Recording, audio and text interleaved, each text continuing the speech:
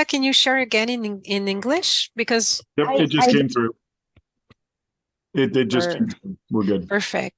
Thank you, Sean. It's just that when one person is sharing, we don't see the other screen, so that's great.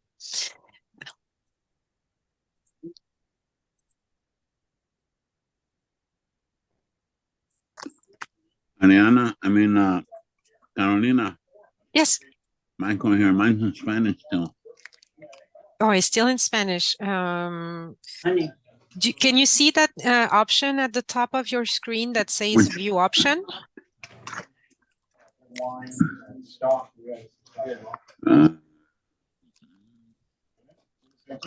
Thank you.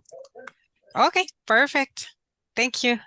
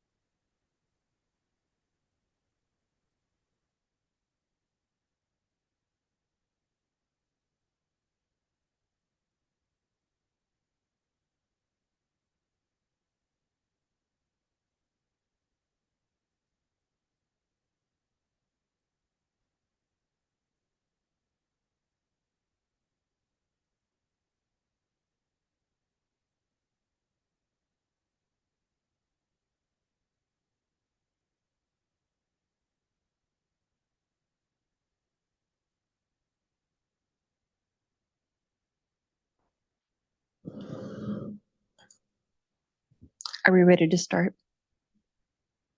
Wonderful, thank you. Good morning. This meeting is being webcast publicly in English and Spanish at video.calipa.ca.gov. This meeting will be recorded and posted on our website.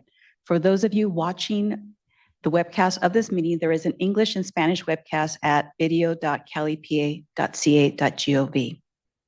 To provide comments during this period, please email them to safer@waterboards.ca.gov. If you prefer to provide your comment verbally, let us know, and we will provide instructions on how to join the meeting. As a reminder for folks who would like to listen in with Spanish interpretation, please select your Spanish language interpretation channel by clicking on the interpretation feature with the globe icon in the meeting controls at the bottom of your screen. Please select Spanish and mute original audio. If you do not need interpretation, please select English. It is important that you select one of the languages so that you can hear the presentation and comments. Next slide. Good morning and welcome. My name is Marina Perez. I'm with the Office of Public Participation. I would like to thank you for joining us today for the SAFER Advisory Group meeting #1, onboarding and collaboration session. It's great to see some familiar faces and to welcome some new faces as well. We have a full day of important information to share with you, and we're looking forward to hear your questions, your feedback, and just getting to know each other. Next slide, please. Congratulations. There's a lot of new folks that are joining us today, and we're really excited. You're going to play an important role in advising the Safer Drinking Water Program. So we're excited to kick off this session to orient you and to welcome others back. But excited for you all to be here today. So we're looking forward to having spending a good amount of time with you and making this a session of learning and getting to know one another and just being able to celebrate our participation here today. Next slide, please. All right. As a reminder for those who need Spanish interpretation services, as I mentioned, please select Spanish on your language interpretation channel by clicking the interpretation feature with the globe icon in the meeting controls at the bottom of your screen. I would like to introduce the two Spanish language interpreters, Mark Gutierrez and Aldo Renteria, who are going to provide these instructions for you in both English and Spanish. Aldo and Mark. Thank you, Marina. Muy buenos días a todos que nos acompañan el día de hoy. Para aquellos que deseen escuchar el programa en español, tenemos interpretación disponible. Aquí en breve aparecerá en la parte inferior de su pantalla, como puede ver aquí, un icono con un globo que dice Interpretation o interpretación. Selecciónelo y de ahí seleccione su idioma, Spanish o español. Así podrá escuchar el programa enteramente en su idioma. También tiene la opción de ver la pantalla o la presentación que se mostrará en español. Para encontrarlo, vaya por favor a la parte superior de su pantalla. Puede ahí tocar el botón que dice View Options. Es una barrita verde. Luego seleccione Shared Screens. De ahí usted puede seleccionar ya sea en inglés o en español. Para verlo en español, seleccione Presentación en español. Muchísimas gracias y aquí nosotros atentos para ayudarle. Thank you, Marina. Back to you. You're very welcome. Thank you for that. Okay. As I mentioned, this meeting is being recorded and it will be webcast publicly in English and Spanish. The recording will be posted on our website.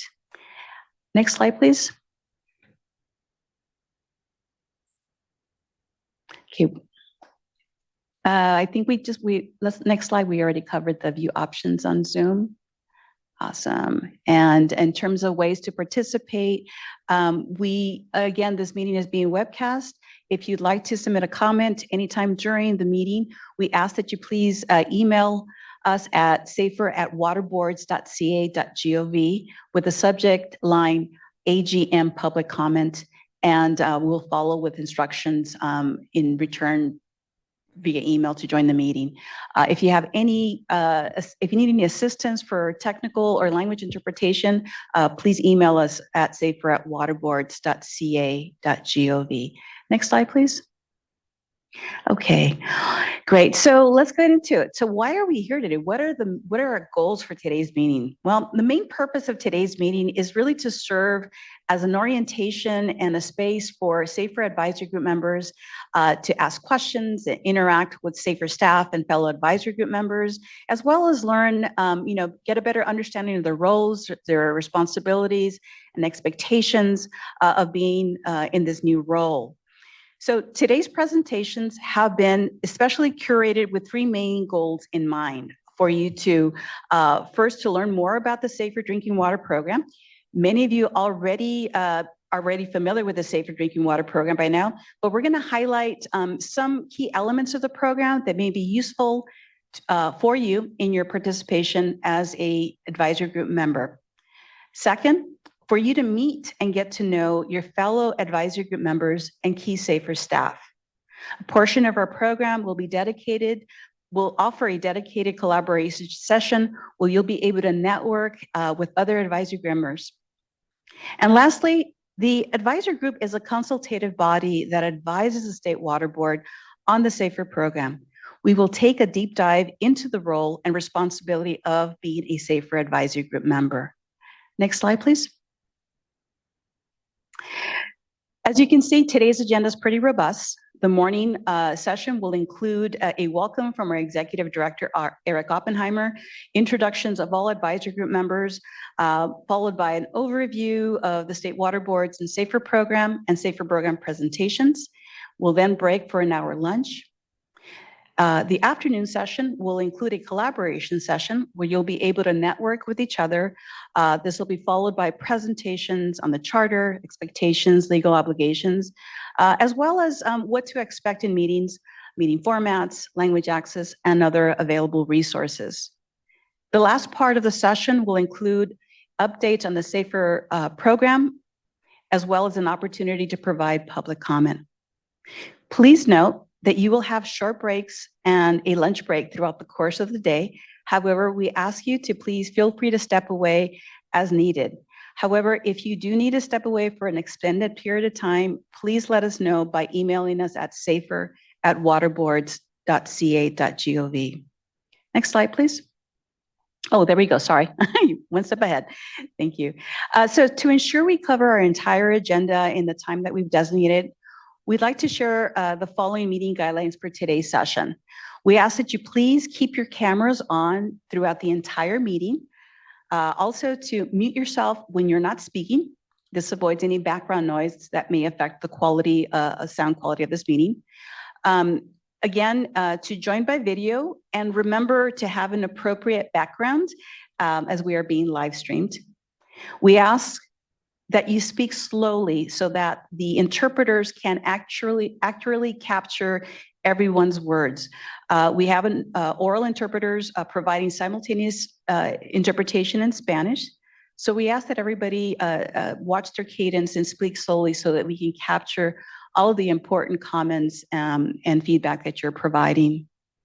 If you're a presenter or an advisory group member and you're speaking too fast, we may ask you to slow down so the interpreter can catch up or to accurately capture your question or comment.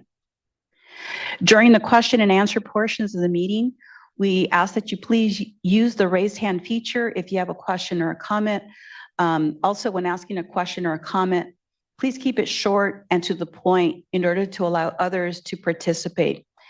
Questions will be taken at the end of presentations. Not many questions, maybe 1 to 2, and that's to ensure that we stay on track with the agenda. If there are any unanswered questions or comments, we will make sure to answer them before the end of the day. Also, we ask that you please limit your discussion to agenda items. And also, this is very important to please be present and participate fully. It's really important for folks to really pay attention to what's going on and really dedicate this time for the advisory group member. We only meet once a quarter, so it's important for you to dedicate all your attention to the discussions. And lastly, we ask that you take breaks as you need them. Also, you have meeting materials that were mailed and emailed to you more than a week ago. We will be referring to them throughout the meeting, so please make sure you have them handy. Also, if for whatever reason you lose connection, please rejoin as quickly as possible.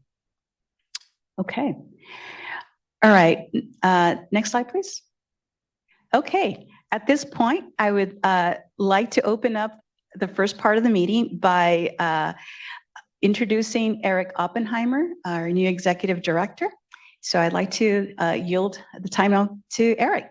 Eric? Thank you, Marina, and good morning, everybody, and welcome to this Safer Advisory Group meeting and this onboarding session. It's a pleasure to be here today. I won't be able to join for the whole meeting, but I'm going to track as possible and look forward to getting a readout from Marina and others afterwards. I am the executive director for the State Water Board. This is a job that I've held for about a month now, so I am pretty new, but I am not new to the water boards. I've worked here almost all of my career in various capacities, but one area that I have not worked extensively is actually in the drinking water program. But it's one of the reasons I wanted this job, and specifically the SAFER program. It's an area that is particularly important to me personally and professionally. From my perspective, there's really not a function at the water boards that's more important and really more rewarding than ensuring Californians have safe drinking water. So it's again a personal and professional priority from me. So I'm really looking forward to digging in. I've already have been digging into the program extensively, working with our staff to come up to speed. Look forward to working with many of you.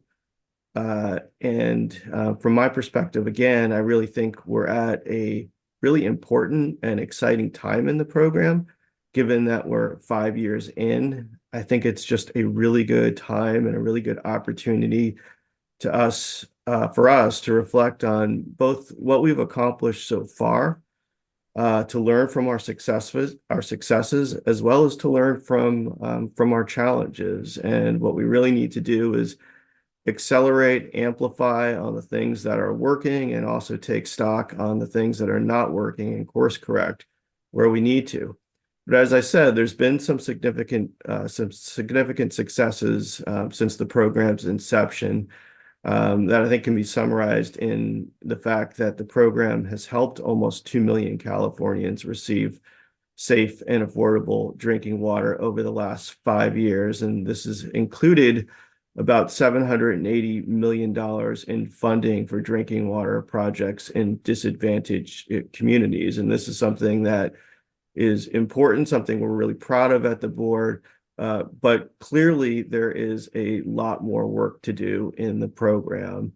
And, one thing I've learned about this program in particular, and really all the programs we're engaged in at the board, is we can't do it alone. Our successes are usually the most pronounced when we have partnerships and we collaborate with local and regional governments, community members, and other agencies. And my feeling is that we're only going to be successful if we really embrace these partnerships, leverage them, and we need the help of you and others to make sure everyone in California has access to safe and affordable and reliable drinking water. And again, we need your help. We need your perspectives. We need your ideas. And so really what I want to say is thank you for your time, for your participation in this group. I know for most of you, it's really an uncompensated job and an extra job beyond your everyday work. And just really appreciate the time and commitment that you're all making, and really looking forward to continuing that, to working with you. And just a big and sincere thank you to all of you. We've got a very ambitious agenda today, and so I am going to leave it at that and turn it back to Marina. Again, though, thanks a lot. Thank you so much, Eric. We really appreciate your time. All right. Okay, folks. Now let's get to know one another. All right. So we're going to do a quick little exercise where we're going to be doing introductions. So a little warmer for us to all get to one another or get reacquainted with one another. So we're going to be doing some introductions with basically it's 20-second introductions. Those of you who are returning are familiar with this process. So what we're going to do is when I call your name, please turn on your microphone, share your name, the name of the community or the organization you represent, indicate whether you're a newly appointed group advisory group member or if you're a returning member, and to mention one thing that you are looking forward to as an advisory group member. So I will do just a sample introduction, just so you all know how quick and short it should be. Okay, as an example, here's my introduction. My name is Marina. I'm with the State Water Board's Office of Public Participation in Sacramento. One thing I'm looking forward to is hearing your valuable feedback at every meeting to help inform our decisions. Okay, all right. So as a reminder, please unmute yourself and turn your camera on when it's your turn. And remember to keep your introduction brief, 20 seconds if possible. So we're going to start not in alphabetical order. I'm going to say in reverse alphabetical order. So I think if I've got this correct, we'll start with Tonya, followed by Stephanie, and then Soren. Tonya, you want to kick us off?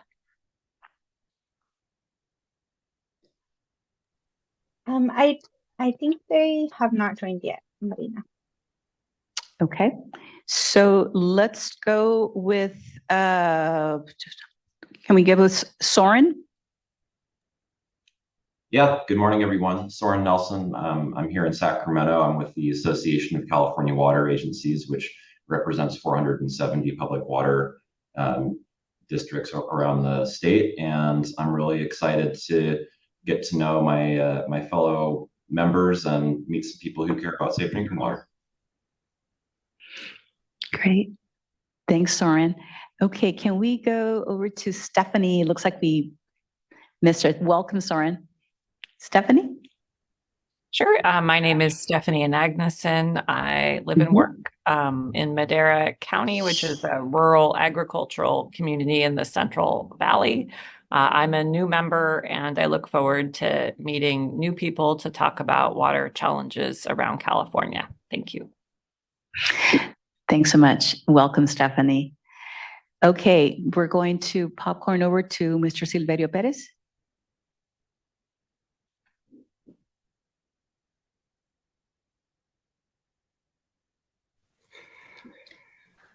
Buenas tardes. Mi nombre es Silverio Pérez Chavarín y represento a la comunidad de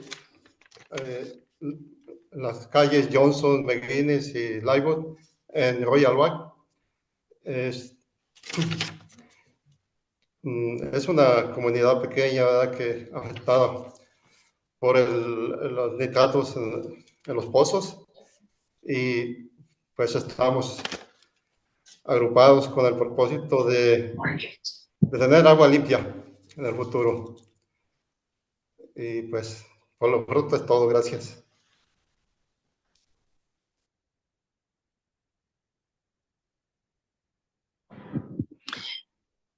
Thank you, Silverio. Gracias, Silverio. Okay, y bienvenido, Silverio. Next, Shannon Murphy, followed by Sarah Rutherford. Shannon? Good morning, Shannon Murphy here. I'm at Aquamore, but representing the Water Quality Association. We do a lot of work with point of entry and point of use devices and certification. I've been working for about 25 years or so with small communities, mainly in the Southwest, getting them into compliance through point of entry, point of use type products. I'm new to the group, and I'm very excited to be part of this group.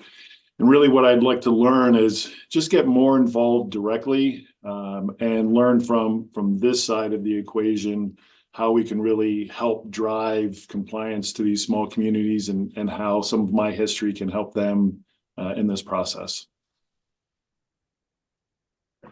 Thanks very much, Shannon, and welcome. We're excited to have you as well.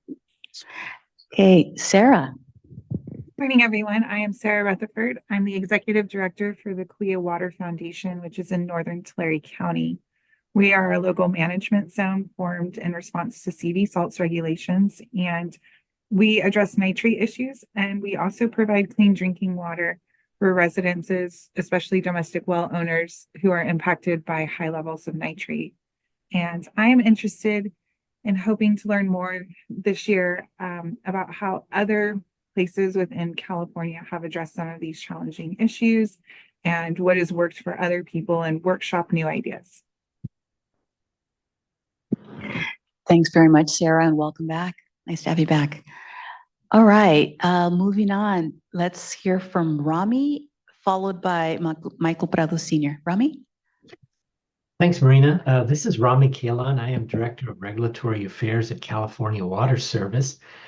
California Water Service is a regulated water utility. We're the second largest utility in the state. I am a continuing member of the SAFER Advisory Group. This is now my third year. Welcome to all the new members. And if Eric's still on, congratulations on your recent appointment to Executive Director. Well done. We're 5 years into the program. Funding goes for another 5 years. Love to see some more consolidations get done. Thank you very much. I'm with you, Rami. Welcome back. Okay, Mr. Michael Prado Sr., we'd like to hear from you. Yes, go ahead. Michael Prado Sr. I'm here in Sultana, California on the northern Tulare County edge. And I'm a board member of our Sultana Community Services District. I've been on the board for 28 years. The last 16 as presiding president, and still am. Third year on SAFER. And I'm like Rami, I'm here to look forward to finding some more funding and getting consolidation projects off the ground. And speaking, we're involved in one right now. Consolidating Munson with Sultana. Thank you. Thank you, Mr. Prado Sr., and welcome back. Okay, we're going to move on to Marta Curiel.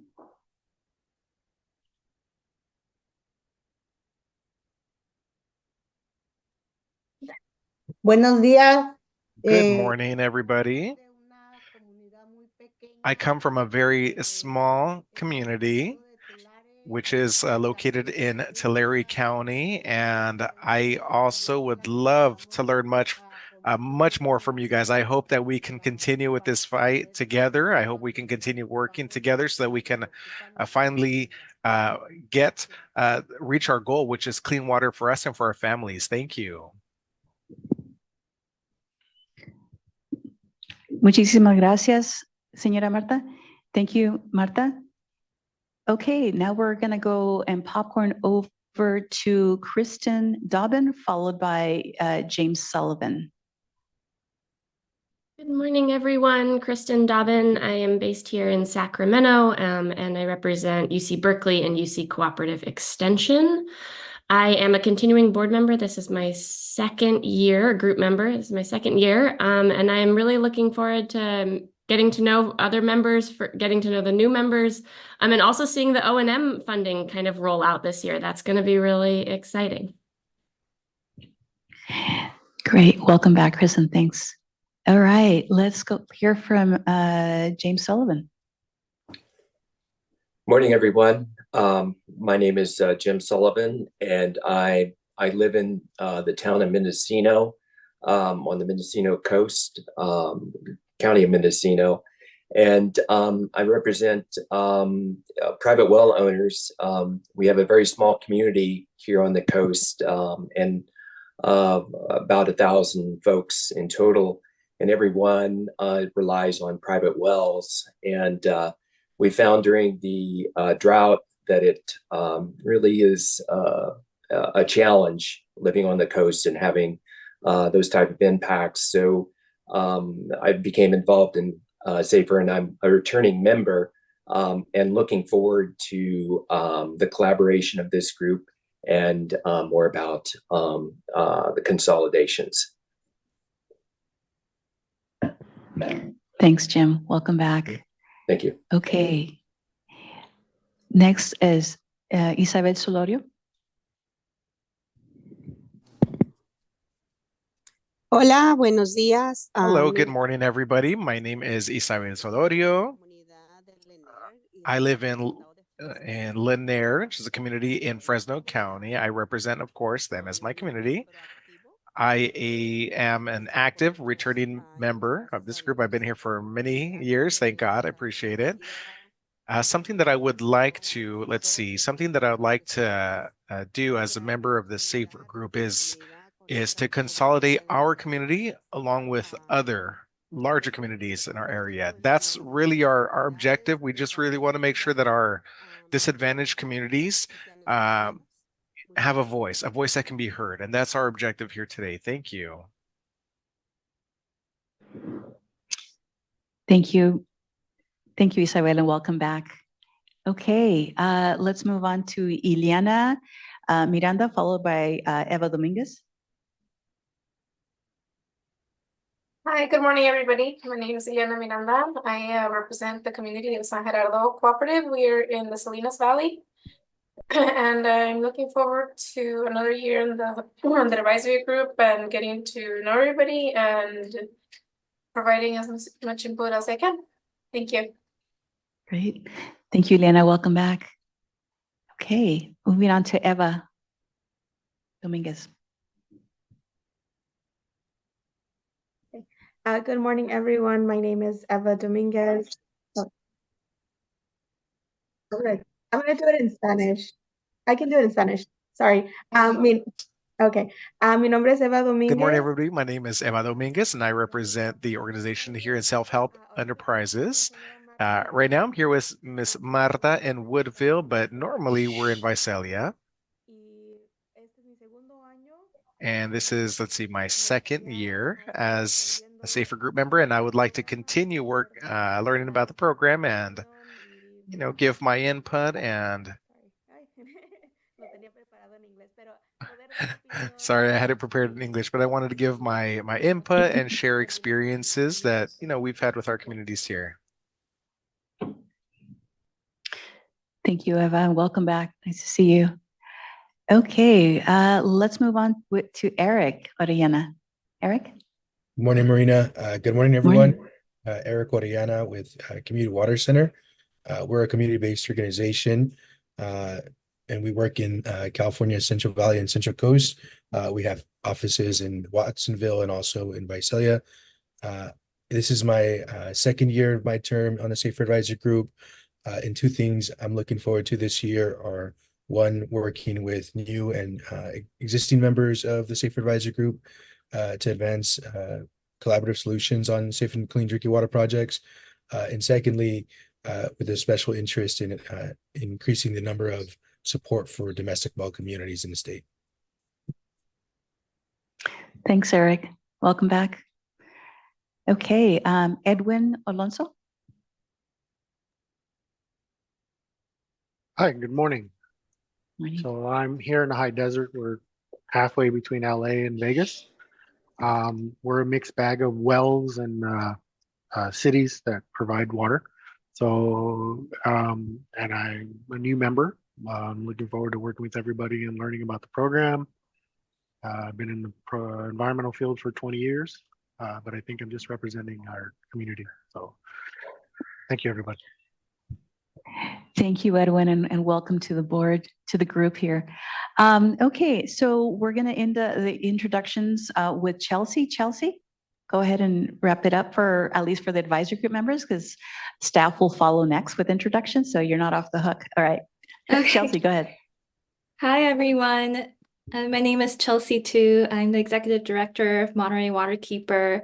We're a clean water organization, and our mission is to protect and restore drinkable, fishable, and swimmable waters in the northern Central Coast. And so we work primarily in the San Benito, Monterey, and Santa Cruz counties, and I've had the pleasure of working with various communities facing drinking water issues, in particular in the Salinas Valley, and excited to return for my second year as part of the advisory group. And I'm really looking forward to connecting and working with everyone, including new folks, and really use this platform as space for collaboration during and outside of these meetings. And that's really, truly how I see long-term drinking water solutions coming from is from all of us working together.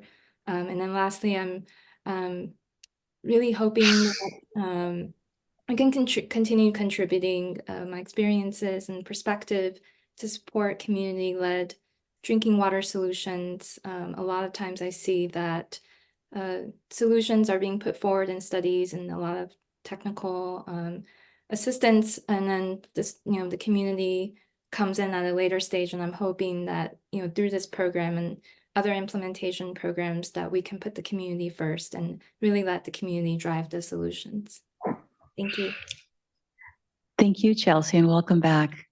Okay, so thank you, all advisory group members. We're really delighted to have you here, and we're looking forward to a really fantastic day. Before we move on, I'd like SAFER staff that are online to introduce themselves following the same guidelines. So we'll start off with Vanessa, followed by Rachel. Good morning, everyone. My name is Vanessa Soto. I'm with the State Water Board's Office of Public Participation. I mostly work in the SAFER program, and as you all may be familiar with, I facilitate the SAFER advisory group application process each year. So we're really excited to be here, and welcome to everybody who was appointed and reappointed this year, and also coming back with us. So looking forward to another year. Thank you. Thanks, Vanessa. Rachel? Thank you. Hi, everybody. My name is Rachel Wittenberg. I'm a Safer Drinking Water Program Manager along with Marina in the Office of Public Participation. And I think I'm going to circle back to what Rami was saying about the halfway point in the program. I think that's probably what I'm most excited about right now, is seeing what can come out of this group in the next year to forward that vision and help give that guidance for where we want to go in the remaining 5 years of the program. Thank you. Awesome. Thanks, Rachel. Okay, is Caroline on?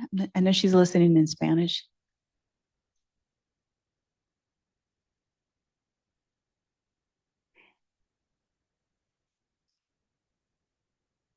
We can't hear you. Okay, we're Yes, going to go that's ahead. ese There lo you que no go. se puede hacer. There we go. I figured out. That's what you can't do is you can't speak and quietly. Okay, well, I'm in the Spanish channel, so I'm going to say it in Spanish. My name is Carolina Prado Fonseca, and I also work here for the Office of Public Participation, along with Marina, as well as with Vanessa. And oops, it looks like we're having some audio challenges here. Thank you for your patience. This is the interpreter. It looks like we lost Caroline's audio feed. My apologies. Did I disappear? Oh, there we go. We got her back. Can you hear me? Did I disappear? Can you hear me now? Yes. Yes, we can hear you, Carol. Okay, so my Zoom stopped. Okay. My Zoom stopped. But yeah, I will try to fix that, but I'm very happy to meet you all, and I'm very happy to meet new faces here also at the Safer Advisor Group. I will try to fix my issues with Zoom. Sorry about that. Thank you, Caroline. Okay, we're going to go ahead and move on to Jeff. And Chad, if you want to introduce yourself, Jeff Wetzel. Hi, good morning, everybody. I'm Jeff Wetzel. I'm a senior engineer over the Safe and Affordable Drinking Water Unit in the Division of Financial Assistance. It's good to see the returning board members and meet the new ones, and just looking forward to another year of engagement with this group. Awesome. Thanks, Jeff. All right, Chad. Yeah, good morning, all. My name is Chad Fisher, and I work in the Division of Drinking Water. And there, I'm a supervising engineer leading Division of Drinking Water safer efforts. I think I know many folks on the line, so nice to see existing friends. And for those who I don't know, nice to meet you this morning. I'm looking forward to us all learning from, we're learning from and sharing experience and perspective. That's what I'm interested in. Good morning. Thank you. Thanks, Chad. Okay, let me see. I think Alicia O'Laughlin. Yeah, good morning, everyone. My name is Alicia O'Laughlin. I'm with the State Water Board's Office of Public Participation. And I'm just really happy to meet the new members, to work with all of the new and returning members, to hear your input and collect your feedback to help shape this program moving forward. So thank you for that. Awesome. Thanks, Alicia. And last but not least, I'd like to introduce Adriana Renteria to introduce herself. Adriana. Hey, good morning, everyone. My name is Adriana Renteria. I'm the director for the Office of Public Participation, and I'm really looking forward to getting to know you all and to learning from you all this year. Welcome. Thank you, Adriana. Okay, did I miss anybody? Okay. Well, that was fun. It's great to hear, put the name to the face, and it's nice to hear your thoughts, and we're all looking forward to an incredible new year. Okay, so now I'd like to introduce again Adriana Renteria, the Director of Public Participation, who will kick off the series of presentations for the day. Adriana? Awesome. Thanks, Marina. All right, so because we have a new cohort of Safer Advisor Group members, we're going to be spending a little bit of time this morning talking about the water boards as a whole. So before we get into our presentation about the Safer program, we want to give some background to have some grounding around who are the water boards, what are the programs that we work in, and how does the Safer program fit into the larger agency. So many of you are probably and are very familiar with our agency's work. Many of you work in programs even beyond drinking water. Many of you are engaged in stormwater, wastewater, water quality protection, and many other areas. But for some of you, this may be your first introduction. So what we're going to be doing is we're going to be watching a series of short videos. We're going to watch them back to back. And then after the series of short videos, we'll come back and we'll have a discussion to see if there's any questions or reflections on the videos. As you're taking a look at the videos, as you're watching, I would encourage you to think about if there's any information that is new or surprising to you that you learned. And I'd also like you to think about, where and how the Safer Advisor Group fits into the larger water board's mission. So whenever we're ready, we can go ahead and move on to the next slide and play the first video.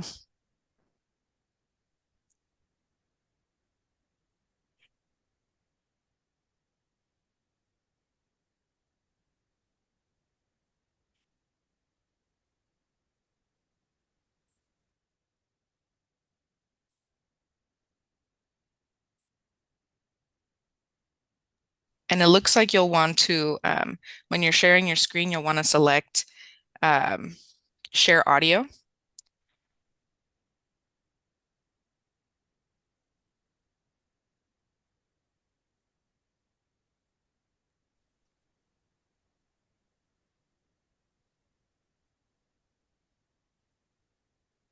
Do you not hear the audio? I No. tested it earlier and So it worked. it's not. So you're gonna want to, at the bottom of the screen, there's the share screen, it's green, and there should be an options and then share sound. Nope.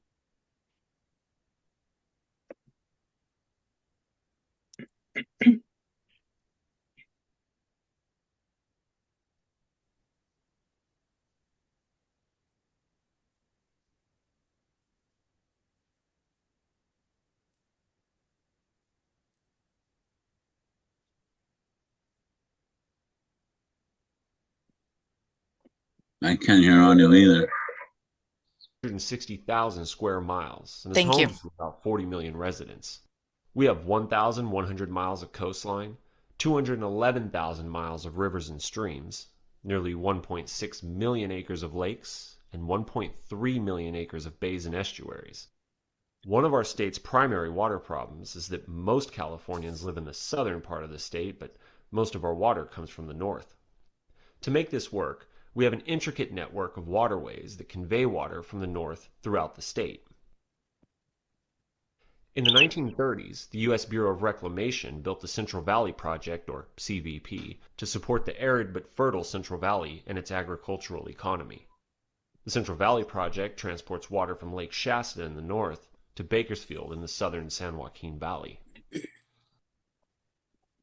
In the 1960s and 70s, the Department of Water Resources built the State Water Project, or SWP, to supply water to more than 27 million people and 750,000 acres of farmland.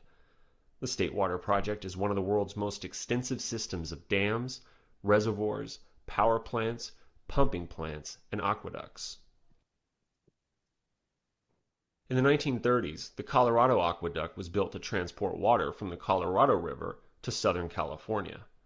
It's operated by the Metropolitan Water District of Southern California and is the region's primary source of drinking water. At the heart of California's water system is the Sacramento-San Joaquin Delta. The delta is a natural feature where the state's two major rivers, the Sacramento River from the north and the San Joaquin River from the southeast, join and find their way to the sea. The delta is one of the largest estuaries in North America and home to about 500 plant and animal species. The delta is also the export pool of the State Water Project, pumping water to millions of people in the San Francisco Bay Area, San Joaquin Valley, Central Coast, and Southern California.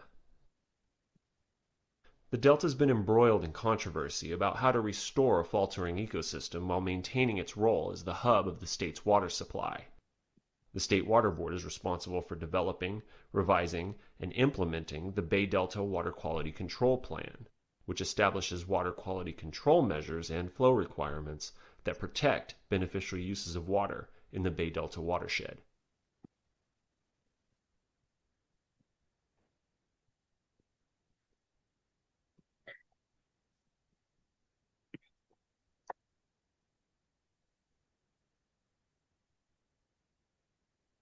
Here's a little background on the history of the California Water Boards. The State Water Resources Control Board and the 9 regional water quality control boards are collectively known as the California Water Boards. The California Water Boards are part of the California Environmental Protection Agency, or Cal EPA. Cal EPA was formed in 1991 with the mission to restore, protect, and enhance the environment to ensure public health, environmental quality, and economic vitality. Cal EPA consists of the Air Resources Board, the Department of Pesticide Regulation, the Department of Resources Recycling and Recovery, better known as Cal Recycle, and the Department of Toxic Substances Control, the Office of Environmental Health Hazard Assessment, and the California Water Boards. While Cal EPA has only been around since 1991, most of its boards, departments, and offices, often referred to as BDOs, are much, much older. Let's look at the history of the California Water Boards. After becoming a state in 1850, California adopted the practice of riparian water rights law, which is based on the ownership of land bordering a waterway. This means that a property owner whose land is next to a river has the right to use that water, and that right cannot be transferred apart from the land. Around the same time, miners and settlers that came to California during the gold rush developed a system of claiming the right to take and transport water based on the concept of first in time, first in right. This essentially granted rights to the first person to claim a source of water and is more formally known as appropriative water rights. An appropriative water right is based on physical control and beneficial use of water, regardless of the relationship of land to water. Appropriative rights are entitlements to a specific amount of water with a definite date of priority and may also be sold or transferred. Today, California operates under a dual system that recognizes both riparian and appropriative rights. In 1913, the California Water Commission Act was the first attempt by the state legislature to address California water rights in a comprehensive manner. When it took effect on December 19, 1914, the act divided appropriative water rights into what you'll commonly hear as pre-1914 and post-1914 water rights, and created the agency that evolved into the State Water Board's Division of Water Rights.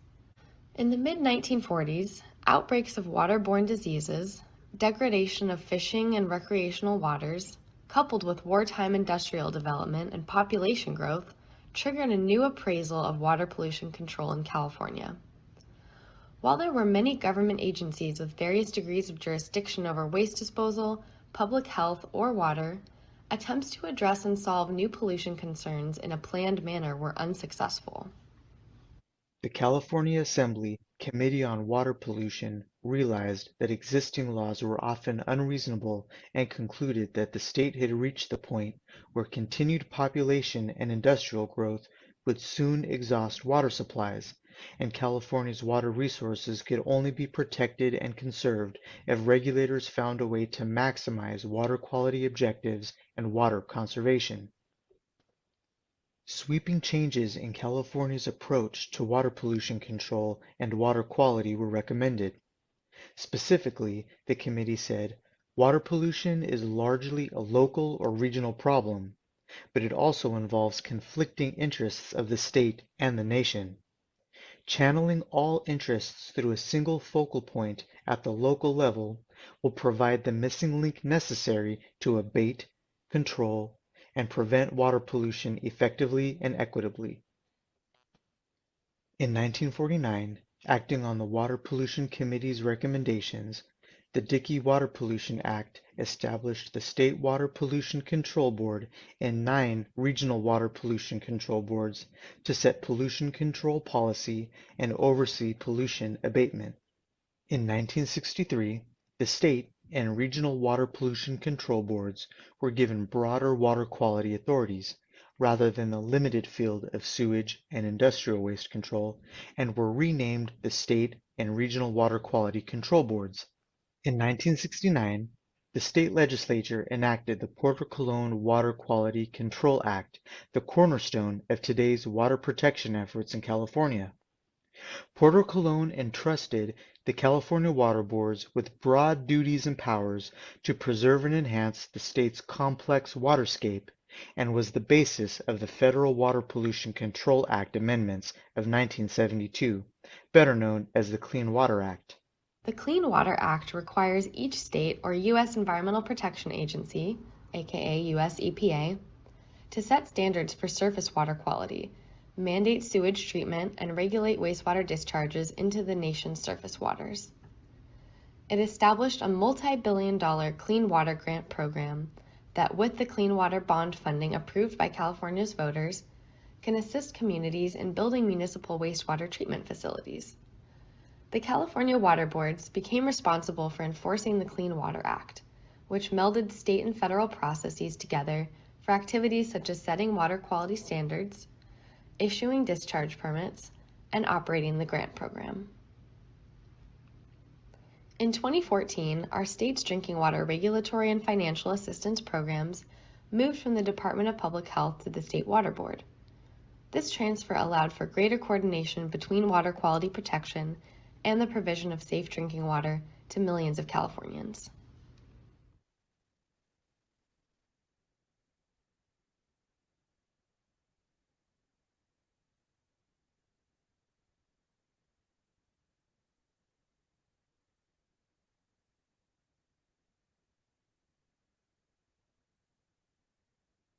The State Water Board is responsible for allocating water and protecting water quality statewide and has 5 full-time salaried members appointed to 4-year staggered terms by the governor and confirmed by the Senate. Each member has special expertise and experience in water issues and fills one of the following categories: public member, qualified in the field of water quality, attorney qualified in the fields of water supply and water rights, civil engineer qualified in the fields of water supply and water rights, and sanitary engineer qualified in water quality. More information on the State Water Board appointment terms can be found at the State Water Board member website. The 9 regional boards are responsible for the day-to-day implementation of the Porter-Cologne Act and the Clean Water Act in the hydrologic areas within their regional boundaries. Regional boundaries are based on the unique differences in climate, topography, geology, and hydrology for the different watersheds. Each regional board is comprised of 7 part-time, non-salaried board members appointed by the governor and confirmed by the Senate. 6 of the 7 regional board members must have expertise in one or more of the following areas: water quality, water pollution control, water resource management, water use, or water protection.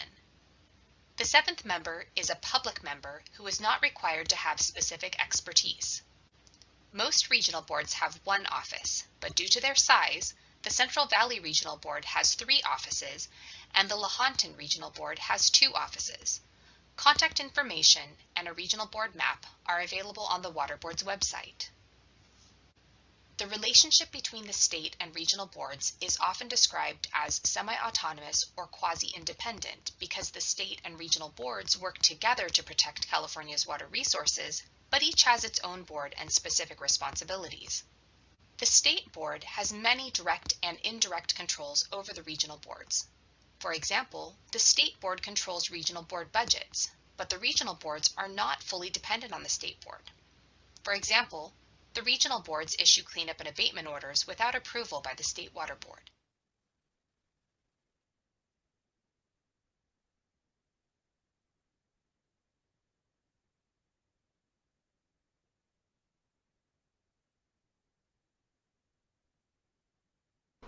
The California Water Board's vision is a sustainable California made possible by clean water and water availability for both human uses and environmental resource protection. The State Water Board does this by regulating and enforcing drinking water and water quality, administering water rights, and providing grants and loans. The regional boards do this by maintaining water quality control plans, also known as basin plans, for their hydrologic regions, overseeing water discharge permits, enforcing against violators, and monitoring water quality. We get our authorities to do this work from a variety of places, including the California Constitution, the California Water Code, including the Porter-Cologne Act, the Federal Clean Water Act, federal and state Safe Drinking Water Acts, the Endangered Species Act, California Environmental Quality Act, known as CEQA, the National Environmental Protections Act, known as NEPA, the Health and Safety Code, case law, and administrative decisions. Collectively, these serve as the bases for both the State Water Board's mission to preserve, enhance, and restore the quality of California's water resources and drinking water for the protection of the environment, public health, and all beneficial uses, and to ensure proper water resource allocation and efficient use for the benefit of present and future generations.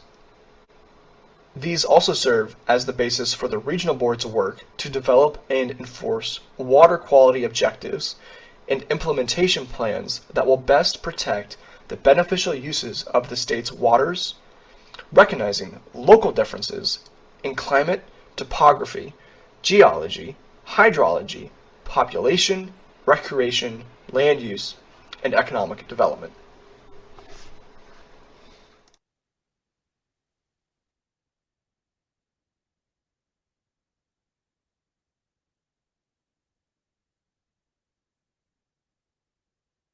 As California Water Board staff, we serve the people of California, which are diverse. In every decision, we must consider how our actions will impact all of California's water needs. Former State Water Board Chair Don Mahan once said, "The board has never had the luxury of advocating protection of just one water need, such as the environment or agriculture or that of large cities. Our charge is to balance all water needs of the state. Some call it a superhuman task, but through the years, this board, aided by its excellent staff, has done what I call a superhuman job of accomplishing that mandate, despite the intensive historical, political, and economic pressures that always accompany California water issues." To ensure we reach balanced decisions and stay accountable to the people of California, we must provide opportunities for and encourage all Californians to engage in our decision-making processes. We do this by communicating through public notices, paper mailings, email subscription lists, phone calls, and providing opportunities for interested parties such as impacted communities, local, state, and federal agencies, non-governmental organizations, and Native American tribes to participate in board meetings, hearings, public comment periods, workshops, webinars, advisory groups, and more. The California water boards must also comply with legal requirements like the Bagley-Keene Open Meeting Act, which requires California boards and commissions to publicly notice their meetings, prepare agendas, accept public testimony, and conduct their meetings in public unless specifically authorized to meet in closed session. The Administrative Procedures Act, which establishes rulemaking procedures and standards for state agencies in California. Rules pertaining to communications with board members, also known as ex parte communications. The Public Records Act, or PRA, which allows Californians access to public records with some exceptions, and the California Environmental Quality Act, or CEQA, which requires state and local agencies to disclose and consider the environmental implications of their decisions and to eliminate or reduce the significant impacts whenever feasible to do so. It is important to keep these legal requirements and timelines in mind and plan for public participation early in your processes. While members of Native American tribes may be interested parties in our decision-making processes, our interactions with tribes are different than our interactions with other Californians because tribes are sovereign nations. The California Water Board's Tribal Affairs Program supports our interactions with tribes, coordinates with tribal committees, and oversees the Water Board's Tribal Consultation Policy, which is designed to promote efforts to develop and expand environmental programs, provide technical assistance, and share data. The Water Board's Tribal Liaison oversees the Tribal Affairs Program and works with tribal coordinators in each region, division, or office on tribal engagement activities. The California Water Boards support achievement of environmental justice, also known as EJ, for all Californians. EJ is defined in California Government Code Section 65040.12 as fair treatment and meaningful involvement of people of all races, cultures, incomes, and national origins with respect to the development, adoption, implementation, and enforcement of environmental laws, regulations, and policies.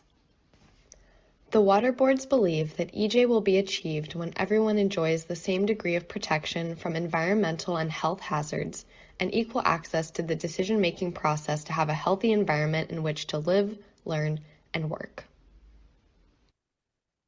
In 2020, the California Water Boards instituted a racial equity initiative that works towards better understanding the needs of the communities we serve, providing equitable access to resources and services, confronting barriers to progress, and incorporating diverse perspectives into programs and policies to ensure that our work equitably benefits every Californian, regardless of race.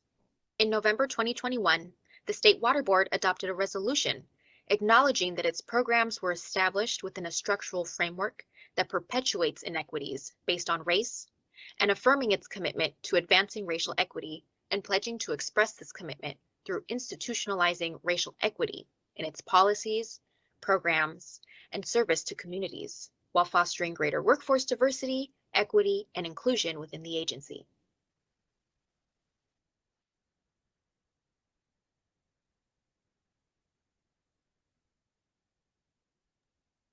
Awesome. Thank you so much, Vanessa, and thank you all for sticking with us as we go through those videos. I hope you enjoyed them. Before we open it up to hear any reflections that you may have about anything interesting or surprising that you learned, I just want to add that video. I think we finished it in 2022. Since then, the State Water Board has not only adopted a racial equity resolution, but we also developed a racial equity action plan in 2023. And next month, we will be presenting 1-year update on its implementation. So just a couple of additional edits that didn't make it into that old video that you watched. But with that, I want to pass it over to you all to see if there's anything surprising or interesting that you learned from those videos. And you're welcome to use the raise hand feature. You can, I believe, under more, and you can go ahead and raise your hand. Chelsea? Thank you. I loved those videos. They were really informative and visually interesting and engaging. So thank you for making those.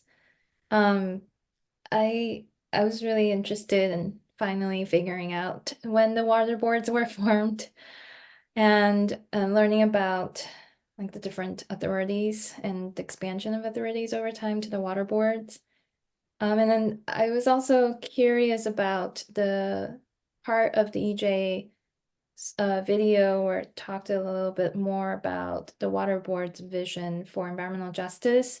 Specifically, I was curious to learn where, if it's written at all, that vision is I remember a part of it saying that environmental justice is also so that people have equal access to decision making on accessing a healthy environment or something like that. I know I'm butchering it. And to me, that's slightly different from the definition of environmental justice under the different sections of state law, where it talks about equal access to a healthy environment, period. So I was curious about where that complete phrase comes from and why there's the addition of to decision making on a healthy environment, not just environmental justice being having access to a healthy environment. Yeah, great reflections, Chelsea. I don't remember what definition we use, but we do have the environmental justice definition indicated by state law. We also have US EPA federal definition. And so I believe that US EPA definition includes fair and equal treatment to healthy environments to work, play, live, and pray. I'm paraphrasing. And it also includes the meaningful engagement. So not only having that equal access, but having a role in shaping what that access looks like, shaping those policies. So I can't remember if we're quoting the California law or the US EPA definition of that. But maybe that's something that maybe throughout the day we can do a quick Google and put it in the chat for us too.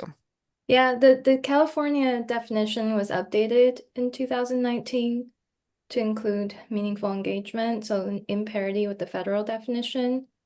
So I was more wondering about the next slide of the video where it talks about, in particular for the water boards, this is how we interpret environmental justice, both in pollution, addressing pollution, and also decision making to access a healthy environment and where that comes from.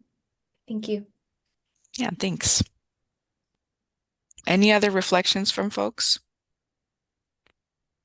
One quick comment from myself. It looked like those were available through a channel on YouTube. Is that out there for everyone to see? Because there's some really good information there that would be good to watch potentially again at a later date. I just wanted to see it. Is that something that's available that we could get a link to the channel, I guess? Yeah.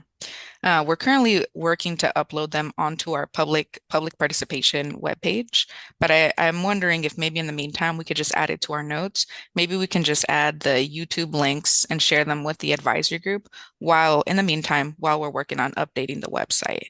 So maybe if we can add that to our next steps, that's a good idea. Thanks, Shannon. Will do. Yeah. All right, Isabel, go for it. Sí, buenos días de nuevo. Yes, good morning again. Well, fabulous video. The visuals, the audio, excellent. I just loved it. I think it just really helps us as a group to understand our part in seeking equality, right?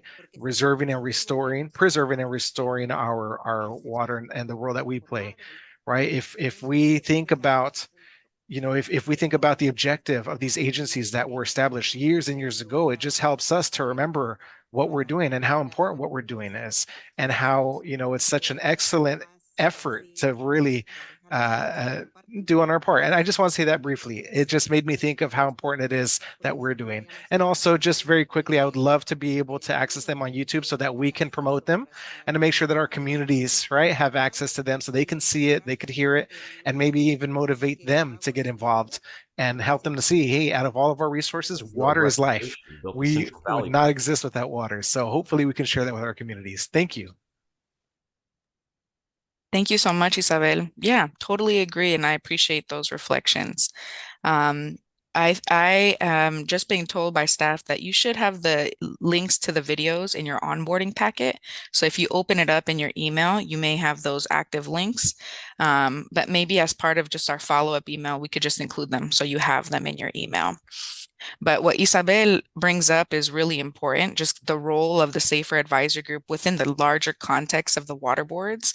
One thing that's always surprising for me as I reflect on this agency is that the directive to protect drinking water is pretty new. If you looked at the video, 2014 is when drinking water and financial assistance came to the water boards. So it's been 10 years since this agency has been focused on protecting safe and affordable drinking water. And so if we think about the 5 years of the SAFER program implementation, you all have played a really big role in that transition. And as we continue on the next 5 years, I would encourage you to keep that in mind, that our approaches and our policies, they're not set in stone. Like, this is still relatively new. There's a lot of opportunity for creativity and innovation as we help shape the next 5, 10, 20 years. So with that, we're going to go ahead and wrap up this water boards overview. I'll pass it back to Marina. And if you all have any more questions, feel free to add them in the chat as well. Thanks. Thank you, Adriana. What a great overview. Just a quick note, the videos Adriana mentioned are in your onboarding packet. However, I want to make it clear that they are in English only. What we did today for today's broadcast is that we had the interpreters actually read the script for the Spanish speakers to hear. So I think one of our other next steps is to have these videos dubbed with Spanish interpretation. That way we can share them, have a larger distribution to our communities. So I just wanted to make a quick note on that. Okay. All right. Any questions from folks? We have about 2 more minutes before we get you all to break. I'll entertain 1 or 2 questions, and then from folks? Anything that's come up thus far during the morning session? No. Any questions for Adriana? All right, I'm going to take that as a no. All right, so we're going to take a 5-minute break. So if we could be back by, I'm going to say 10:45, that would be awesome. Okay, thank you. See you soon.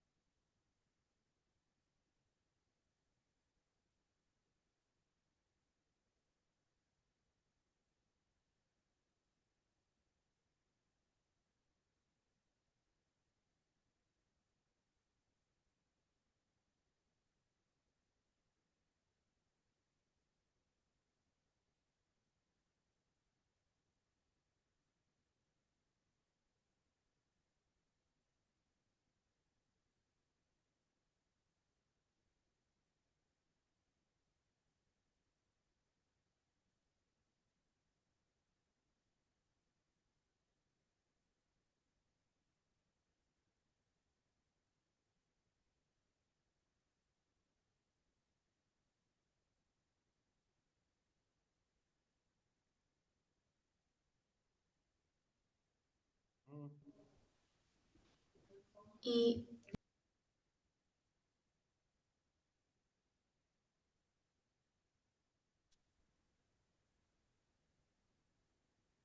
Hola Silverio, habla Caroline. Estamos en una pausa y regresaremos a las 10:45 hora de California.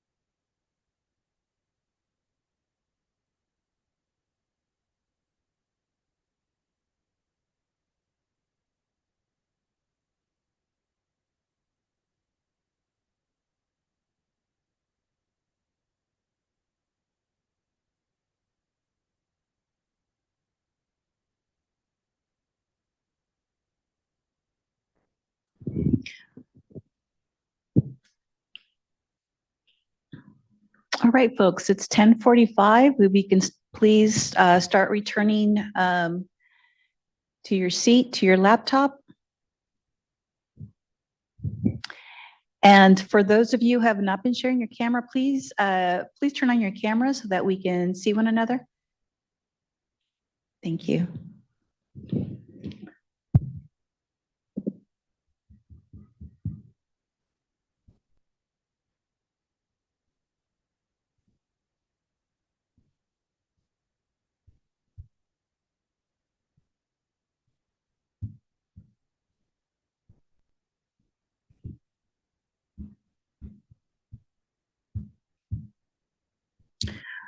Okay.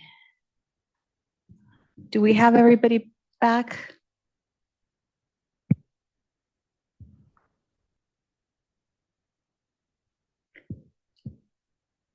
All right. Wonderful. Thanks, everybody, for returning from your break on time. I promise you will have a larger break very soon. Now that you have you received a great overview of the water boards, I would like to introduce Alicia Laughlin from the Office of Public Participation, who will provide you with an overview of the drinking water program. So without further ado, Alicia. Thank you, Marina. Good morning, everyone. Again, my name is Alicia O'Laughlin, and I'm with the Office of Public Participation. I'm going to start by just discussing a little bit about what SAFER is. Established in 2019, the Safer Drinking Water Program is an extension of a long history of California bills related to drinking water.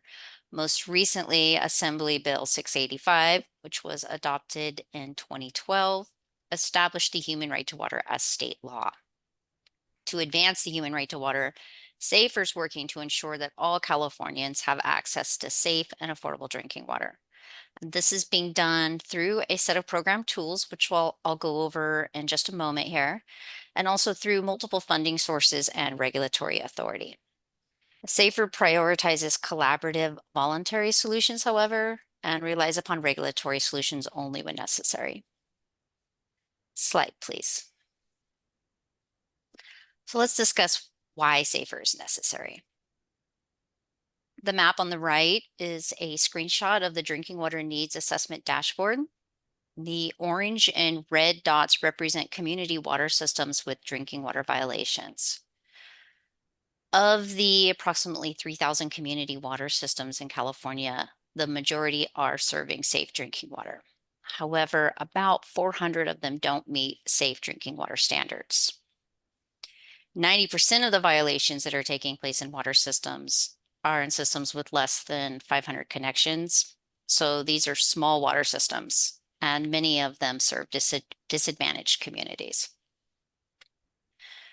One thing to note also is that this map does not show approximately 350,000 domestic wells and 1,350 state small water systems, nor does it show tribal water systems, which are regulated by the federal government. So SAFER is helping these struggling systems to implement solutions that will allow them to sustainably provide safe and affordable drinking water to their customers. Now, how did we get here? As California's water infrastructure was being developed, waves of migrants were settling in various farm worker and dairy labor camps throughout the state. Many of these camps later grew into small communities, and eventually several became cities. However, historically, decision makers used race to establish structures and systems, including land use practices. And because of this, oftentimes cities would grow around these small migrant communities, creating fringe communities located outside of incorporated areas and municipal services. Without access to municipal services, many communities formed special districts. Others sought water through mutual water companies, small cities, domestic wells, and state small water systems. These historic land use structures continue to deliver disparate outcomes today, including wealth, health, educational, and environmental inequities. Many of the communities that have experienced historic land use structures are also the same communities that don't have safe drinking water today. The Water Boards is committed to racial equity and environmental justice, and we hope that through the SAFER program, we can achieve the human right to water for all Californians. Through SAFER, public water systems and domestic wells in California that are failing or that are at risk of failing to provide safe drinking water are proactively identified, allowing us to provide assistance where most needed to ensure that communities get access to safe and affordable drinking water as quickly as possible. Slide, please. So let's fast forward to today. We now have these small, disadvantaged communities that are facing complex challenges to delivering safe and affordable drinking water. Often they don't have the technical capacity to run sophisticated systems, the governance or managerial capacity to operate their water systems effectively, or the financial capacity to support growing operation and maintenance costs. Every year through our annual needs assessment, we review these indicators and also a few more for every public water system to see if they're at risk of not being able to provide safe drinking water. Slide. So again, the human right to water law declares that every human being has the right to safe, clean, affordable, and accessible water that's adequate for human consumption, cooking, and sanitary purposes. To this end, SAFER supports permanent and sustainable drinking water solutions to ensure that all Californians have and will continue to have access to safe, affordable, and reliable drinking water. The tools that are used by SAFER to address these challenges that the water systems are facing include assessing systems needs and providing comprehensive water support, including short and long-term solutions. So SAFER staff regularly reviews water quality monitoring reports and coordinates directly with water systems to identify the issues that they're facing and potential solutions, to understand the community's needs, and to help get the system back on track to sustainably providing safe and affordable drinking water. Short-term solutions include such things as temporarily connecting a system to a safe water source or providing bottled water. While long-term solutions are solutions that lead to self-sufficient drinking water systems and include such things as system upgrades, consolidation, and staff training and development. We also ensure equitable engagement and participation in all that we do. To do this, we are continuously evaluating ways to support community capacity building and involvement in SAFER. This includes making all SAFER materials available in English and Spanish, offering interpretation services, and encouraging participation through thoughtful meeting design. Additionally, staff receives input from this advisory group, which advises the State Water Board on the Safe and Affordable Drinking Water Fund expenditure plan and other related safer drinking water program policies. So you'll be learning more about your specific roles and areas of input later today, but the fund expenditure plan is one of those areas where we really need and value your input, with members of this group representing a variety of stakeholders, as we learned earlier during our introductions, including public water systems, technical assistance providers, local agencies, tribal water systems, non-governmental organizations, state small water systems, domestic wells, and those served by community systems in disadvantaged communities. The Water Board also has regulatory authorities to accelerate drinking water solutions when a water system has consistently failed to provide safe drinking water. This authority includes issuing violations and enforcing mandatory consolidations and system administrator appointments. And again, we only rely on regulatory solutions when necessary. SAFER projects are funded through a variety of funding sources. Each year, a needs assessment is performed that identifies water systems and domestic wells that are failing or at risk of failing to provide safe drinking water. And then this information is used to develop the annual fund expenditure plan, which I just mentioned that this group will be providing input on. And that plan describes how safe and affordable drinking water funding will be spent, with priority given to small disadvantaged communities. SAFER also provides technical assistance. And as we discussed earlier, communities with drinking water challenges may need help finding solutions and accessing funding. Technical assistance providers support communities with project planning, assessment, financing, and technical and managerial needs. Technical assistance is available to all water systems, but priority is given to small, disadvantaged communities. Slide, please. Now let's discuss the process for achieving safe drinking water.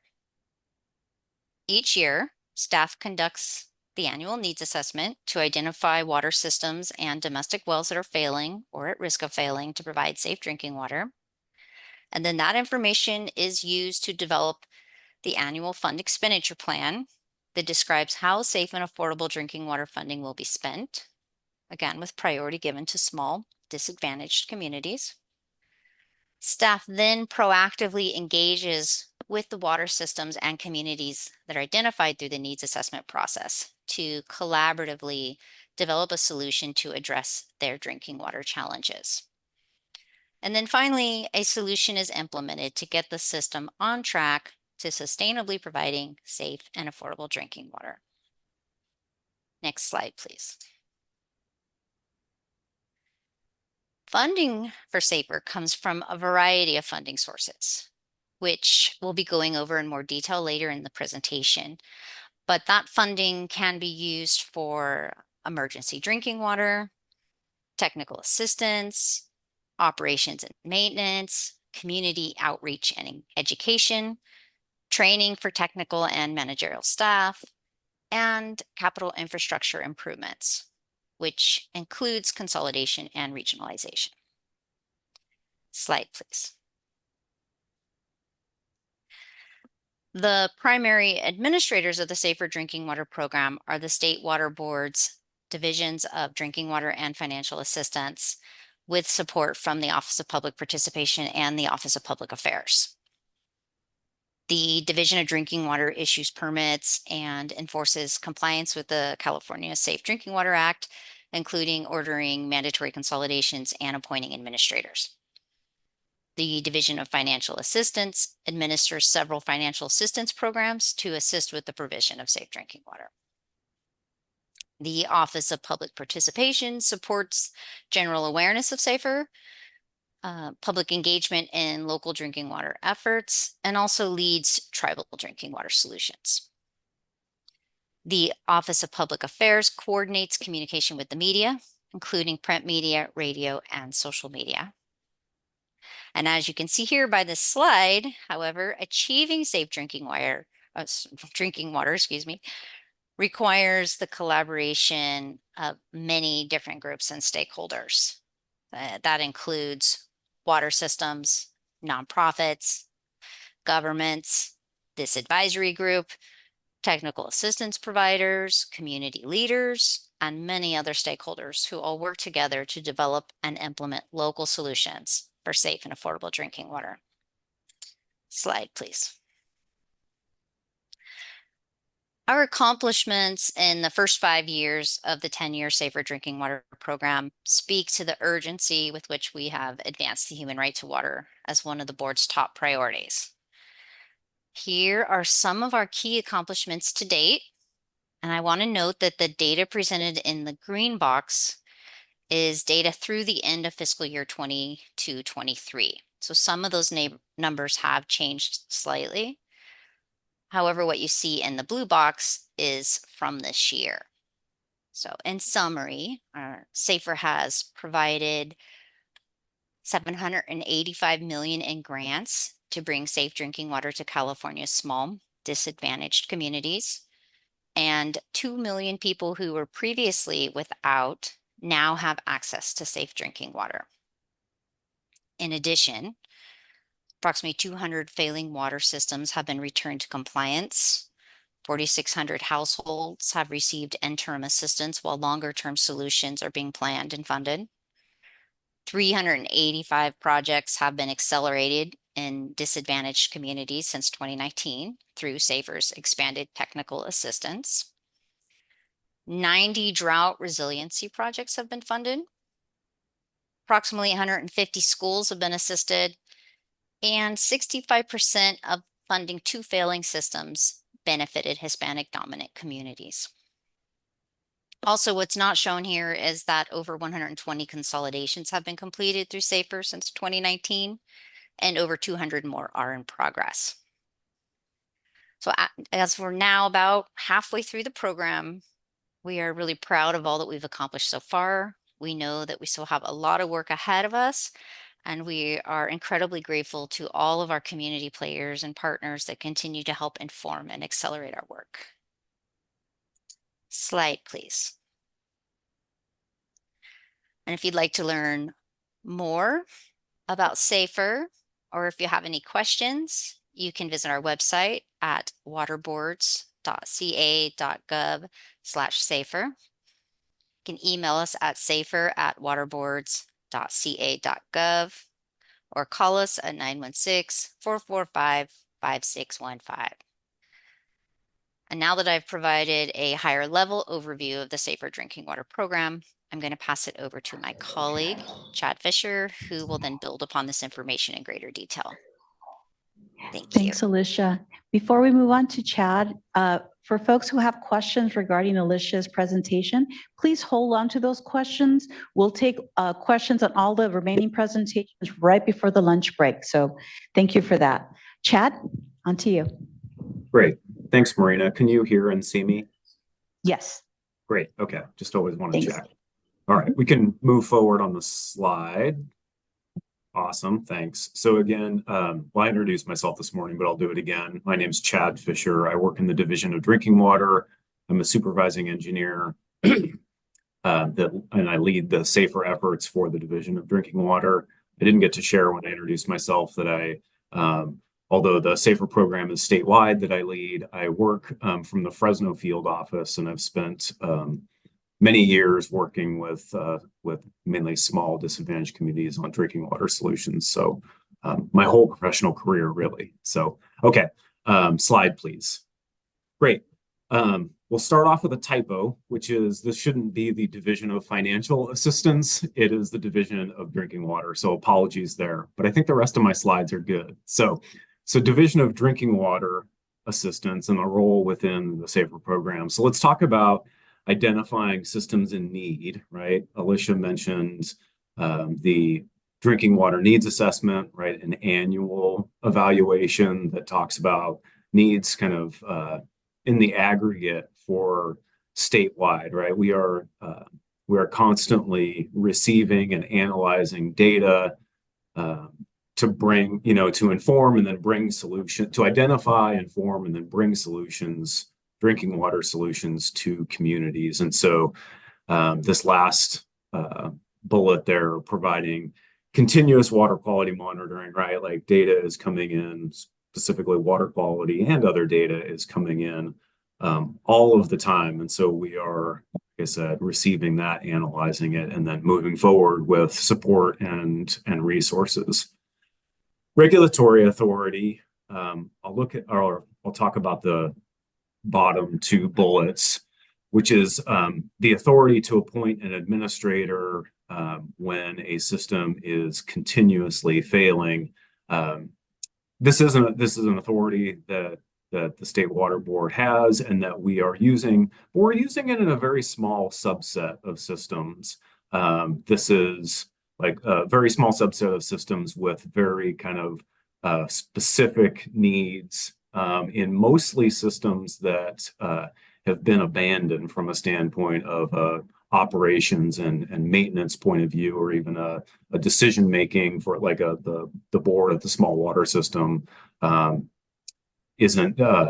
there isn't one. And so the administrator is a tool we can use there to advance a drinking water solution there. And then the last bullet there, we do have the authority to mandate consolidation for failing water systems. And again, we're exercising that authority in a smaller subset of systems. I want to bring some context there, which is, well, one, I should take a step back and just recognize or emphasize that consolidation is the best long-term sustainable solution for water systems. That is the gold standard for systems that do have the ability to physically consolidate. That not only brings safe drinking water, but it also brings a technical, managerial, and financial infrastructure to that water system, which provides the sustainability that I'm talking about. So consolidation is the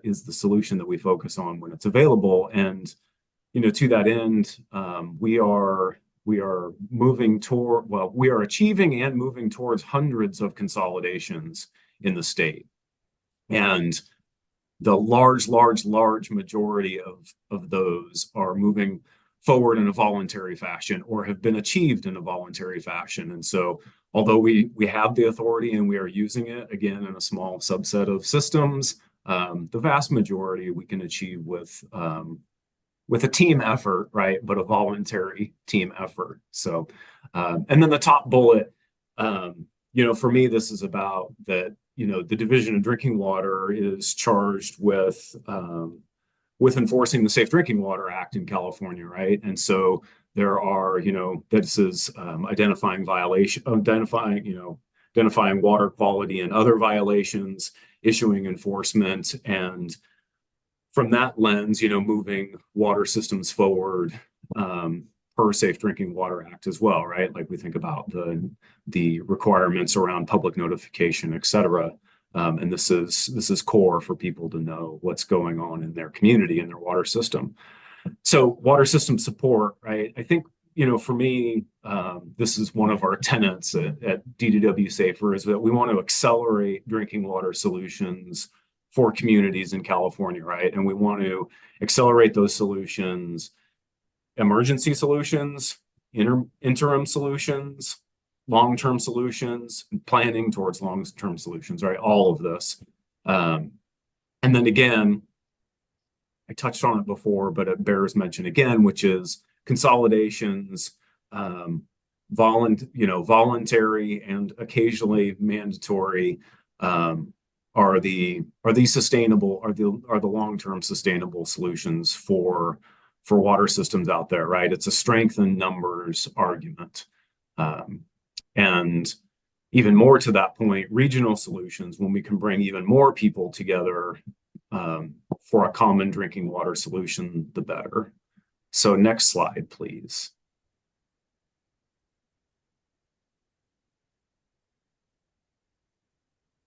Next slide. I'm not seeing it.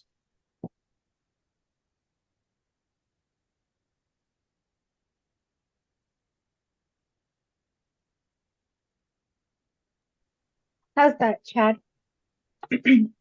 Say that again. I was just asking how that is this the right slide, or The next is it one. still not possible? Yeah, slide. Okay. It looks like I need slide 35. Oh, I'm on slide 35. I'll just stop and start again. Maybe. Perfect. Thank you, Vanessa. Sorry, it switched to Spanish, and I'm not as good in Spanish as in English. So Division of Drinking Water are safer units. This is kind of how we're organized. And so one of our units is the needs analysis unit. And like Alicia and then myself touched on, produces an annual needs assessment based on failing and at-risk criteria,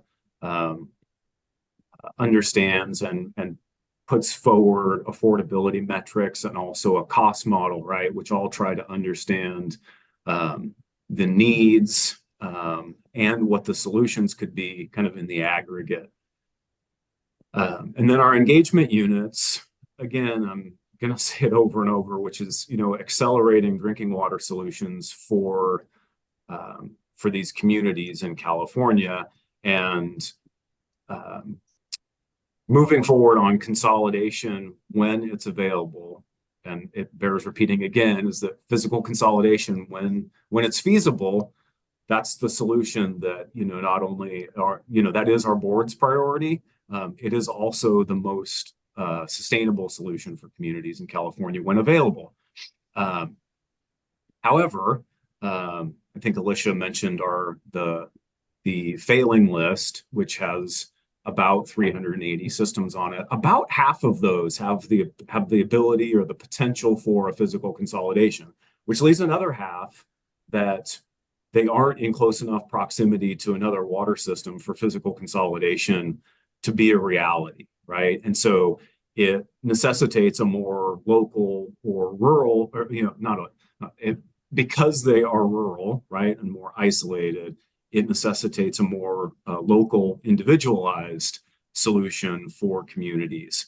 And so we need to address those communities in a different way or with a different solution set, which could be another source or a different source, some sort of treatment, either wellhead or decentralized treatment. So a different solution set, right? And all right, we also have an engagement unit that is focused on county engagement, and it's focused on county engagement in a variety of ways. One way is that it is the oversight of counties that administer a small water system regulatory program. And then in other ways, we're engaging with counties on planning, on drought solutions, and on, like I said, permitting and enforcement and whatnot. So we can go to the next slide. Great. So we're endeavoring, again, to accelerate solutions accelerate drinking water solutions for communities in California, and primarily through engaging on projects for systems to bring those solutions. We're endeavoring, we have other endeavors as well, and here are some of them. So I wanted to mention, I talked about all of this data and information that is coming in, right? And that data is useful, or most useful, when we can visualize and analyze and look at that data in a way that makes this information accessible to folks, and maybe even makes it accessible in a way to make decisions on it. And so we have several tools, 3 of them are listed here, which take that data and visualize it in a way that it's useful to understand and comprehend. We have our Safer Clearinghouse, which is how we manage, which is how we gather and kind of accept and then manage much of our data. That's actually in conjunction with several other databases.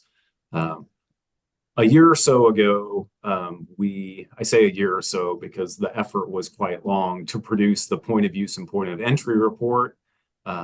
And so it was produced, and final draft was last year in 2023. That report, the purpose of that report was to try to identify where there was gaps in successful implementation of point of use or point of entry. And it also and then, one of the outcomes of the report was to recommend pilot studies or pilot programs that could fill some of those knowledge gaps that the report identified. And so those pilots are moving forward now, which is exciting to see. We coordinate with our Division of Drinking Water districts, which those are our field office branch, which is, our core regulatory branch, handles permitting and enforcement. And then likewise for counties who implement their own small water system program, we coordinate and oversee and even guide some of those programs. Well, we coordinate and oversee and guide all of those programs. We're also endeavoring on drought and domestic well efforts. You can go to the next slide.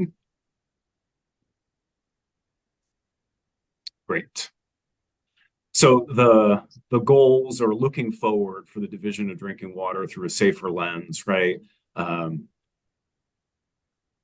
These are four things worth mentioning. Certainly aren't the only goals, and certainly, like I talked about before, managerial consolidations So for those, that's that group of systems that don't have the opportunity to physically consolidate, we can bring an infrastructure solution there, right? But one of the keys to sustainable drinking water, right, is to provide or is to develop really technical, managerial, and financial capacity in a water system and support the community in doing so, right?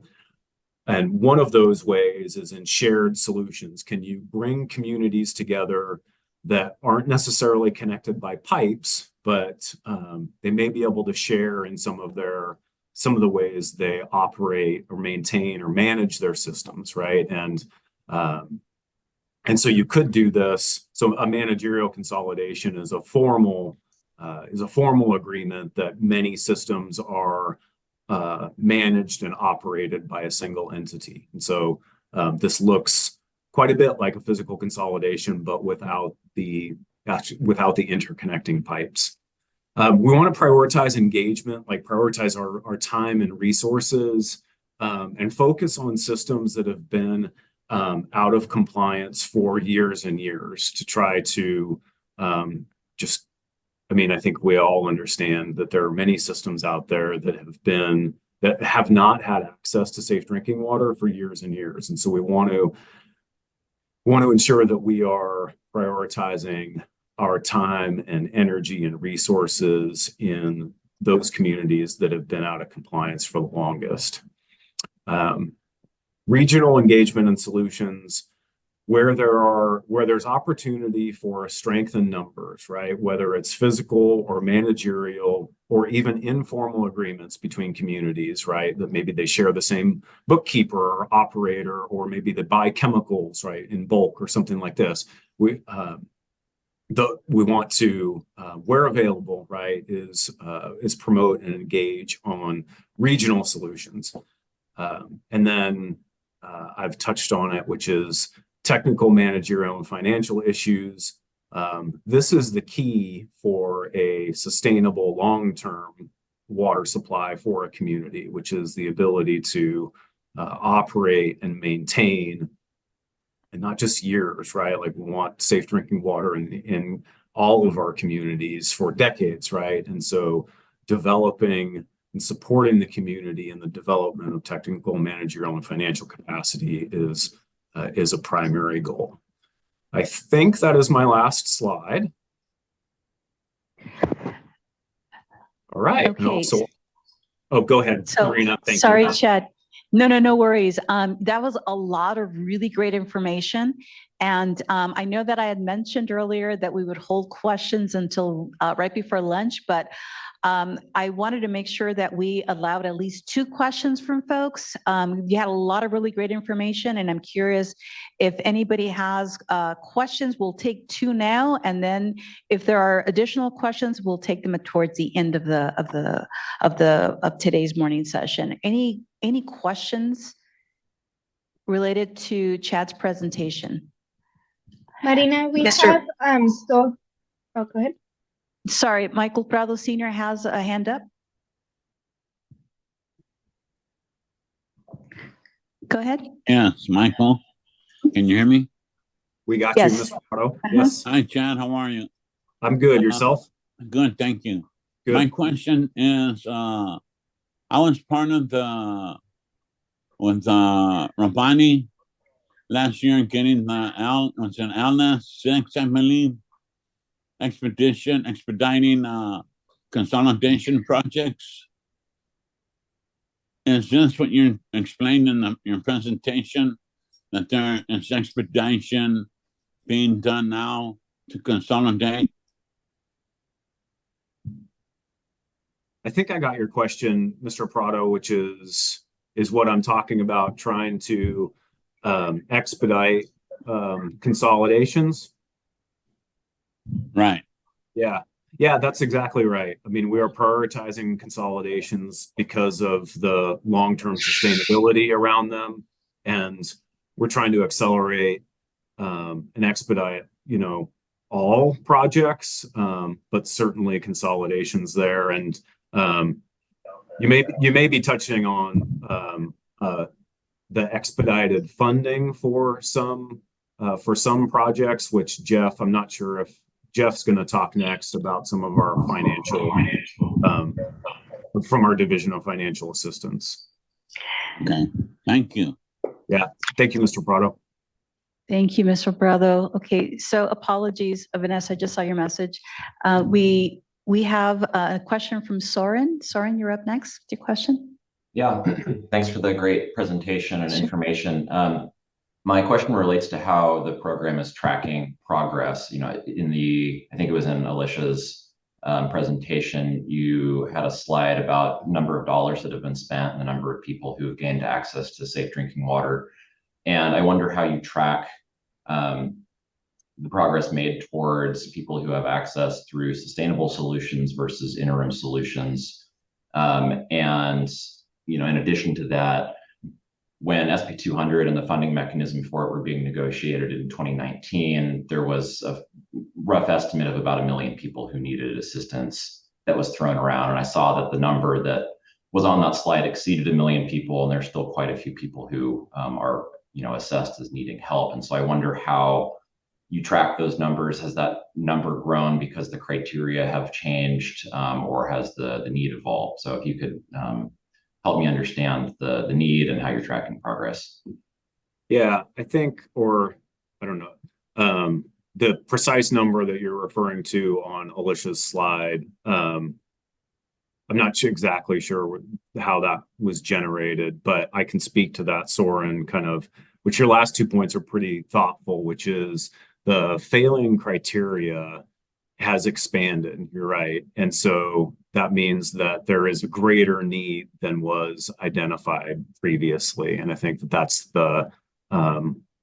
that's one of the through lines here, is that expanding criteria. And then we're tracking progress and delivery of safe water to communities that previously didn't have that access through a variety of data gathering and databases. I'm not sure if that really answers your question, but without diving in super deep, I think I'm happy to hear a follow-up or a clarification, Soren, or happy to engage further elsewise also. Yeah, maybe we can follow up offline just in the interest of moving things along. I'll send you an email. Sure, that's great. Thanks, Soren. And, you know, we're only going to take one more question, and that's going to be from Isabel. We do want to get to the other presentations before, so that we can allow you to get onto your lunch break on time. So I know there's other questions. If you do have additional questions, please chat them to us, and we'll make sure we cover them before the day is out. Isabel, you're up, and then we're going to continue with Rachel. Isabel? Okay, voy a ser breve porque Very, sí very quiero. good. Okay, I'm going to be very brief because I do want to make sure that everybody else also has an opportunity to comment. My question here is, what plans are there to accelerate consolidations? I'm very, very interested in this because, you know, our water well here for our community, it has very low water level.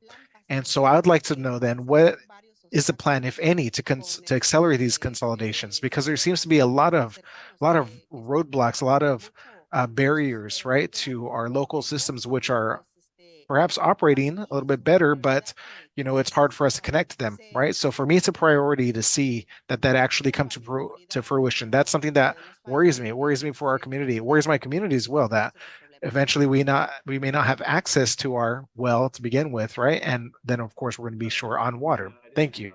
My translation on for Isabel's question. So I'm not sure if we should save it or if somebody wants to translate on the spot. Happy to move forward, however. Sorry, Chet, can you repeat? I only got a part of what you said. My translation was not on as Isabel asked her question, so I wasn't able to get the question. So we can either translate on the spot and I can answer, or we can move forward elsewise. This is Mark, the interpreter. I'm happy to relay the question in English, if it pleases Marina. That's fine with me if it's okay with Marina. That's fine. That's fine. Okay. Yeah. Thanks. Very good. Thank you for your patience while I change headsets here. So this is Mark, the interpreter. Paraphrasing, of course, for Señora Isabel Solorio, her question was regarding consolidations. And to paraphrase her comment, I'm very, very concerned with consolidation. It's something that's very important to myself and my community. Of course, we depend on a water well that has a very low water level. And so that's our concern. At some point, we're not going to have any water. There are other water systems nearby to us, but the problem has been connecting to them. So I would like to know what is being done to facilitate connection or consolidation with these other water systems. Thank you. Thank you, Mark, and thank you, Isabel. Yeah, I think, for speaking broadly on consolidations, on how SAFER is moving forward there, which is we are prioritizing funding for consolidations, and we're also prioritizing our staff time on consolidations and using our authority to mandate consolidation when a voluntary agreement absolutely can't work. So I think that's the broad level answer there, Isabel. I'm not sure which community you're speaking about specifically, but could get in further into that exact status if you like.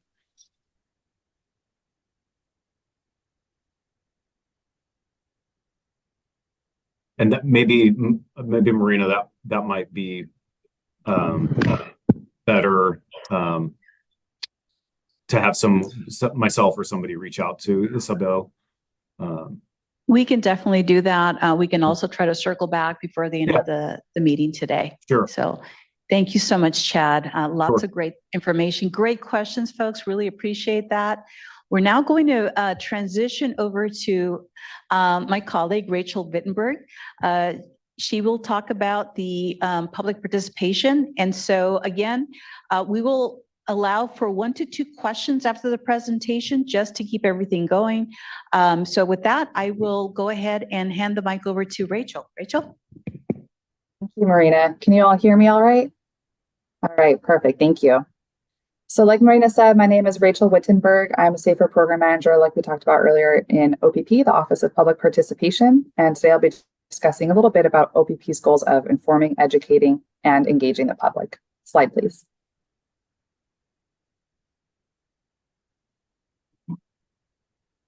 To reach those goals, we have several key lines of effort.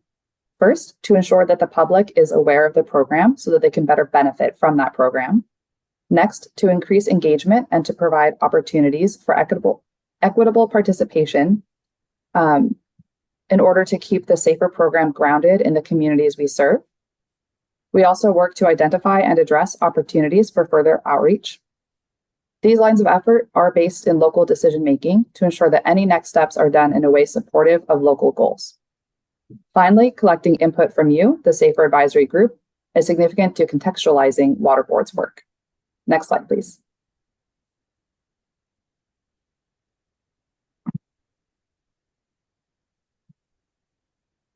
The goal of our outreach and engagement is to advance drinking water solutions informed by meaningful public participation.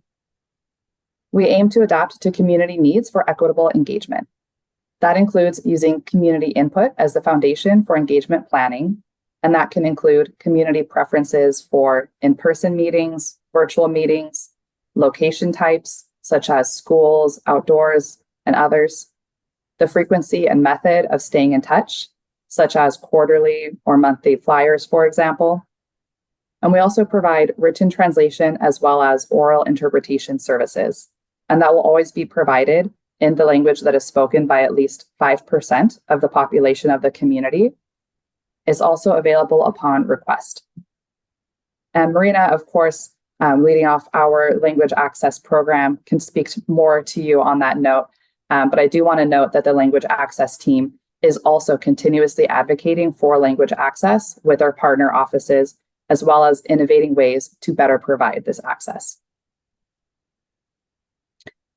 One aim of our community outreach is to implement tailored community outreach approaches. This year, we're adding a focus on standardizing how we and our partner offices approach engagement in a way that honors the distinct situations, histories, cultures, needs, and wants of each of these communities. This means ensuring key questions are always asked. For example, what is the language makeup of this community? How can I ensure all residents have equal access to written and verbal communication? The answer and implementation would be different across communities, but the question itself should come up across the board. We also collaborate with community coalitions to maintain dialogue. A priority is to build and maintain strong relationships with local community groups so that solutions are developed in partnership and will be able to reach long-term sustainability. We're also developing new funding mechanisms to support local engagement. A current example of this is the Funding Partner Project. The purpose of this project is to support local water champions in their community work. So what is the Funding Partner? So that's an engineering and consulting firm called Stantec. Some of you may already be familiar with them. Stantec is an administrator in some communities already, including their presence in the San Joaquin Valley. So what Stantec has accomplished is that they've already completed the sometimes lengthy process to receive funding from the state. And because that is a lengthy, somewhat complicated process, now that Stantec has already finished that, they're going to be able to disperse funds directly to community individuals and organizations. That will allow those individuals and organizations to receive funding much more quickly because they do not have to go through that same process that Stantec has already done. And who are these individuals and community organizations? So some of you may or may not have heard of the Promotore model. It's often used in the public health context. We'll be adapting that model to the drinking water context here in California. And what we're looking at there is individual champions who are already performing that drinking water work in their communities, but haven't had access to the kinds of support and resources that they would need to continue their work forward. So those individuals would be eligible for direct funding from our funding partner, Stantec, through this method. We can also provide funding to community partners. So if there is a local organization or group of people, they can receive funding as well. So a quick update on where are we with this new funding mechanism. We actually have a very recent update from just a couple of weeks ago. The work plan to begin this process was just executed and approved as of 28 January, so very recently. And the focus for this is to develop and then implement this process of onboarding and funding Promotore and community partners into this funding mechanism. In addition, Stantec, as part of this work plan, will provide lessons learned and recommendations for implementation in a broader range. Our initial area of focus will be on San Joaquin Valley communities. However, the intention is that this will be a scalable project that we can then broaden to a wider geographic scope once we have those processes in place. Implementing effective communication strategies is also a big goal of ours. And similar to the earlier note on tailoring outreach approaches, the communication strategy also focuses on developing a tailored approach based on how each community receives information. The use of bilingual social media, radio outreach, and emails are all examples of some avenues for getting information to residents. Slide, please.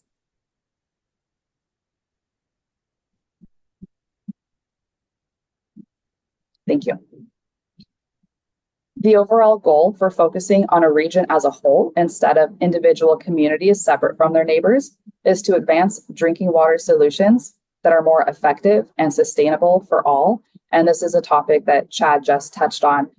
So we're really aligned in trying to have this regional vision and approach to communities.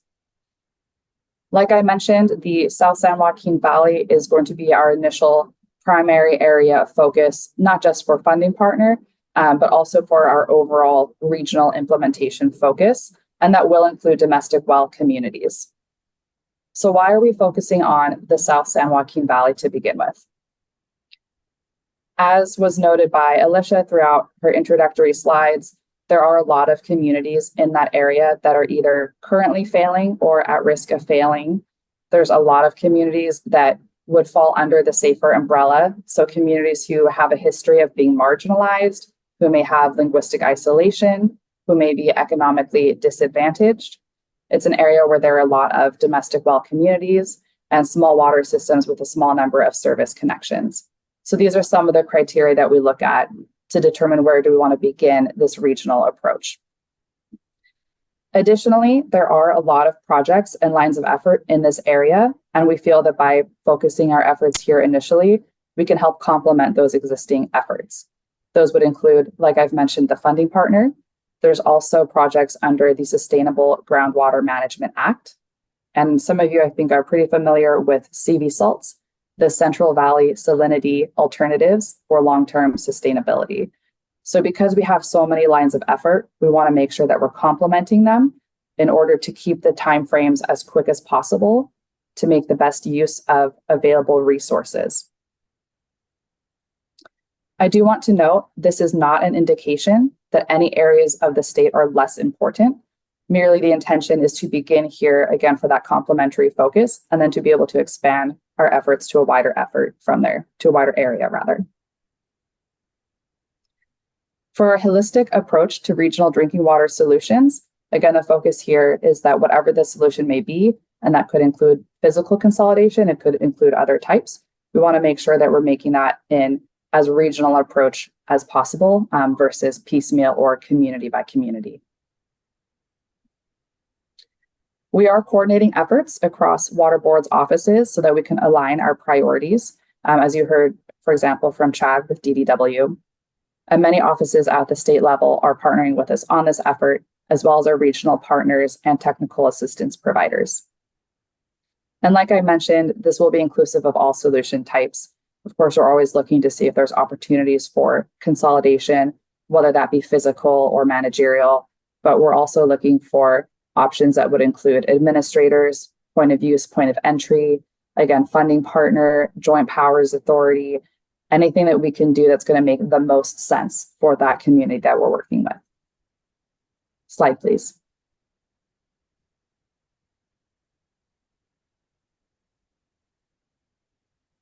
I want to take a moment to talk about tribal drinking water solutions. The goal here is to collaborate with California Native American tribes, as well as state and federal partners, to advance safe drinking water for tribal communities. I know we saw a little bit of that in the video that we watched. We'll just discuss it here for a few moments. As part of our proactive outreach, we're looking to actively outreach to tribal communities. That includes in 2023 alone, our efforts presented in at least 7 different tribal-focused events for funding, as well as other topics. To engage with tribes who have drinking water needs, one key line of effort is to identify and support and fund tribal water solutions. Identifying those tribes with drinking water needs is done in collaboration with both state and federal partners. So that includes Indian Health Service, the IHS, as well as US EPA. We also support these partners with identifying funding gaps in existing projects. And why could there possibly be a funding gap? For example, over the lifespan of a construction project, costs may increase just because of the duration of time that passes from the start of that project to as it continues or gets toward its conclusion. And so that gap is something that SAFER can help identify and fund to fill that gap. For our coordination and collaboration, there has been a dramatic increase in state boards, divisions, and offices in the last year, especially between OPP, DFA, and DDW, so the Division of Financial Assistance and Division of Drinking Water. And that's because of Assembly Bill 2877 from January 2023, so we're just over a year into that. And the goal there was to reduce barriers to funding to tribal drinking water solutions. A goal that we have here is to be able to identify challenges to projects and address them as they come up, as well as, like we mentioned, coordinating with state and federal partners to respond to those funding gaps for tribal projects. We also have an effort in the state water boards to pursue solutions both in drinking water as well as wastewater, and have been involved in over 30 drinking water, wastewater projects to benefit tribes, including public water systems that serve tribal communities.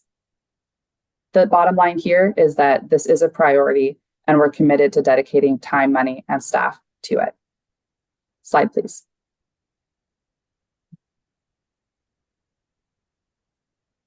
All right, so for our returning members, this will look familiar. For our new members, this is a photo from AGM4 last December, hosted by the Coachella Valley Water District. This event was a little different from other meetings. It included a tour of nearby Westside Elementary, which consolidated with Coachella Valley Water District under the SAFER program, and now supplies safe drinking water to 400 students and staff. That tour continued with a meeting at a nearby community center about the implementation of point of use, point of entry in that community. Since 2019, we have received 199 SAFER Advisory Group applications, including yours, so thank you very much for that. And also since 2019, 17 advisory group meetings have been held virtually and at locations across California, and that's in addition to the onboarding sessions. That includes 13 virtual meetings, 1 hybrid, and 3 in person. And that participation reflects diverse representation across California. I want to take a moment to pause here before Jeff begins his portion and just check with Marina if we have any questions. Thanks, Rachel. I don't see any questions, but thank you for the thorough overview of the work that we do. As you probably know, public participation is a big undertaking on our part, and we take great pride in that. So there's a lot that Rachel just shared with you, and we look forward to some questions. And looks like we have one. Kristen, your hand's up. Yeah, thanks so much for the great presentation. Just a quick clarifying question about the new Promotora funding model. I can't remember what we're exactly calling it. And it just said the work plan was executed on the 28th of January. And my assumption is that's the work plan for Stantec, and that's not any actual awards under that model. And I was just curious what the status, like, will there be a couple... Are there some awards in the offing to like start rolling out some of that money? Or are we still in the process of figuring out exactly how it's going to work, or just, yeah. Yeah, great question. You're absolutely correct. That was the execution date. So they have not dispersed any funding to Promotore yet. And you nailed it, by the way. That's definitely the correct term there. So to begin with, they need to create the template and the process for who would be eligible, how would we onboard them, what materials, what do we need for that, what kind of outreach are we looking for them to do, and have a standardized plan for that. So that's what Stantec is working on right now since the 28th of January. Pending how that goes, we're anticipating around the June summer timeframe to start onboarding Promotore community partners and doing that implementation and funds disbursement. So we can keep you all updated as we get later on in the year for that. Thank you both. Jim, I am so sorry. I didn't see your hand raised. I knew you were first. So we'll take you on now. Thanks for their patience. No, actually, Kristen kind of asked the same question I was going to have. And also, is this, what is the difference between Stantec's role and then approved technical assistant folks? Great question. So, yeah, thanks. Sorry, okay. So the difference between Stantec's role versus other technical assistance providers, Stantec can work in concert with other technical assistance providers, since, as we saw, there are so many lines of effort already existing in a lot of these communities. The goal for them, however, is that because they've already received that funding approval from the state, they can go ahead and directly fund individuals in the community, whereas that's not necessarily the funding mechanism that we have available as options with other TA providers. And again, the goal there is once we get a standardized process for how to implement this, we envision it being something that could be applied across other areas of the state as well. Thanks, Rachel. We have one more question. I know, Eric, you had your hand up. I'm not sure if you still had a question for us. If so, please present it. Thanks, Marina. I'll just wait for another space just to save time. Sorry, I didn't hear you. I was just saying I'll ask in another space just to save everyone's time. Thank you. Okay. Thanks so much. Don't forget the question though. We'll go back to you. All right. Thank you, folks. Good questions, great presentations. Now we're going to transition over to our next presenter as Jeff Wetzel from the Division of Financial Assistance. Jeff? Hi, good morning, everybody. Like Maria said, I'm Jeff Wetzel. I'm a senior engineer over the Safe and Affordable Drinking Water Unit in the Division of Financial Assistance. And today I'll be talking about some general SAFER funding onboarding items for the newer SAFER Advisory Group members, and also some overview of our funding. Next slide, please. So within the Division of Financial Assistance, or DFA, these are your primary contacts for the SAFER program. At the SAFER Advisory Group meetings, you'll likely be seeing myself or Jasmine. And then as of now, one of our assistant deputy directors, Christopher Stevens, is luckily retiring next month. And then hopefully by the second advisory group meeting in May, we can introduce someone new to you. And then today on the call, we also have James Garrett, who is a senior engineer in DFA's technical assistance section as well. Next slide, please. So this slide just shows how many folks are involved in our funding process, from application review to preparation of the funding agreement to project management and closeout. Within the water boards, our Division of Drinking Water and Office of Chief Counsel are closely involved. And then depending on the type of project, we may solicit input from our Office of Public Participation. And then within the Division of Financial Assistance itself, 2 of our 4 branches have a role to play in the drinking water projects funded by the SAFER program. This includes technical staff in the Office of Sustainable Water Solutions, that's where I sit, and then our administrative staff dealing with credit review, contracts or grants, and disbursements. And then additionally, every agreement and disbursement request goes through accounting in our Division of Administrative Services, as well as the State Controller's Office. Next slide, please. So this slide touches on some of the key roles that the Division of Financial Assistance plays within the SAFER program. The main role of the Division of Financial Assistance for the SAFER program is to provide funding for a variety of projects and purposes that address drinking water challenges in the communities statewide. We accomplish this by focusing on small and disadvantaged communities, including any emergency or urgent work that is needed. DFA develops the fund expenditure plan yearly, and that plan guides our work. We'll talk a little bit more about that later. And then DFA also distributes funding consistent with other state water board priorities. For technical assistance work, and when we talk about technical assistance, these are the agreements with non-governmental agencies and some engineering firms to help communities complete engineering and environmental work for funding applications. And then some of the other types of assistance that technical assistance provides via the SAFER program is technical and managerial training for water system operators and staff. They assist with operation and maintenance, which supports daily operation costs of systems that have an appointed administrator.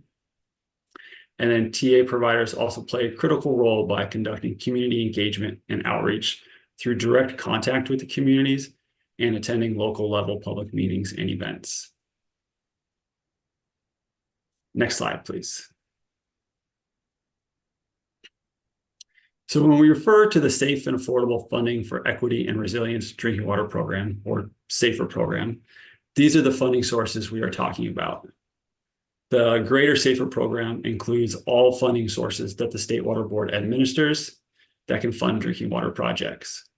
And these range from capital planning and construction projects to non-capital projects such as interim water supplies, emergency repairs, technical assistance, administrators, and operation and maintenance, or O&M funding. So the SAFER's program array of funding sources include various general fund appropriations for drinking water infrastructure, addressing PFAS or other urgent drinking water needs. And then highlighted at the top for good reason is the Safe and Affordable Drinking Water Fund specifically. And that's basically created in 2019 through Senate Bill 200, which is why we're all here today. And then the SAFER program also includes drinking water bonds like Prop 1, 68, and 84 from years past. And then portions of the Drinking Water State Revolving Fund, principal forgiveness, and newer funding pots for emerging contaminants. Next slide, please. So for the 2024 calendar year, DFA will be planning to engage with the SAFER Advisory Group on these 4 areas. The fund expenditure plan as usual, and specifically the priorities and the funding targets identified in the FEP. Also performance metrics and goal setting. Also evaluating the funding process improvements at all stages of our projects. And then evaluating the overall success of the technical assistance program. Next slide, please. So now I'm going to transition just to talk about some funding trends and statuses. Next slide, please. Yeah, there we go. These figures show a few program trends over the past 3 fiscal years by solution type for the Greater SAFER program. We see the number of systems funded has been increasing and that the amount of funding has been increasing year to year. So in total for the past 3 fiscal years, there has been 608 systems funded at a cost of $456 million. Next slide, please.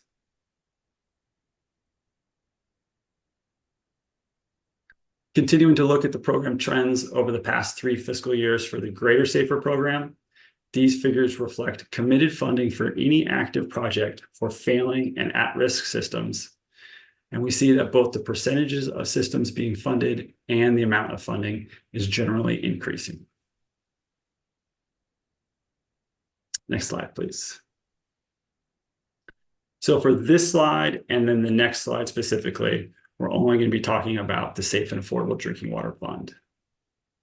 So this figure shows the total funding in percentage split over the past 4 fiscal years by solution type for the Safe and Affordable Drinking Water Fund.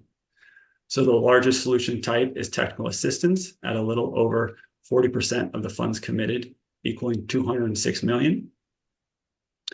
Construction is the second largest solution type, shown at $136 million.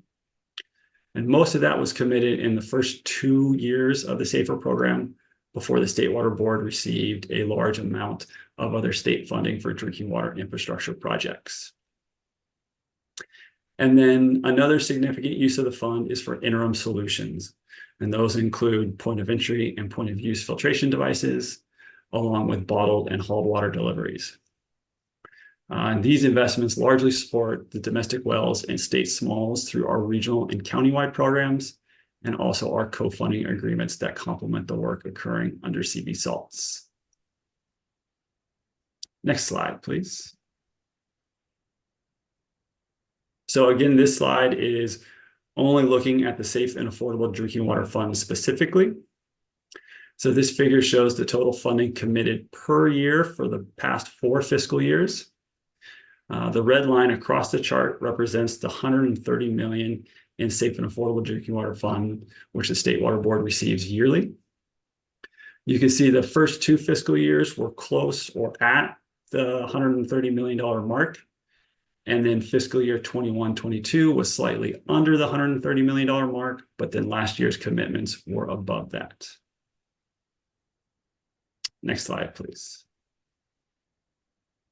So this is my last slide for you guys. These are our priorities for the SAFER program this fiscal year. They have been developed year after year through the fund expenditure plan with feedback from this advisory group. Note that these are not listed in any ranked order, and our efforts focus on small and disadvantaged communities and low-income households. And the needs of out-of-compliance systems are generally prioritized over at-risk systems. So I'm going to walk through these one by one for you guys. So the first one is address any emergency or urgent funding need expeditiously and only where other emergency funds are not available and a critical water shortage or outage could occur without support of the fund. Address community water systems and school water systems consistently out of compliance with primary drinking water standards or at risk of failing, or water systems relying on bottled water or hauled water in the past 3 fiscal years. Accelerate consolidations for consistently out of compliance at-risk systems, as well as state smalls and domestic wells near water system boundaries, and promote opportunities for regional scale consolidations. Expedite planning through the use of technical assistance for systems out of compliance, at-risk systems, as well as state smalls and domestic wells. Provide interim solutions, initiate planning for long-term solutions, and fund capital projects for state smalls and domestic wells with source water above a primary maximum contaminant level or at risk of running dry due to drought. We also provide operation and maintenance support to assist community water systems facing the highest affordability burdens. And then lastly, ensure assistance is distributed in a manner consistent with the goals and directions provided in the State Water Board's Racial Equity Resolution and associated action plan. And then as we reach our halfway point with SAFER, we are looking for feedback and recommendations from this group on what changes, if any, are needed to these safe and affordable drinking water fund priorities. Thank you. Thank you, Jeff. That's quite a bit. That's a lot of really great work. Before we talk about accomplishments, which we're going to love to do, I wanted to take this opportunity to see if folks had any questions regarding Jeff's presentation, and also regarding any of the previous presentations from Chad and from Rachel. This is an opportunity just to do so. We're a little bit ahead of time, so we want to factor in this opportunity for you all to ask questions. So for questions, if you can please use the raise hand feature, and we'll take the questions in the order received. Chelsea. I apologize. I had to step out for the last 15 minutes, but I did have a question for Alicia in your presentation. I typed it in the chat earlier, and I don't know if it was answered. And if Can not, you please say your question? Yeah, happy to pose it now. Thank you.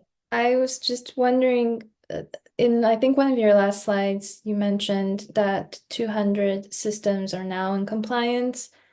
How does that compare to one of your earliest slides of 400 out of 3,000 community water systems not in compliance? So if do the numbers, like one of the numbers include the other or not? Yeah, thank you. I'm probably going to have to defer to the Division of Drinking Water on that one because I did get this data from them directly. But my understanding is that there are systems that are always being added to and removed from the list. And sometimes a system can be removed and then placed temporarily back on the list. So that's kind of a moving target in terms of the number of systems that have been removed from the list. I'm trying to pull up the slide now so I can look exactly at that data point. Sorry, just give me a sec here. Okay, thank you. You're welcome. Yeah. Alicia, do you want me to hop in? Yeah, if you know it right off the top of your head, that would be wonderful. Thank you. Well, I think The data point was that I had said approximately 400 out of the 3,000 community water systems currently do not meet drinking water health standards.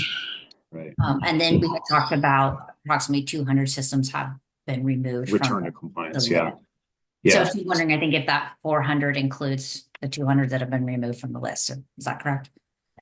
Yeah, I think Chelsea's question touches actually back on Soren's question, which is, the number of water systems that are on the failing list is relatively stable, right? If you look at the overall number, however, solutions are being provided to and systems, communities are being delivered safe drinking water. It's just that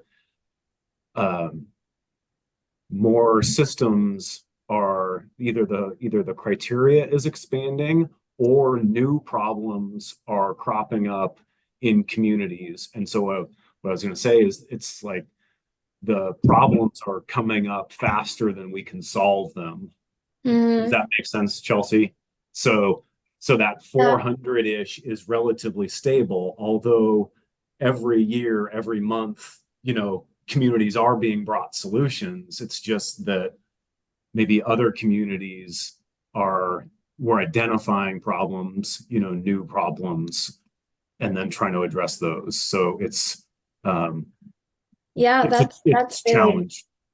really important. And thank you for that clarification. That's an awesome question. Thank you, Chelsea. All right, great. Keep those questions coming. We love them. All right, Jim, you had your hand up. Go for it. Yeah, since Chad was there, I was going to ask my question. Chad, during your presentation, you were talking about expediting consolidation of systems. I was just wondering what goes into the state's determination of which systems to expedite, and what does that mean really? Yeah, go ahead, Jim. Sorry. No, I just was wondering what that expediting entails. What do they expedite? Yeah, that's good. Thank you for the opportunity to clarify and dive in, and also nice to see you, Jim. Yeah, likewise. The term that I kept using was trying to accelerate, and we at State Board, we have an expedited funding track, and so I don't want us to get expedited and acceleration mixed up a little bit there.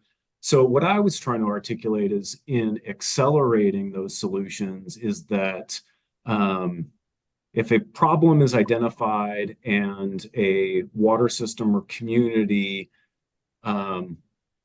was left to their own devices, hopefully they would endeavor toward a solution. And so what I see is that injecting State Board staff into the mix there to more quickly identify the problem, more quickly identify the solution, and then also to do some project management.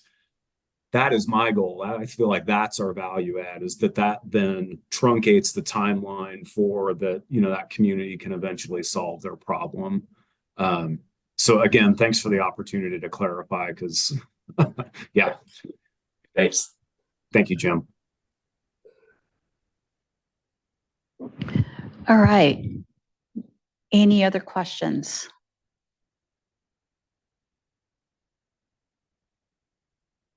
Okay. All right. So we're now going to move into the last few slides before our lunch break. So if I could get the next slide, please, that'd be great. Okay, so over the span of the last almost 5 years now, we've done quite a bit. And this is an opportunity for us to really showcase what those accomplishments have been. We've had a fantastic team who has been working around the clock to make sure that we achieve as much as we can in the short time that we have this program available. So just as a quick overview of some of our accomplishments, we've had more than 200 systems that have been returned to compliance. Additionally, there's been 7 systems that have been appointed administrators, and there's a few more, 11 more in process. Additionally, we have tracking systems. We developed tracking systems for all failing systems. We've developed a point of use, point of entry report, created needs assessment reports and visualizations. As you heard from Rachel earlier, just a few minutes ago, we have conducted more than 83 public meetings throughout the state regarding to involve community in drinking water solutions. Additionally, we've had more than 26 partnership meetings with, more than 4,000 outreach letters sent out to folks. Additionally, we do a lot of communicating, whether it's in person, whether it's digitally or virtually. So we've reached about more than 2,100 people, again, through meetings, through our, we call Gov Delivery, it's an email list, public announcements, social media, and so on. So we're out there quite a bit, trying to engage and inform folks as much and as quickly as possible. As mentioned earlier, we also translate all our materials for the Safer Drinking Water to Spanish. So we've had more than 400 documents translated. The type of documents include, like, for instance, PowerPoint presentations, agendas, flyers, informational materials. So our commitment to providing materials in the language that's spoken by a lot of most of our communities who are in need is very real. If we identify other languages that we need to translate information to, we will definitely do that as well. And lastly, also, we have more than 50 of our events. We offer interpretation services. This is a prime example. All of our Safer Advisory Group meetings are always in English and in Spanish. So I think that's quite a bit for us to do, and quite a bit for us that we've done.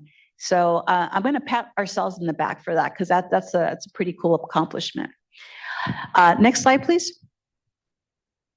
Also, I was going to say last month, but it's now February. In December, in early December, we held our last advisory group meeting in the Coachella Valley, and we held it there and in person, and we celebrated the completion of more than 100 completed consolidations. Some of you were there, and we enjoyed seeing you and celebrating with you. And so this was a big to-do for us. We celebrated the completion of more than 100 consolidations. In addition, we also highlighted the increasing connection of pipelines to communities, particularly those facing barriers due to discrimination and disinvestment, which basically it ensures safer and more affordable drinking water access. So through our collective efforts, we've demonstrated that consolidations are sustainable win-win solutions to our drinking water problems. Additionally, the Safer program focuses on consolidating at-risk or failing water systems, which are 20% more likely to serve disadvantaged communities and communities of color. One of the projects, that we celebrated was Westside Elementary in the Coachella Valley, and that was one of the 100 plus projects that were benefiting from our Safer program consolidations. Okay, so with that being said, wanted to see if there's any questions before we adjourn for lunch. We're a bit early, we're about 22 minutes early. So I know this could be a catch-all opportunity for questions that may have lingered in the morning.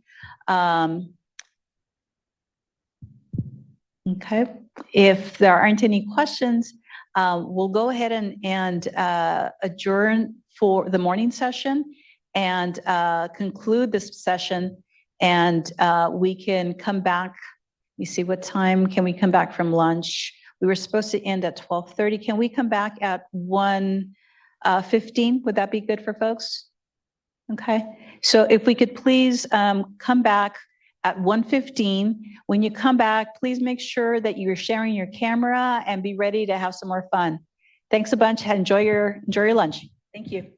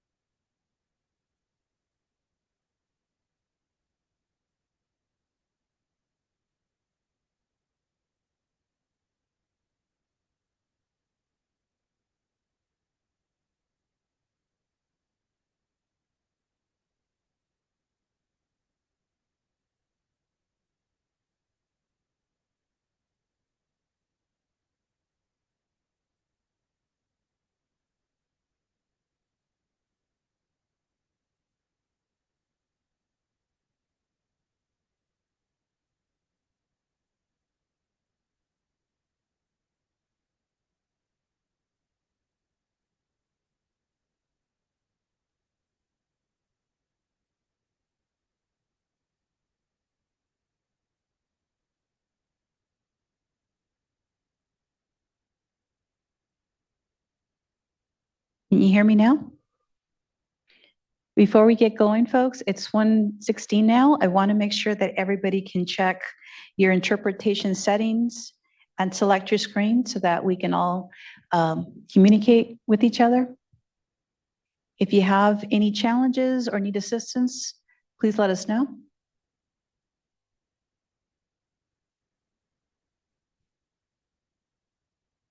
Okay, thank you.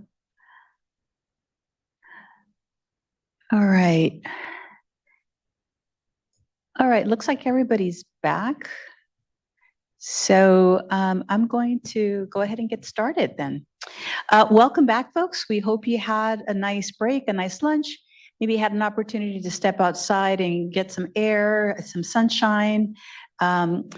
So we're going to go ahead and kick off the second part of our day with a little different turn here. We started this morning with overviews on the water boards and on the programmatic elements and components of the Safer Drinking Water Program. The afternoon program will consist of a collaboration session. So this will be a little different, a different type of dynamic where we'll provide a space for you to network with fellow advisory group members and get to know each other. And then after that, we're gonna transition and take a deep dive into the legal obligations of being an advisory group member, as well as the roles and responsibilities, what to expect at future meetings, such as meeting formats, best practices, and the resources. You'll also receive an update on the Safer Drinking Water Program, and as well as information on any upcoming events, and followed by an opportunity for public comment before we adjourn for the day. So at this point, we will kick off the afternoon program with the collaboration session. And I'd like to introduce Vanessa Soto, who's going to lead you in this next activity. Vanessa? Thank you, Marina. Hello, everyone. Welcome back. I hope you all had a good lunch and have your coffee or tea ready to go and stay energized for the rest of the afternoon. So as Marina said, we are going to be doing our collaboration session. And so today we would like to have a large group discussion. So as you all may be familiar with, or to share what we did last year, we broke into pairs and we were able to kind of have our own space for there to be one-on-one conversations between all of the Safer Advisory Group members. However, since we are virtual this year, we do have some limitations in terms of, being face to face and having the flexibility to jump around. So I'm excited that we're going to stay in a large group and all be able to hear from each other. What you see on the presentation now are the discussion questions. I will walk through those, but I do invite you all to start thinking about the discussion questions that you see on your screen. Maybe take a photo so you remember, because once we get through kind of like the explanation of the questions, I would like to take us out of presentation mode and just together in one large group so we can see everyone all at the same time. So please be prepared for that and take a picture of the questions. And I also encourage you all to start writing down your answers so that you can be ready. And I will pause before we get started to give you all some time to just write down some thoughts before we begin, because I know it may get a lot to share. So I'll turn to our discussion questions on the screen. So our first one is, what is your why? Why did you become a Safer Advisory Group member? How did you get involved in water issues or environmental justice? What got you here to this point? And tell us about the community you come from or the organization that you work for and the challenges that exist. What challenges exist in your community? What have you seen throughout your water career that kind of led you here to be interested in serving on the Safer Advisory Group? And lastly, please share a little bit about yourself and what your strengths are. What are you bringing to the Safer Advisory Group, and what do you look forward to contributing over your term? So those are just a little bit about our questions. I will pause just for a couple minutes before we get started with sharing with each other. So I'll leave the questions up while you start to write down what you would like to share. And then we will go in alphabetical order this time. When we did. So Vanessa, can I interrupt for a second? I just want to make sure that our Spanish speakers are able to see the slides in Spanish. Can we confirm that before we move on? We're getting a Yes. yes from Isabel. Okay. Thank you. Okay. Thank you. Okay. Okay, so Caroline did put the questions in the chat for you as well. So you can reference the chat at any time. And then, yeah, so we'll pause here to give you a couple of minutes to start to write down what you would like to share. For the introductions, we started in reverse alphabetical order. So we started from the bottom. This time we'll start from the top. So we'll have Chelsea, Edwin, and then Eva. We'll have you all up first, and then I'll put the order in which we will have you share in the chat. And then please note that we'll be able to ask questions of the Safer Advisory Group member that is sharing. So like I said, we'll have Chelsea go first. After Chelsea shares, we'll have just a couple of minutes where fellow Safer Advisory Group members could ask questions of Chelsea. And if the State Water Board staff have questions as well. So we'll open it up then. One thing before we get started, I also would like to remind folks to please keep your camera on during the session. Thank you.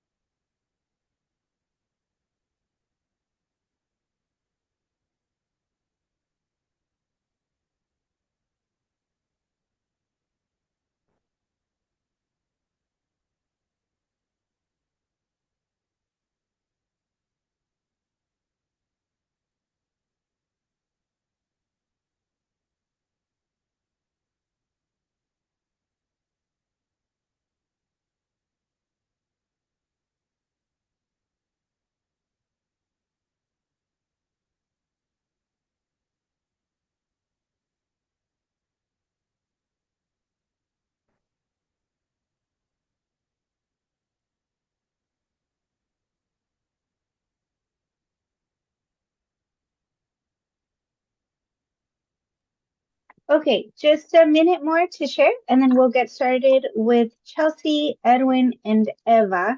And then I did put the order in which we'll be calling on you in the chat. So feel free to reference that to let you know when you'll be ready to go. So just a minute more, and then we'll get started.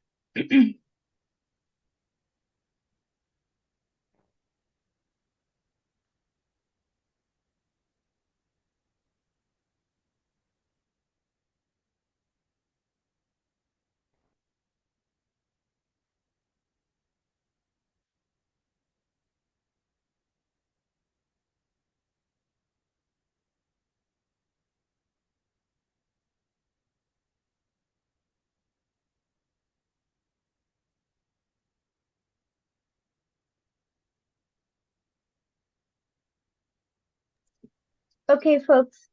So again, the questions are in the chat, and please feel free to take a photo of the questions that are up on your screen, if you'd like to, because we're gonna stop sharing now and then queue up Chelsea. So we'll stop sharing, please, Caroline, so that we could just be in one big group.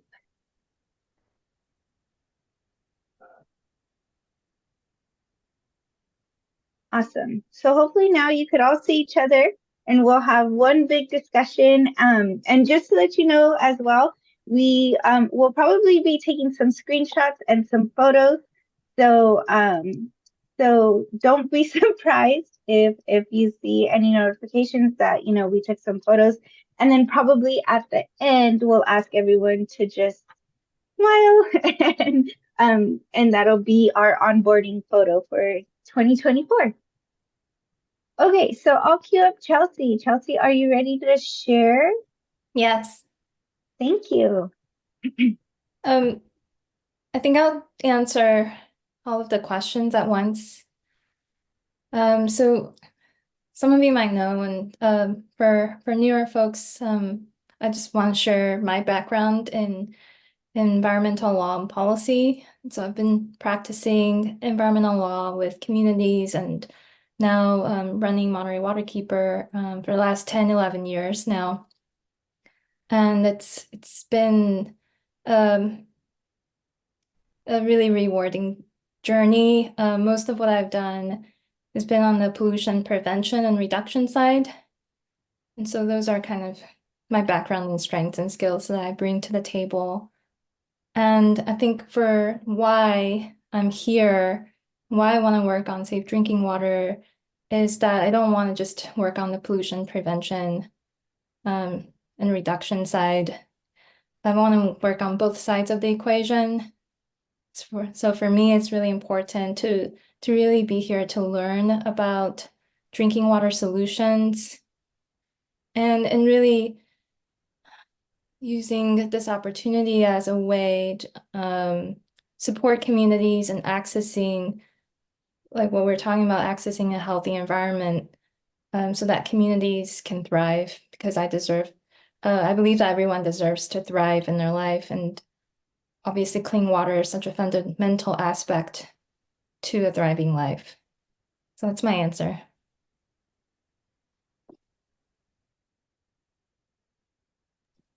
Thank you for sharing, Chelsea. So I just wanted to open it up to see if anyone had any questions for their fellow advisory group member before we move on. But I really appreciate you going first and opening up our collaboration session. So thank you, Chelsea.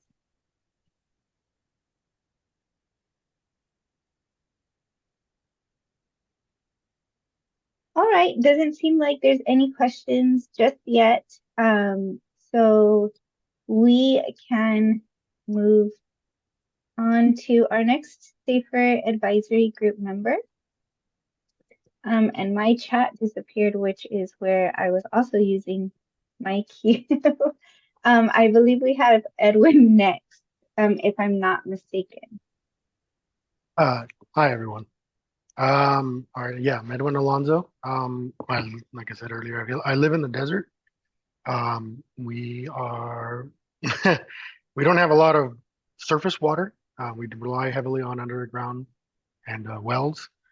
So that's part of my why. I mean, our community is a desert. I've been working 20 plus years in the environmental industry, mostly in hazmat. I've been doing environmental inspections in terms of pretreatment and stormwater for the last 4 or 5 years. And our area is we're bringing in a train line that's going to connect part of LA to Vegas. And so we're anticipating a huge amount of industrial growth. And being in the desert, my concern is the water quality. So I kind of want to be more involved in things. So that's why I signed up for this, is to be able to use my knowledge and use my voice to make sure my community doesn't I can drink my water from my tap. It's kind of thing what I'm looking for. Um, that's the why, community challenges, the strengths I bring. Yeah, 20 plus years in the environmental industry.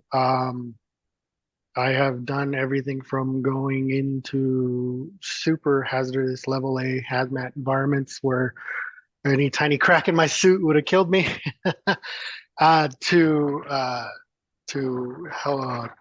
picking up trash on the side of the road. So I just finished my term as chair for the Pretreatment Pollution Prevention Committee for the CWEA. We do the training and certification for environmental inspectors, pretreatment, wastewater operators, lab, things like that. So we put on a conference every year, and this year was my turn to put it, and successful. I'm very proud of it. A couple of over 400 professionals from across the state.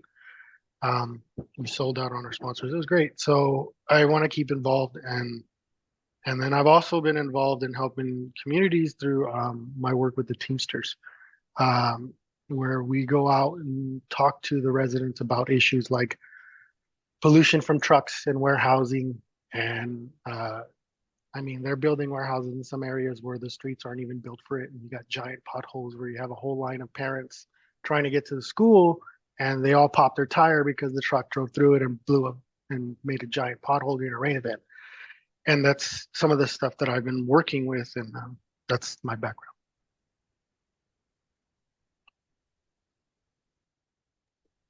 Great, thank you so much for sharing, and congratulations on some of those accomplishments that you've had.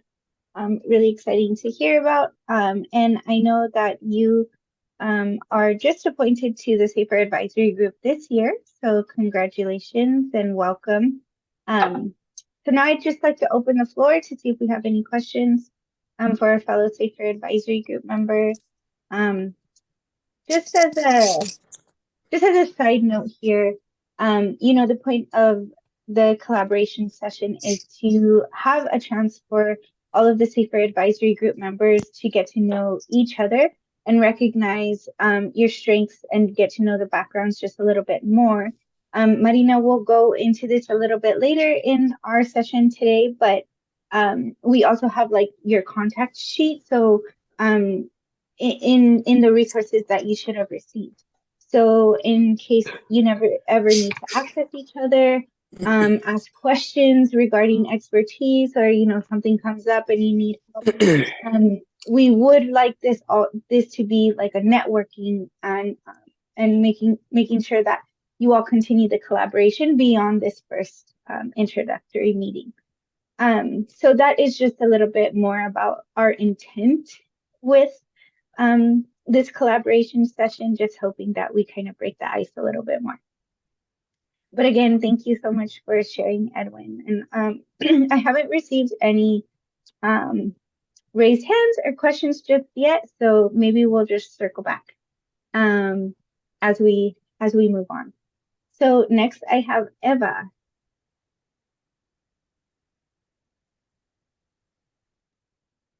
Lo voy a hacer en español nada más porque estamos escuchando. It's because we're also listening to programming in Spanish as well. So. Quise entregar, y perdón porque se me traba la lengua, pero integrar al grupo porque la organización trabaja con otras comunidades aquí en el Valle Central, donde tienen contaminación o varios problemas del agua. Organization works with these communities, with several communities in the Central Valley where we see so many different problems, water pollution problems. And so, I wanted to comment on and maybe share our experience from perspective about it, and also see how we can maybe better the processes, the systems. Many of our communities, sometimes it takes years before we get, funds or projects so that we can resolve these contamination or pollution issues. And it's not just ours, there's many communities also that are dealing with challenges with management and we want to be able to help them. I know, for example, let's say there's like a water operator, right? Perhaps they're not able to find somebody that qualifies or can help them, or is licensed to do that, or perhaps there's a lack of trust, right, and this working relationship with the person that they did hire a contract. So we've seen that in communities. As I mentioned, I've been working with this community, with this organization for several years. So my experience is what I feel I have to offer. That, and of course, the experience of my coworkers, right? My colleagues that have been here 10, 15 years. There's some who are retired already, have been around for 40 years, working in these communities, trying to resolve these issues. So we have a lot of experience. We we have a lot to share. We have a lot to contribute, with all the work that we've done, and as well as a perspective from all the residents in the communities in which we work. So that's what I feel we have to offer. Mark, this is Marina. I just wanted to let you know we missed the first part of the interpretation. I don't know if you can provide a quick recap. It was maybe the first 10 seconds or so.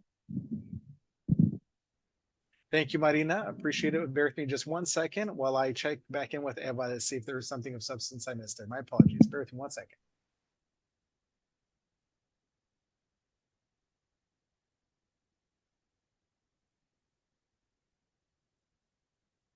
Sí, era porque integré Yes, el grupo. thank you. And my comments were about why I became part of the group. I became a part of the group because I wanted to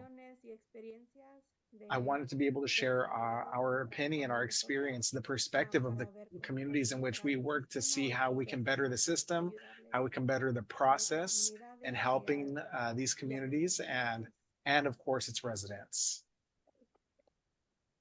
And that was it.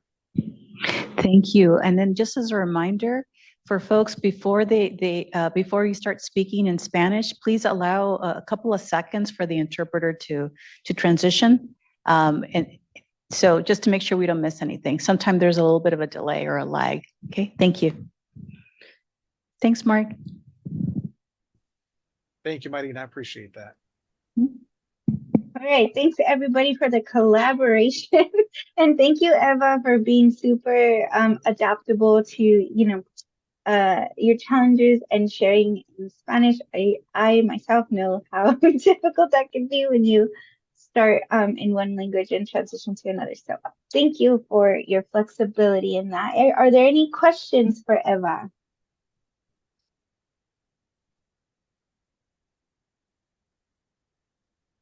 Not yet. Okay, so next we have Iriana, and then we'll move to Isabel, and James will be after Isabel. So Iliana. Hi, everyone.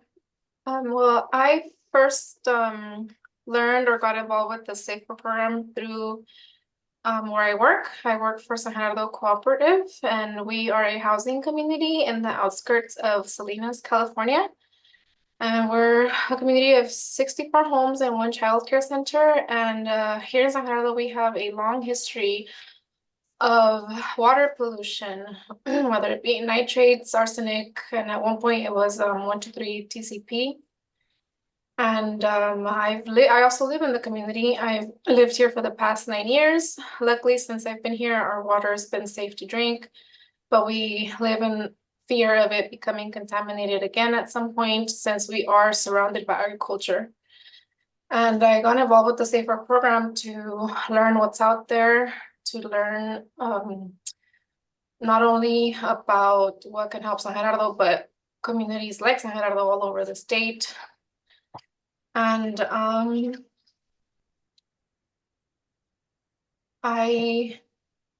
I just got involved to see what ways that can help my community, as long as others that are similar to us. And yeah, I think that's it.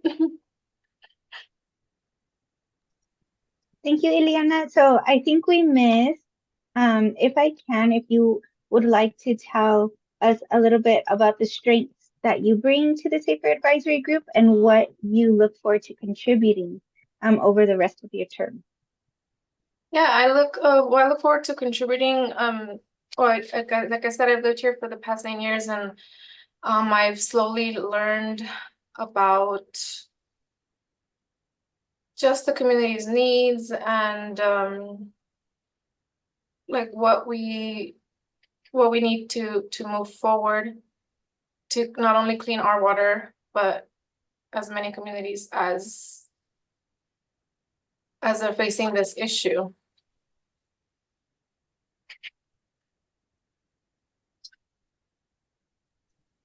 Great. Thank you so much for sharing. So I'll pause to see if there are any questions for Eliana.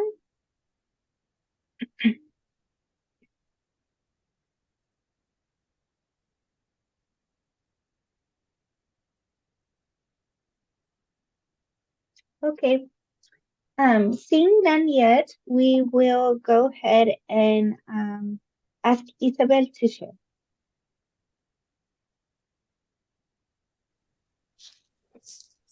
Hola, buenas tardes. Pues, Hello, good afternoon. Well, here we are back again. And of course, I'm super, super happy to be able to participate in this group. Let's see, why did I get involved with SAFER? Well, I'm in Lanier County, which is in, Lanier Community, which is in Fresno County. Our county, our community was was was a leader in passing this law. I've been involved, I think, maybe just a little over 10 years ago. We started, right, experiencing problems with arsenic about 10 years ago. And that's when I learned that many communities in the state are experiencing the same problem. And I think that that's my driving force. That's what keeps pushing me to want to learn more and to help. There's so many communities in the valley that have that have contaminated drinking wells, and not just one like arsenic, but others like nitrates and so on and so forth. And it's a very serious problem. It's a very serious problem. I feel that we really have to work at it and resolve it. And I think that that's what's motivated me to want to be here, right? To want to push forward, to try to advance, to try to work towards that goal. God willing, that we can get to these consolidations that we've talked about so much. Because, for example, in our well, our water level in our well has gone down drastically at the moment. We're working with just one well. And so we're kind of in a desperate situation. That's why we really, really want the law to come through, right? We want to be able to see those connections, those consolidations, so we can strengthen those small water systems that really need it. It's going to strengthen all of us.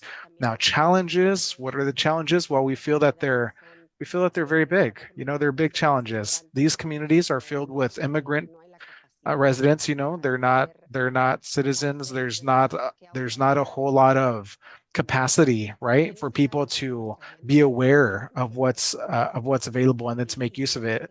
And it's very difficult because we have many people who need the help just like we all do, and they live in these communities. And I've been in this group, excuse me, just a little bit. I'm a little bit sick here, so bear with me for a moment. But what I feel that I can offer, I've lived in a disadvantaged community. So what I feel that I can bring to the table, as was mentioned, is, our perspective, what our community feels, what they need, right? I can come to you and say, hey, this is what we're experiencing.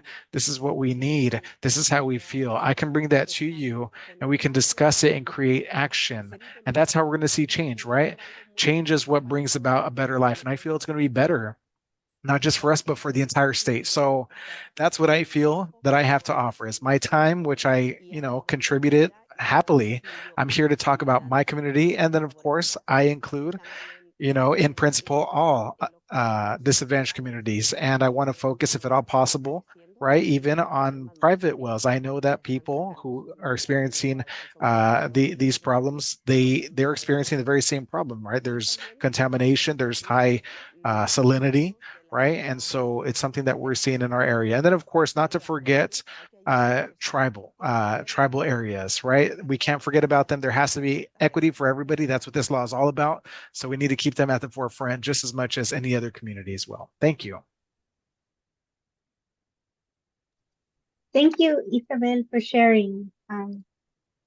You do bring an important perspective, and we're happy to have you on the Safer Advisory Group for another term. So congratulations.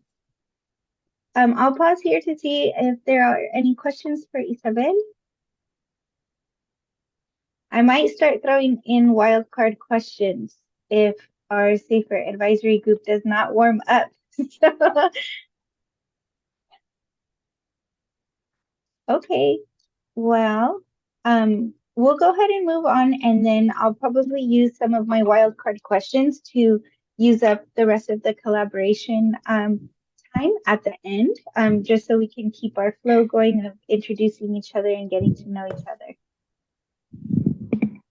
Marina, did you have anything to add? I was going to say, yeah, I'm hoping that folks start asking questions because Vanessa will ask some wild card questions and they will be wild. So I urge you to use this opportunity to ask questions, get to know one another, because there's a lot of expertise here that you all could benefit from. And the person that, that is probably, in this group could be could have possible resources, ideas that can benefit, benefit your knowledge and benefit, the work that you're doing. So I encourage, please follow up questions, be curious. All right, back to you, Vanessa. Thank you, Marina. So Jim, thank you so much for raising your hand. Yeah, I do have a question for Isabel regarding the arsenic and the nitrates. Are you all engaging point of use technology to address some of those issues? And now that you only are relying on one well, what type of relief are you looking for?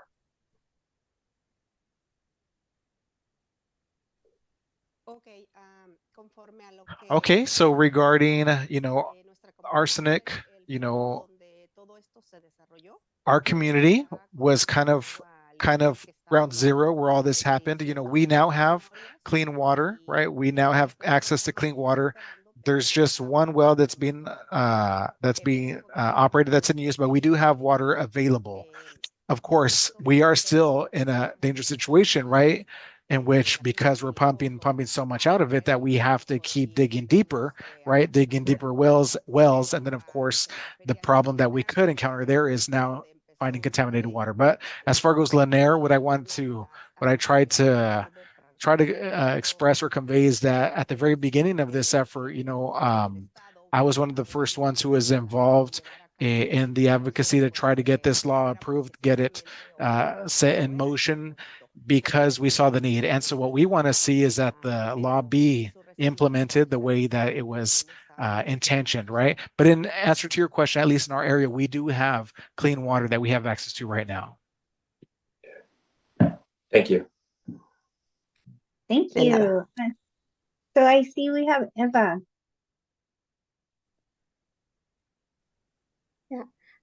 Nada más quería agregar poquita información. So I just wanted to add a little bit more context there regarding what's happening or what happened with the wells in Lanier. I think it's going on 3 years maybe now, Isabel, that we've experienced those low levels. About 3 years ago, we experienced about a 100-foot decline or lowering of our water levels. And it all happened within about 1 year. So it was a drastic reduction. We had no way to anticipate that we're going to see a water level drop by 100 feet within 1 year. So that, of course, was a red flag. At that time, what we had to do, of course, is dig deeper and drop the pump a little bit deeper, 100 feet. Or maybe a little bit more. I can't remember exactly right now, but we had to drop the pumps. I think it was maybe the whole 100 feet, but we had to drop the pumps down lower so that we could get access to water. The good thing is, of course, there was space, right, where we could dig deeper and get the pumps in there. But in other communities, what they're facing, the problem they're facing, that there's no more space. They can't go any deeper with the pumps, right? And of course, now they're facing, contaminated water. And so that was my comment. Hopefully it came out through clear enough. I gave it in Spanish. Hopefully I could do it in English next time. Yeah, thank you for expanding, Eva. And thanks for the questions and answering in the dialogue. This is great. Hopefully we just get going here. So next we're gonna have Jim. And then after Jim will be Kristen, Marta, and Michael Prados. So Jim. Yeah, hi, and thanks again. Yeah, my name is Jim Sullivan, and again, I'm from Mendocino, coastal community, and I've lived here almost 5 years now. And my wife and I moved to this area during right before the pandemic, and we moved from the state of Indiana, and I had just retired from the Indiana Department of Environmental Management, where I was the chief of the groundwater section for that agency. And upon arriving here, the pandemic hit. I, was looking for something to do, and I became aware of the SAFER program, and I just was very much interested in what the mission was for SAFER. And I think I'll just kind of go into my strengths is that my background in groundwater and working for a state agency that specifically in the drinking water branch, I thought my strengths, could be helpful to the group and just kind of as it goes forward. And specific to Isabel's, or I think it was Isabel. Let me look at the names here. Yeah, the arsenic issue and Isabel. That was one of the problems that I was challenged with in Indiana, as far as public drinking water systems, as well as private wells, were showing that there were impacts above the maximum contaminant level for arsenic. And we knew that public water systems were having a challenge. Basically, about 10% of the systems were showing elevated levels. So private wells were not regulated. And so we had the fear that, potentially that percentage was also being realized by private well owners. And so we started a program of private well testing to see what parts of our state of Indiana had those issues with arsenic.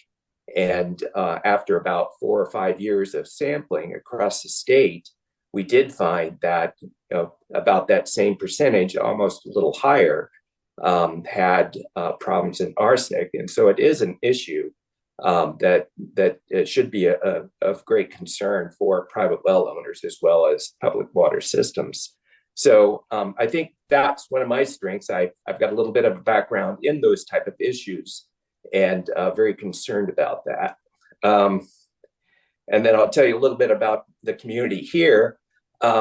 We're a coastal community, rather isolated. We have power outages that can go on for a week. This last storm, some folks are just now getting their electricity back. So we're pretty isolated. And we're also very prone to drought conditions. And during the last drought, our town relies on public or private wells, and we have 3 small community water systems in the area, but the majority of our town is on private wells, as well as our businesses. And so during the drought of a couple of years ago, a lot of folks were going dry, and we were relying on trucked water. And that's not a good way to go. And so we got the state involved, and we were kind of given a lifeline by having water trucked in from the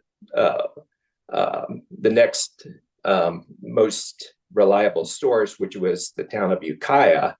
But it's over the Coast Range, and then you have to treat the water again before it was available for use for private citizens as well as public entities. So that really highlighted to me that this area really needs to think about resiliency and trying to improve the current situation. So that's ongoing. We are enlisting the help of SAFER and starting through a technical assistance provider, kind of the first steps in our community to start, gauging the interest and, what direction the community wants to go and, trying to better our situation. And, I was very interested hearing about Stantec coming on board, and that, our community is isolated, but we do have other system needs across this part of the coast, and looking at a regional situation would be a solution, could be one of our avenues to go. So that's kind of me. Thanks, Jim. That was a lot of really great information and good insight to your background and communities that you've worked in and also live in. So thank you. Any questions from anyone?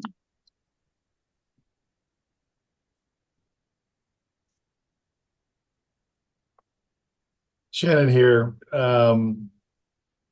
Not really a question, Jim, but just more of a comment. As I've been in the industry for a while, and we'll get into the details in a bit, but sort of the plight of folks that are on private wells and the different contamination that we've seen as populations increase and water constraints occur.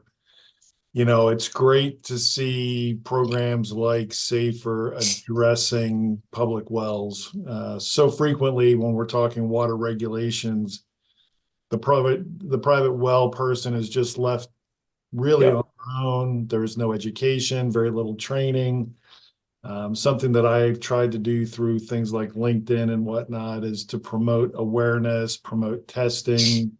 Folks have something that they're doing on their own private wells so that they're really taking this into their own, like they're taking control of this through testing, knowing what's in their water, and then actively going to treat it. And so programs like SAFER being out there to really help the private well owner, I think it's huge. It's really, I'm glad that you're on board. Yeah, I agree. And for a private well owner to take, on an issue like arsenic, it really is difficult. And we found in the Midwest, in, Wisconsin, Minnesota, Illinois, somewhat, they all are kind of coming into this problem. And a lot of it that we've seen has been because of the fluctuation in groundwater levels due to excessive pumping and, naturally occurring arsenic, becoming mobile. And then for a homeowner to try to figure all this out, and the valences of arsenic really starts to come into play when you're trying to treat it. It really does start to come to state assistance and, having a reliable, trustworthy source of information coming to homeowners that really makes a difference. And I hope SAFER, I truly hope that SAFER and the state, can provide that to well owners. Yeah, thanks for that important note and dialogue there. So we will go ahead and go to Kristen. And then after Kristen, we'll have Marta, Michael Prado, and then Rami will be up. So Kristen. Thanks, Vanessa. Yeah, this is great to hear everyone's background. I think I'll flip the order of the questions. I'll start with the community I come from. So I grew up in a pretty geographically isolated, unincorporated community, not in California, but in Utah. And I think that we have a small water system. My parents still live there with like about 35 houses on it. So in many ways, I like to say like the challenges of small water systems are kind of in my bones and in my blood. In the time I was growing up in Pinecrest, we had to go to court to protect our use and water rights for a spring that the community had relied on since it was founded. The spring then reduced production, and we had to go get a groundwater well to supplement the kind of dwindling spring resources. And then there's also been ongoing contamination challenges and times when the community couldn't drink water for years on end. And I think so the challenges of small water systems are something I know very deeply, but maybe more important to me and why I'm on this board is because I also from birth have known just how hard that community members and board members work in all of these communities to secure access and to provide drinking water for their families and for their neighbors. And I have always been really inspired by board members and communities and like kind of the work that happens at the local level to secure drinking water access. And that's really what I want to be a part of, is how to uplift community knowledge and solutions and really be part of collaborative solutions to advance drinking water access in rural communities. And so I think the strengths and contributions I want to make in this space is, as a researcher in the University of California system, I have access to a lot of resources, and I have like including students, graduate students and undergraduate students.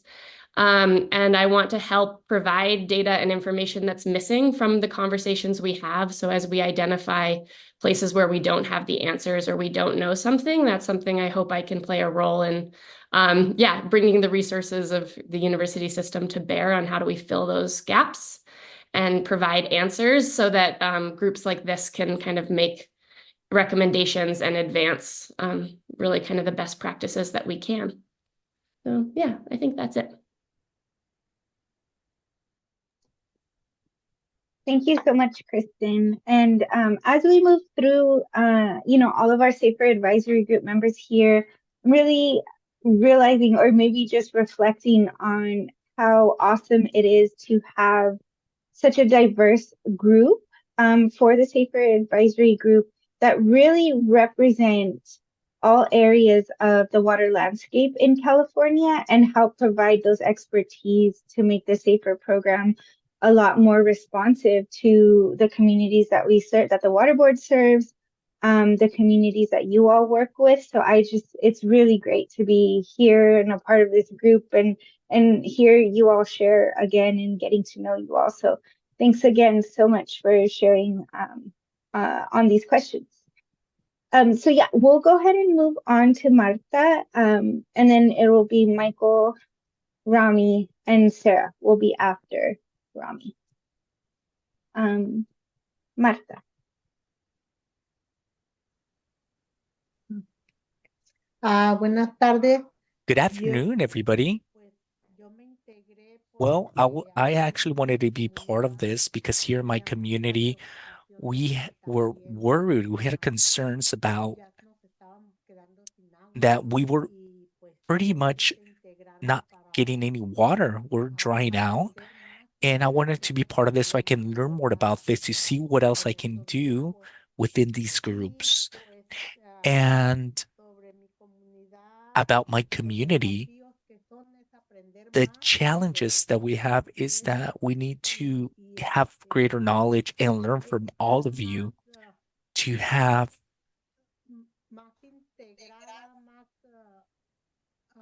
to be more united and to learn all together. I forget the exact word or how to say that.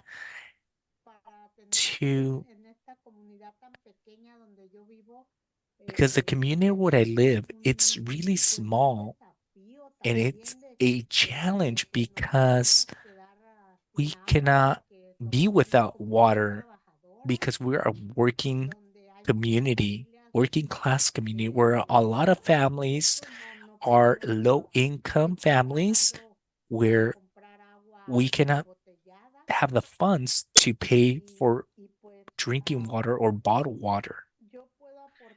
And what I can provide to the group, what can I bring to the table is my time.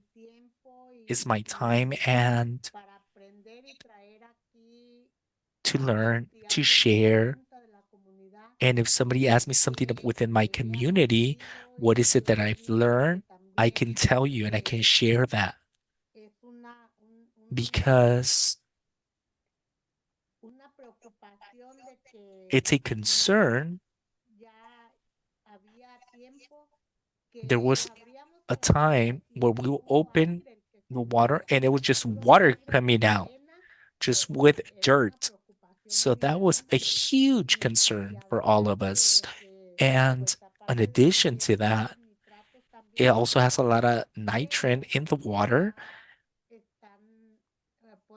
Now they're adding a system here within my community to clean or get rid of that nitrogen and the arsenic that we have within the water, and to be able to drink the water with certainty and with trust. And that's all. Thank you. Thank you, Marta, for sharing. Okay. So yes, we are going to move right on to make sure that everyone has a chance to share. And then yes, if you have any questions, please start to note them so that we can kind of have an open dialogue if there's time at the end. But we do want to make sure that we all have a chance to hear from everyone. So Michael. Vanessa, I think, was it Sarah? Were you raising your hand? I was trying to raise my actual hand. Oh, yeah, that's fine. I missed you. All right. It's a real hand, not virtual. But go ahead. Sorry. Yeah. No, Marta, I know we met last year. Can you remind me the community that you live in, please?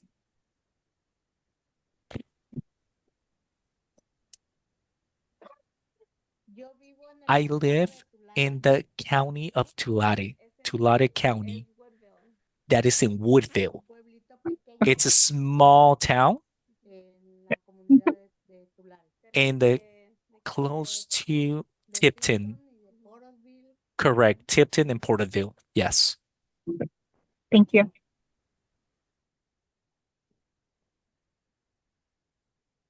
All right, thanks, folks. I'll try to remember to keep an eye on your windows to see if you raise your actual hand as we move through the rest of the list. So Michael Prado, we have you up next. Hello, everybody. Michael Prado, and I'm in the community of severely disadvantaged community of Sultana on the northern edge of Tulare County. And the reason I wanted to be part of the Safer Advisory was because I was part of the movement as an AWA member, presently still. We made the movement to get this to be law for the water to be affordable, reliable, and safer, and clean water. And part of the passing of the SB 200, and I can go further back, but I won't. I'm also involved in several other nonprofit organizations, all with water. And the reason I want to continue was to see what else I can learn from the networking going on and some of the fellow members also. And I want to continue to learn more, to be able to find quicker resources to problems that may be occurring in my community or nearby community. There's a lot of them who don't have a voice, and I tend to be the voice for them. Some of our challenges we've had is providing clean, safe, and affordable water. Like I said, we presently have a consolidation project going on that we're bringing Munson into our CSD of Sultana. And that's been in the making since 2017. So as I speak, we got Munson all tied in to our system. We're now getting all new meters. And then we have a new well from Munson that was turned over to us. And then our community of Sultana, we have a well going in as we speak. And these wells in both communities will be shared through the pipeline that goes 3 miles. And so it's been a challenge to get the money and the funding for it. Thank God we have self-help doing our TA work and doing an awesome job. Sometimes I know their work got overloaded there for a while, but they managed to bring us back up to par. I want to thank them for that. Emma, thank you.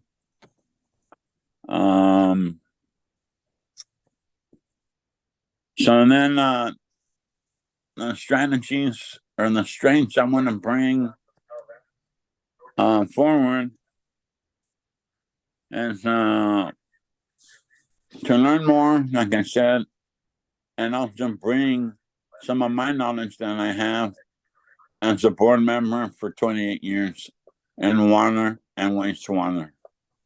And that's really about it. Thank you. Thank you, Michael, for sharing. I know it's been a long time coming working in your community and the surrounding community. So it's really cool to hear the continuous progress being made. I don't know if you want to share a little bit more about that, or how it feels to, not only because I know you've been in this space for a long time. So how does it feel to know that you not only met your community's needs in terms of drinking water, but then we're also able to help bring solutions and expand the help in terms of drinking water to the neighboring communities in your area? I'm sorry, I was trying to listen and it kept breaking up. Go ahead again, I'm sorry. Yeah. So I was just asking, how it has been, how it's felt to not only be able to meet the drinking water needs of your community, but then also be able to expand solutions to the neighboring communities that also experience similar drinking water challenges. Well, it's been a mission, I'll tell you that. Eastern Rosie, as we all know, has had water issues. And I've been kind of a mentor to them and letting them know that there's consolidation going on and there's a way to do it.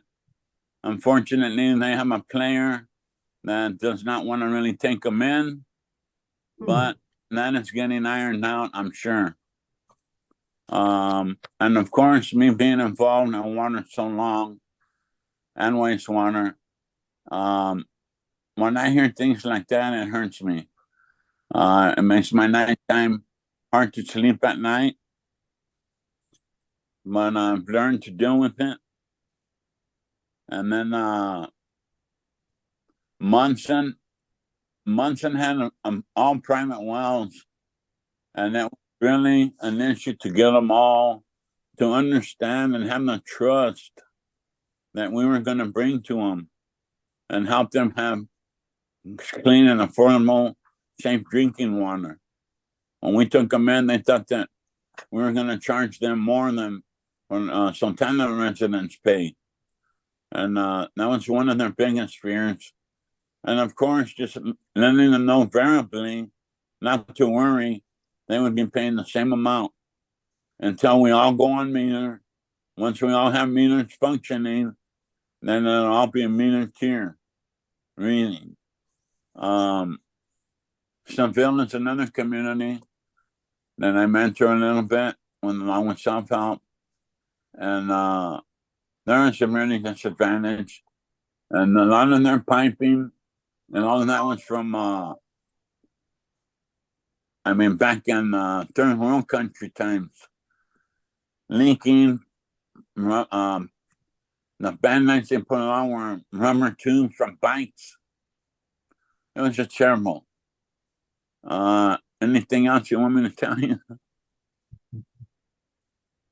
No, thank you so much for answering and for sharing.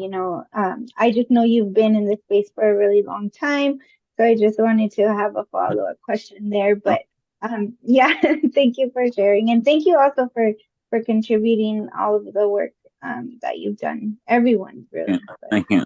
yeah. And If I, I plan sorry, to if I can, go ahead, Oh. Mike. Sorry, go ahead. I plan to continue sharing my knowledge and my expertise. As long as I'm accepted in the program, I plan to be there until you guys remove me. Thank you. Thank you, Yeah. Mr. Bravo. I know, I just wanted to acknowledge Mr. Bravo. He's been, like you mentioned, he has been part of this movement, a part of this effort for a very long time. Again, this is the type of expertise that I mentioned that is a resource here within this advisory group. So this is why this is important to have these discussions, because you all can put your heads together and have great discussions and maybe come up with some great ideas or some great approaches and just learn about the lessons learned. So I want to thank you, Mr. Bravo, for sharing what you've shared today, and keep sharing. Thanks, Vanessa. Thank you. So yes, now we have Rami up. After Rami, we'll have Sarah, Shannon, and then Silverio. Rami. All right. Thanks, Vanessa, and thank you, Michael. Always good to hear from you, sir. Let me tell you quickly about my background. I started my career as a water utility regulator with the California Public Utilities Commission back in 1988. That was a long time ago. So 36 years later, the CPUC reduced the number of small water systems that they regulated from about 300 down to 95. And that's a great success story. Small water basically is not sustainable anymore. With increasing water quality standards, declining groundwater basins, it's not going to work much. So consolidations is something that I see as very important. I joined SAFER for essentially two reasons. One is to encourage consolidation and also to get dollars out to communities. So my company, California Water Service, we have a statewide footprint. We want to be part of the solution. We have mapped out all the failing at-risk and potentially at-risk systems and to see how far they are from our service territories. Some of them are adjacent, some of them are within. But it's always a challenge to consolidate a water system. There's always the issues of dollars, where they're located, logistics, the process of doing it. It's very challenging. Even though a system may be small, integrating it, consolidating it, getting it safe water is usually it's a very challenging proposition. We are heavily regulated. So my regulator is now the California Public Utilities Commission. They have a rulemaking open right now about setting new rules for acquiring water systems. That rulemaking will be concluded this year. They're going to either make it easier or they're going to make it harder to do consolidations. We need a faster, easier process to get dollars out the door. If you've known me on this group, I've been critical of technical assistance providers, but I do understand their role, and I do understand the difficulty in helping small water systems. And I think at the end, I just want to close with, when this program was first started back in 2019, Governor Newsom went to a school in I think it was Fresno County. It was the Riverview Elementary School in Parlier, because that school did not have working water fountains, and they're relying on bottled water. As far as I know, 5 years later, they're still on bottled water. I think we can do better, and we need to do better, because this program is going to expire in 5 years, and there may not be the political will to continue onward. Thank you.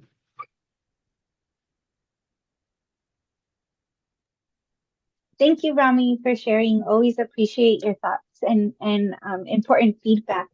So I do have some questions for a couple people here, but just again, for the interest of time, I think we'll circle back if we do have some of that space at the end. of our collaboration session here. So we'll go ahead and ask Sarah to come on and share. Oh, I see Chelsea has a question. I'll pause. Oh, should I ask my question now? Yeah. Okay. Please do. I have a logistical question about contacting one another.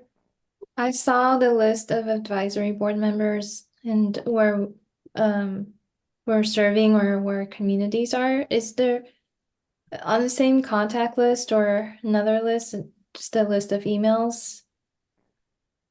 Yeah, so in the resources that we sent out, there is a contact. So it's listed by Safer Advisory Group member, I think the affiliation, the category that each member is appointed to, and then it has the names and the emails at the end.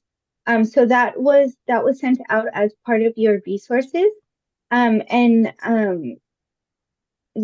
I think as far as like contacting each other and collaborating with each other, we'll go into more detail with that during our presentation from the Office of Chief Counsel that talks about, the Bagley-Keene Act and what we are able to do in terms of Safer Advisory Group members talking to each other and what size group we want to stay away from in order to adhere to all of those laws and regulations. So Chelsea, just to let you all know, your resource binder that was emailed to you all and mailed to some of you, it's in tab number 2. So all of the contact information for the advisory group members is there. Okay. Yeah, I'm looking at the appointee list, but I think that might be the wrong thing. Thank you. I'll try to find the right thing. And we'll go over the resources binder towards Thanks. the end. So yeah, Okay, thanks. thank you. Mhm. Okay, thanks. So yeah, Sarah, I saw you unmuted. Are you ready to come on? Yes, I am. Thank you. Before I forget, I mentioned in the chat, I do need to leave to go pick up my children at 2:45, but I will join by my phone and mute myself if someone will let me back in, please. Thank you. So when I introduced myself this morning, I am Sarah Rutherford. I live in Visalia, but I've also lived in the small disadvantaged communities around Visalia, like Lemon Cove and Exeter and next to Exeter, close to Tullyville. And I am the executive director for a local management zone that was organized in response to CV salts. And as part of management zones in Priority 1 areas, which are all located in the southern San Joaquin Valley, we are tasked per regulations to provide clean drinking water immediately. So through testing domestic wells for nitrate and then providing bottled water to those houses where it's not safe to drink for nitrate. So we are working, some management zones already have safer agreements in place. I actually am working on our own and just submitted our budget and proposal to staff at Division of Financial Assistance, have a call again tomorrow. And so with that, we would expand our program beyond what is required by the regulations to include other co-contaminants. And then from there, be able to offer additional solutions like point of entry or reverse osmosis, things like that. So as part of our work, though, we are in communities regularly. And as was mentioned earlier, providing education about, where water is in fact safe to drink and where it may not be and what to do if you don't know. And so we spend a lot of time in community talking about those issues, especially nitrate and the potential health impacts and what to do if your water does have an exceedance of nitrate in it. And so I wanted to come and join this group for those reasons. My day-to-day job includes that. But also because before this job, I worked for a consulting firm that is a TA provider and, saw firsthand how some of these things how this funding was being used and how engineers would work with communities or sometimes not work with communities. And also have worked closely with self-help and our local GSAs too. So I feel like I've had this unique experience in my previous jobs and also just personally, having had a domestic well that was contaminated with nitrate, and my kids have gone to a school in Lemon Cove where again there's bottled water, and that's been going on for more than a decade.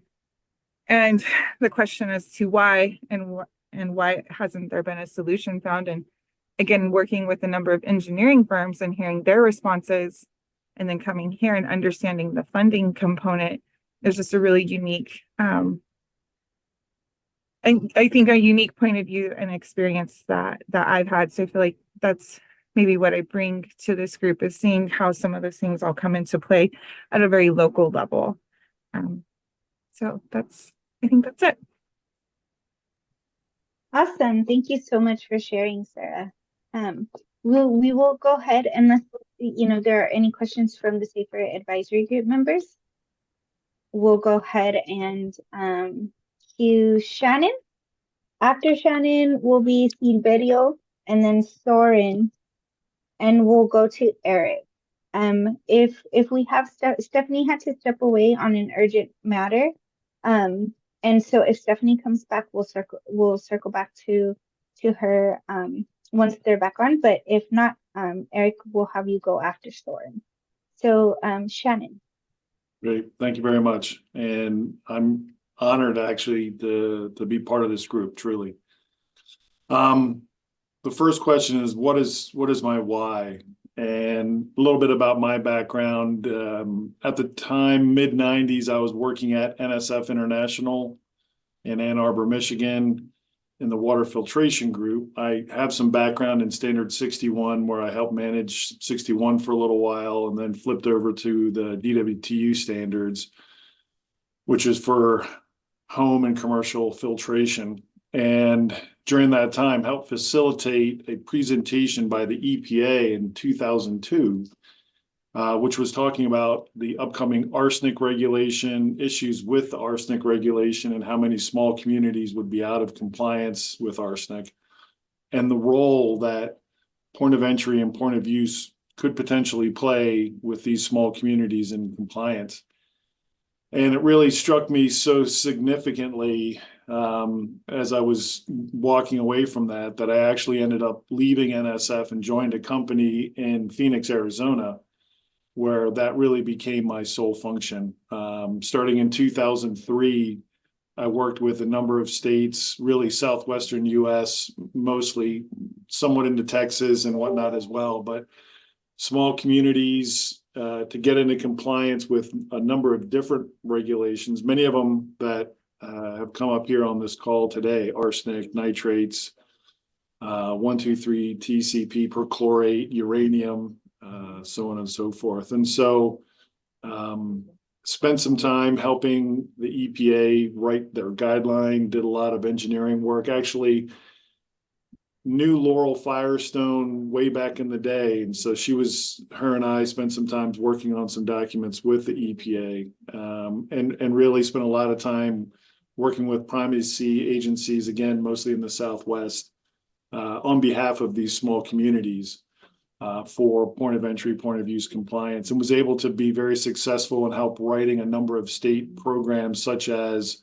the state of Arizona has a pretty robust decentralized program that they now have in place. And I've worked on a number of small communities there to get them into compliance. I've been boots on the ground. I personally grew up in a number of different, I'm Canadian by birth, moved to Philadelphia and then Detroit area. Most of my water experience is on private wells, which then, of course, means you're on a septic system as well. So all the issues with private wells and septic system and what that means is how I grew up. But I've been to a number of different places, a small agricultural area, 100 homes that has a commercial RO system because they have high nitrates. And when I talk to them about drinking water in the summertime and the well going dry, what they would do, and they would just tell me, yeah, well, we turn the RO off. That was their answer, and so stories like that just really break your heart, and you just know that collectively we can be better. So that's kind of my why. Is I've spent a lot of time working with a number of small communities and schools. I've been at a number of different schools, especially for lead issues and lead abatement in different schools, and implementing a filter first program where we're installing filters. And these aren't, I'm here on behalf really of the Water Quality Association. I'm located in Temecula, and we're a small manufacturer of water filtration products called Aquamore here in Temecula. But really, it's my position as a board member of the Water Quality Association. I'm a past president of the Pacific Water Quality Association, and still involved with a number of things, whether it's lobbying. I just was up in Sacramento last weekend lobbying on behalf of clean water. DC, I spent a fair amount of time in DC. I've been out to Cincinnati to help discuss and sort of spitball with the EPA in regards to the lead and copper rule, PFAS rules that's going to be coming down the line here in a couple of weeks or a couple of months, I guess. And I'm also involved with the NSF Joint Committee. So state of California asked to get 123 TCP put into NSF Standard 53. So because of my relationship with the NSF standards, I was able to get that promulgated and put through NSF 53. And now hopefully we're getting some systems certified to those standards. And as well, we're talking about university, Kristen. In terms of universities, I do a lot of research with the Water Quality Research Foundation, WQRF, and I've spearheaded a number of projects. Most of my research projects have really run through the University of Arizona, but it's open. It's definitely open for bidding, just so you know. In terms of issues, my son went to Kettering University, which is in this little known town of Flint, Michigan, if anyone's heard of Flint, Michigan. And my son called me up one day and said, "Hey, Dad, there's something going on with the water here." And so I started digging into it, and he was at a frat house, and I called him back and said, "How many kitchens do you have in the frat house?" And I basically expedited a pallet of RO systems to the frat house and said, "Don't do anything with that water. You've got to have it through this RO system." And so did a lot of work with Flint, Michigan, and actually also got involved. I do some work with forest fires. And so I did a lot of work just recently out in Maui, donating a lot of product out there for free fill stations for folks that were displaced due to the wildfires. In terms of myself and my strengths, like I mentioned, I'm on the board with the Water Quality Association. Through that, I actually was able to get onto last year, the AWWA had their AWWA 2050 initiative. I'm not sure if anyone's familiar with that or not. But AWWA was asking themselves, what is water going to be in the year 2050? And they had 5 different sessions, each one talking about a different aspect of water in 2050. And I was brought in to be a voice for small communities in 2050 and what's that going to mean for these small communities in water compliance. And so I was out in DC for that, and certainly honored to be part of that program. So it's my experience with boots on the ground in the regulatory space, in the standard space, the contacts that I've got with EPA and a few other individuals, and really just wanting to drive small compliance for these small communities. I know that I represent what's considered to be a short-term solution. But as we stand here today, I was working in 2003 with small communities for arsenic. And I know that there's rules and regulations and laws, but for me personally, I feel we could go out and solve all those problems. There's small communities that are still struggling with arsenic today, and we could solve those problems immediately while we figure out how to do it long term. But the most important thing is getting these individuals the water quality that they deserve. And so that's really what fuels my passion.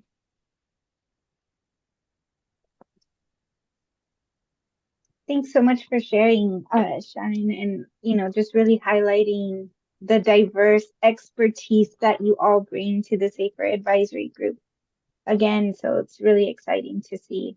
And welcome, because it's your first term on the Safer Advisory Group. So happy to have you. Thank you. Yeah, glad to be here. Okay, so if there's no questions from Safer Advisory Group members, we will go ahead and ask Silverio to share. After Silverio, we'll have Soren and Eric.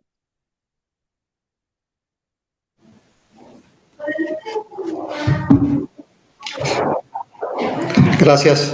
Sí, buenas tardes. Thank you. Yes, good afternoon, everybody. My name is Silverio Perez, and I'm in a community. I'm so sorry. This is the interpreter speaking. Looks like we're having some audio issues. We're in a small community in my county. It's a small county.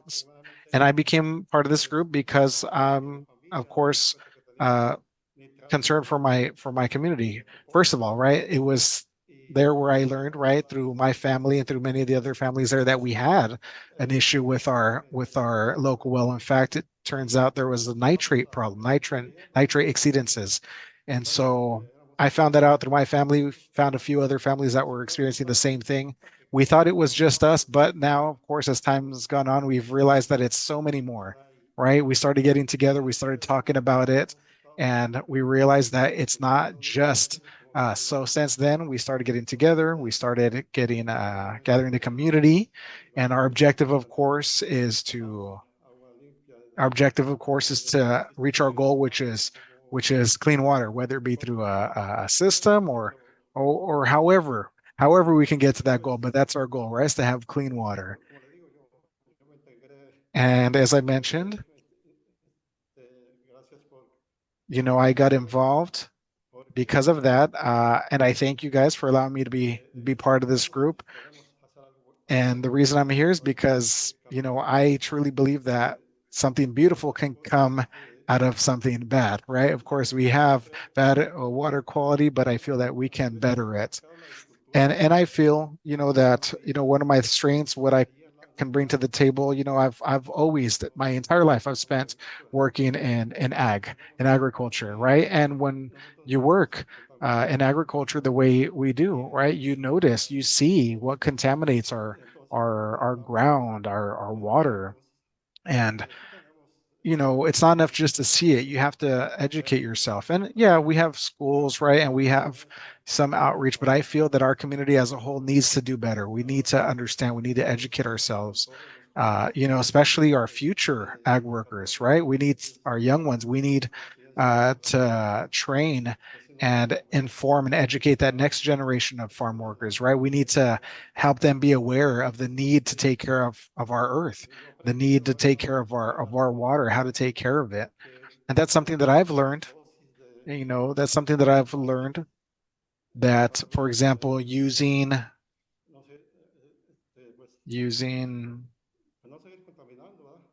even the use of fertilizers can be something that contaminates our ground. And I feel that we need to learn better practices. No doubt there are better practices, better methods to go about our work without contaminating our ground or our water. And maybe that is a long-term goal, but I do feel that we can reach it. And again, take care of our environment. I think that it's important for us to try to seek a way to be better, to not contaminate our ground. And again, that's the objective, right? Is to create awareness, especially for our young ones, our next generation, our future ag workers, our future farm workers. And that's what brings me here to the table. That's what motivates me to be here with you. And of course, in addition to that, my community in particular has needed a lot of support in the past and still needs it. And so I feel it's important for us to have a good system that works. And to get that, of course, we need financial assistance too, right? So that we can reach our goal of clean water and get to a point to maybe where we can even just open our faucet and drink water from there, right? Right now, what we're doing is receiving bottled water. And so we know it's not always going to be that way, and it shouldn't always be that way, right? And that's why you know, as a community, we're united. We're doing whatever we can. We're presenting ourselves as a single force to see what we can do to, you know, to get ahead, to better ourselves. And there's so much more to say, but you know, I thank you for these couple of minutes that you've heard me out, and you know, I have every intention of continuing, you know, learning with you all and sharing with you all. Thank you. Thank you, Silverio, for sharing, and welcome. I know this is also your first appointment to the Safer Advisory Group, so we're really happy to have you.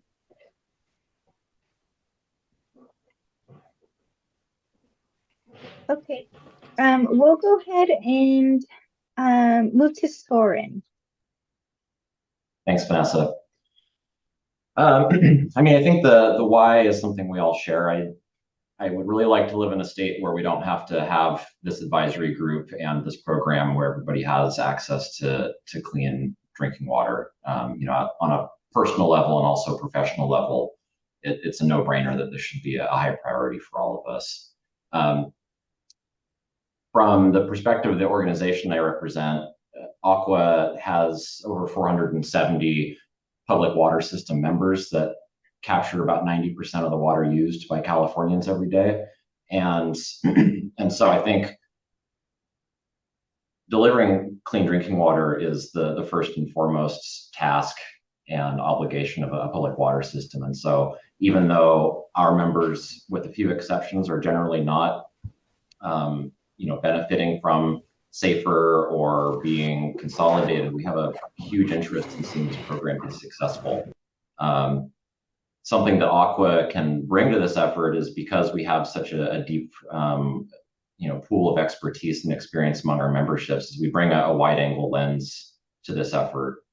You know, working on this is just a small part of what we do, and this does not happen in a vacuum. So there's a lot of other things happening that affect safer and the availability of safe drinking water, like the Sustainable Groundwater Management Act and irrigated lands and water supply reliability across the state. And so the association has a really vested interest in seeing this program be successful and being a meaningful participant, which is also why we played a big role in SB 200 being passed in the first place. So that's why we're here, is we want to see it through and be a productive part of the group.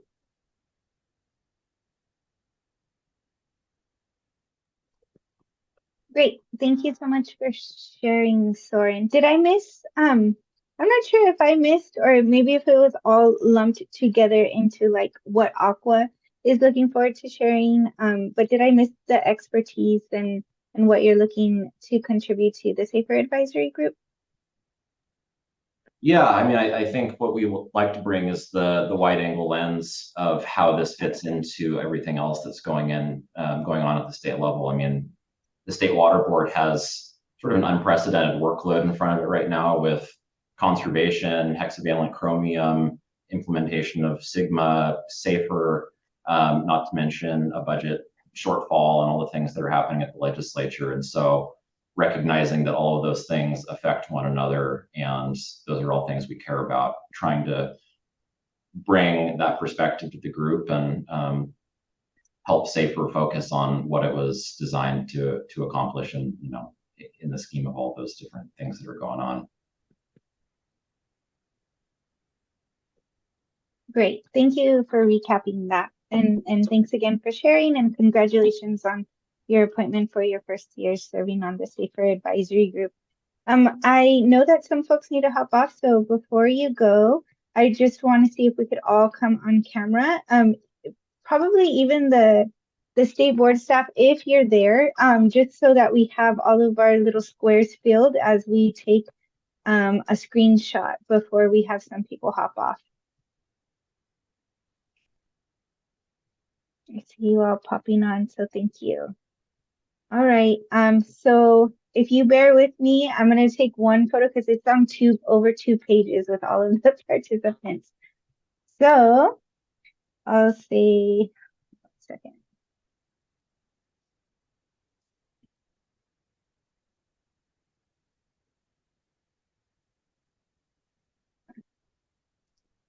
Okay. Okay, ready?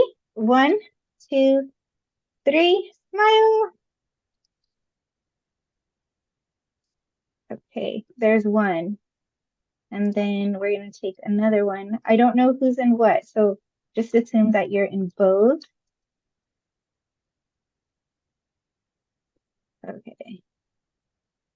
Okay, 1, 2, 3. Got it. Okay, thank you all.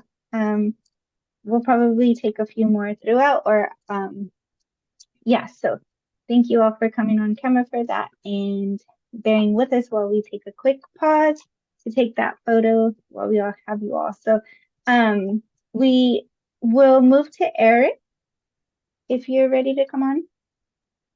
Yes, thanks a lot, Marina. Well, hi everyone again. Good afternoon. I just wanted to share a little bit. So what is my why for joining the Safer Advisor Group? I think I'll talk a little bit about where I grew up. So I grew up in Kern County, and I saw in Kern County there's a lot of environmental challenges, both around air quality and water quality. There's some significant challenges for domestic well and small water systems in the area that I got to learn after I started working on water policy. But the reason why I want to do this work is because I want to work on issues that impact Latino communities like the ones that I grew up in. And water access is one that disproportionately impacts Latino communities significantly. And so to share a little bit about Community Water Center, we work with a lot of unincorporated communities, communities in rural areas of the state, particularly in Tulare County um, uh, and on the Central Coast as well. And so these communities all have similar challenges despite living in different regions. A lot of them live with contaminated water that has been caused by industries as well as water access issues that can be attributed to um, the management of water resources that we have, both on the technical side of a water system, but also on the water supply side and the hydrology of groundwater as well. So those are some of the challenges that the communities we work with face. And what I bring to the Safer Advisor Group is just a commitment to those communities, a human right to safe and clean drinking water, a desire to represent their interests here, and to see their interests continue to be a priority for the advisor group and for the state. And so prior to me joining the Safer Advisor Group, we would support Safer Advisor Group members who are community representatives prepare for these meetings. There's a lot of information that's given to community members, so we would just review the materials ahead of time. And so that was what I used to do before I served on the advisor group. Submitted my application. This is my second year of my term, and we continue to work through the state water board's regulatory process for drinking water regulations and other really important documents that the state water board staff and board are working and doing really great work on. So that's what I bring to the Safer Advisor Group, and just excited to have such a great group of folks joining us in this new term of Safer Advisor Group members, a lot of expertise, a lot of community knowledge. And so just really privileged to share this space with you all and excited about the work that we can accomplish together.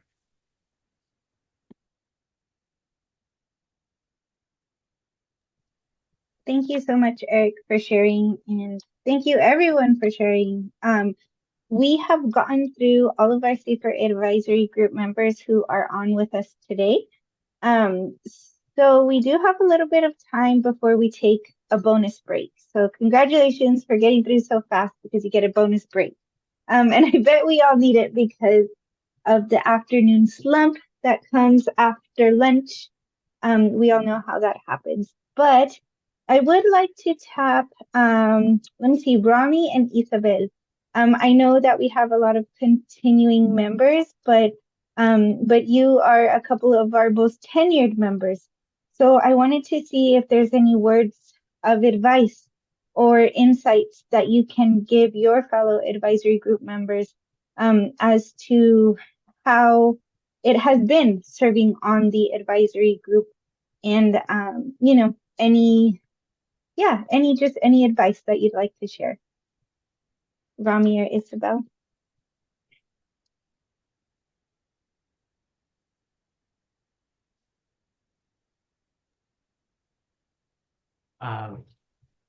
Yeah, I'll go ahead and get started. This is Rami Kalan again. Thanks, Vanessa. There's a lot of material that we get shared, and we appreciate that. I mean, the email that came in was very comprehensive with all these materials. My only advice is that if you really want to dig into it, you can, and you should express your concerns at these meetings. That's your chance to provide guidance to the group and to say, these are your priorities and what's important to you, and weigh in on progress and reports that you'd like to see from the staff about consolidations and dollars spent and that sort of thing. It is buried in the reports. I don't want to say buried because if you read, it's all out there, but there's a lot to read, and so feel free to ask questions and make your views known on your priorities and what the priorities of the group should be. Thank you. Thank you, Rami. And, this will be shared more later by Marina as she, if we take a deep dive into resources that are available. But just piggybacking on Rami's comments there, that, Safer Staff is here for you to answer questions or concerns that you might have before Safer Advisory Group meetings, after Safer Advisory Group meetings. So please use Safer Staff, especially Marina, Caroline, and I, as resources as you serve on the advisory group. Does anyone else want to share any insight, any advice, or I know, Isabel, I guess you just stuck out to me because you are now our resident that is the most tenured. So you've been on the Safer Advisory Group the longest. So that's why I just wanted to see if you had advice or, anything that you'd like to share about your experience serving on the advisory group.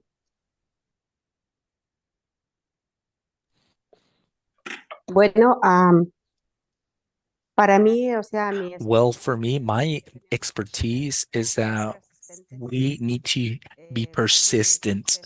And my advice is that we have to be persistent. It's like a pathway, it's a gap challenging because there are going to be different setbacks along the way. But if we keep on being persistent and we're working and we're always providing our ideas and solutions, we are going to notice that the valley, the state, everything's connected with different problems, but at the end of the day, they're similar, relatable, and they take us to the same end goal. We need to get to that goal to preserve our resources, that that they have everything that is accessible, and to take care of that resource, because at the end of the day, water is life. It's can be frustrating because we do see, based in my experience within my community, is a disadvantage of not knowing the language barrier, for instance, but we have the will to see a change, to help our people, that we're eager to see that change, and two, not having the skill sets, because we have to have different water assessment standards that the federal and state level are required. And that's really important for us. And at the same time, how to manage things when you are in a total farm working area. We need to work within those parameters and how to educate these people, because they're the ones who are bringing the jobs and the work over here. This is not about who has more power, It's about how can we work along side by side so we can all survive. Because we hear cancer and we talk about water, climate change. We need to work together because within this valley, we're having a lot of heat waves. Everything is affecting us. How, as a community, can we provide that and work alongside? And it takes a while, even several years. And sometimes we can actually have a little bit of desperations, but we need to have faith within God. But this group that's being formed by law that we actually fought for several years, I was actually part of that, of providing and being working with this law within several years of being challenged, but we want to make a change, a real change. And let's not get discouraged. Let's continue helping our people in different areas. We need to bring all the problems here, all related challenges, because it's going to affect us at the end of the day. If we don't have water, once again, there is no life. We need to protect our resources. And how can we do it? Is doing these type of meetings, talking about working as a team, finding solution with people who have expertise, and also we need government assistance because at the end of the day, we need the funding, right? Thank you. Thank you. Thank you so much for sharing, Isabel. I just wanted to open it up. We will take a quick break, but I just wanted to open it up to final thoughts or comments. We just have just a couple of minutes, but didn't want to cut it short and just to make sure everybody got to share you know, everything that they wanted to. So this is the time for your final thoughts. And if there are none, we'll go ahead and take a break. So yeah, seeing none, we'll go ahead and take a break. We'll come back at this is kind of weird timing, but we'll be back at 3:00. Wait, is it 2? Yeah, 3:00. Let's say 3:05. Let's say 3:05 just to even it out. Let folks take care of stuff. So we'll be back at 3:05, folks, and we're going to do the last portion of the session. So thanks for hanging in there. We'll see you at 3:05. Thanks. Bye.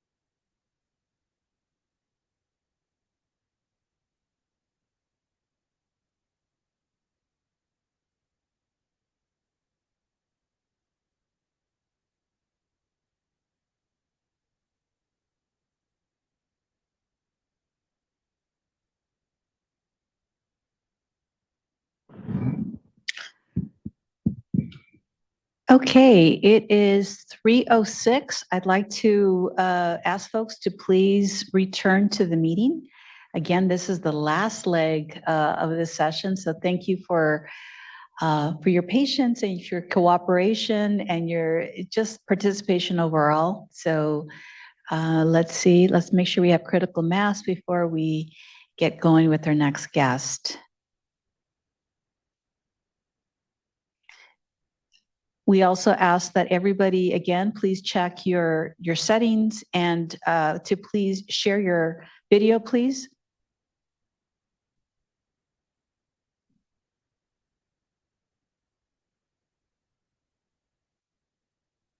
Okay.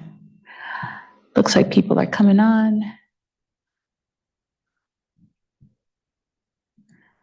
Okay. All right, we'll go ahead and get started now. Again, thanks again for the great opportunity for all of us to get to know one another and to network. Vanessa, thank you so much for leading that session. That was truly informative, and I appreciate everybody's participation in sharing their background, sharing their knowledge, and I urge you to please continue this conversation. If there's something that you didn't get to ask, please make sure you ask before the end of the day during the meeting. If not, feel free to follow up with the members afterwards. Again, there is a contact sheet that is in your advisory group binder that you received online just about a little over a week ago. So I urge you to review that, have it available for this next few minutes if possible. There's a lot of information there that we're going to be sharing. So if it were in person, we would have been leafing through it together, but it's virtual. So we're going to rely on you to have the materials on hand. So with that being said, I would like to segue into our next section, and that's on legal obligations. As you probably know, being a SAFER advisory group member means that there's a lot of obligations and responsibilities that you need to be aware of. So today we have Anthony Austin from the Office of Chief Counsel, who will be reviewing these key legal obligations with you. Anthony, I'm handing the mic over to you. Thank you, Marina. I'll let you, please let me know if you can't hear me. But we can proceed to the next slide, please. Again, my name is Anthony Austin. I am an attorney in the State Water Board's Office of Chief Counsel. I advise the board's Division of Financial Assistance on a number of its financial assistance programs. I also advise the Division of Water Quality on a couple of its financial assistance programs. And I now have the pleasure of advising OPP and the SAFER Advisory Group on the work that you all are doing. So it's an honor to be here today, and it's inspiring to have heard all of your whys that you offered up in the last part of this meeting. I have about 15 minutes today to talk. There is a lot of information, but if you have questions, please feel free to ask. If you want more information, I'm not going anywhere.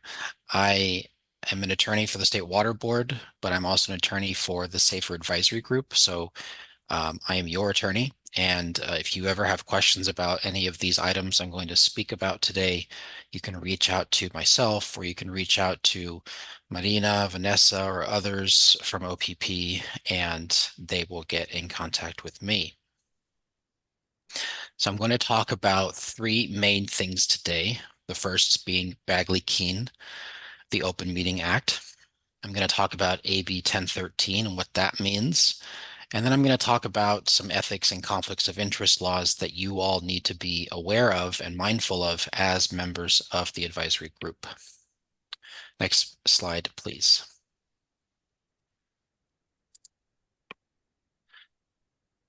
California's Constitution gives people, the public, the right to access information about public business. So for that reason, the meetings of public bodies, including the SAFER Advisory Group, must be open to public scrutiny. And yes, this meeting that we are having right now is open to public access. It was publicly noticed. And members of the public can listen in, maybe listening in right now to the webcast of this meeting. I don't know if there's anybody with Marina, but Marina is in the public space that was listed on the public notice so that members of the public could join if they wanted to in person. They could sit with Marina in there, and there would be a big screen that you would see in that big hearing room, and that's how they could participate. So the Bagley-Keene Open Meeting Act intends for actions of state agencies to be taken openly, and that agency, including the Safer Advisory Group, deliberation be conducted openly. To be subject to Bagley-Keene, a state body must conduct a meeting. That's pretty much it, but there's a lot to unpack there. So first is, what is a state body? Well, by law, advisory groups and advisory committees, including this one, are subject to Bagley-Keene. A meeting occurs when a majority of the state body gathers to hear, discuss, or deliberate on an item under its jurisdiction. So because the advisory group consists of 20 members, a majority, when a majority of you, 11 of you, gather to hear, discuss, or deliberate an item under the jurisdiction of the Safer Advisory Group, that is a meeting subject to Bagley-Keene, and it must be noticed to the public, and there must be specific steps taken to ensure that the public may participate in that meeting. There are two, well, really just one item that I wanted to draw your attention to in particular with respect to meetings. So as I said before, when a majority of the Safer Advisory Group meets, that is a meeting. Less than majority of you may meet, but you need to be mindful of what are called serial meetings. Serial meetings, and that's SERIAL, comprises several communications, each among less than a majority of the state body, which, when taken together, involve a majority. So, for example, if, for example, member Rami Colon and member Isabel Solorio were to meet either in person or on a phone call or via Zoom or via text message, and then member Rami then has a meeting with member Eric Orellana about the same content, the same subject matter that he had discussions with member Isabel Solorio, that is a serial meeting. If you were to continue along that scenario, right? If enough of you had separate conversations about the same thing, such that 11 or more of you all collectively were talking about the same thing, that is a serial meeting. It's a little bit easier to describe with a smaller group. So for our board, for example, there are 5 State Water Board members. We can have briefings with up to 2 members at a time. Any more than 2 members would be a majority of the board and would be subject to Bagley-Keene. But for example, if we had a meeting with board member Firestone, our staff, cannot have a subsequent meeting with the board chair about the same content that we had with board member Firestone.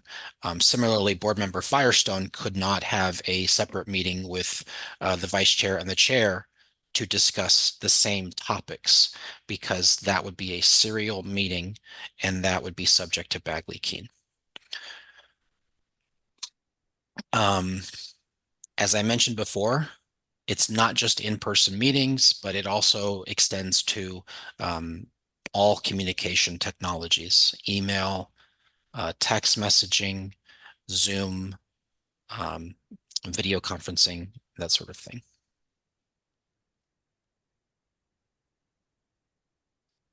To avoid inadvertent violations of Bagley-Keene, we generally just encourage state body members to follow the rule of two. That ensures that you absolutely will not convene a majority of you. Although being that there are 20 advisory group members, if it's 2 or 3, you probably should be fine. But the point to remember is that to minimize group meetings to discuss something that is subject to the Safer Advisory Group jurisdiction. So again, the act applies when a majority of the state body gathers to hear, discuss, or deliberate a matter. So to hear, discuss, or deliberate, a state body does not need to vote. So you all do not need to vote in order for it to be considered a meeting. It could be a workshop, it could be an information session, it could be a listening session. If you are hearing or receiving facts or information related to the Safer Advisory Group, that may constitute a meeting. I think, can you go to the next slide, please? Anthony, Yes. how do you feel about taking 1 or 2 questions? 'Cause I know this is some pretty. Sure. Yeah, I'm happy to take questions after each sort of section here. Before I get to 1013, though, I wanted to say, given the pandemic, Bagley-Keene was subject to executive order amendments as well as statutory amendments. Certainly, so Bagley-Keene has some very strict rules about state bodies that participate. Before the pandemic, our state bodies, our board, met in person. The pandemic certainly, obviously, complicated that requirement. So the governor suspended some of the Bagley-Keene requirements for the purposes of the pandemic. Bagley-Keene was recently amended last year. Those amendments went into effect on January 1st of this year.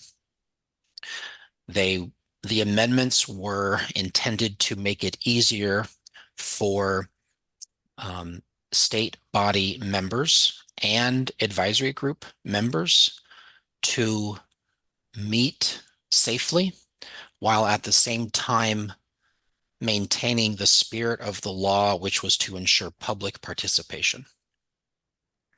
And so I'll give an example of what that means. The advisory group, I think every advisory group member is participating remotely from their own home or from a place, the location of which did not need to be disclosed to the public.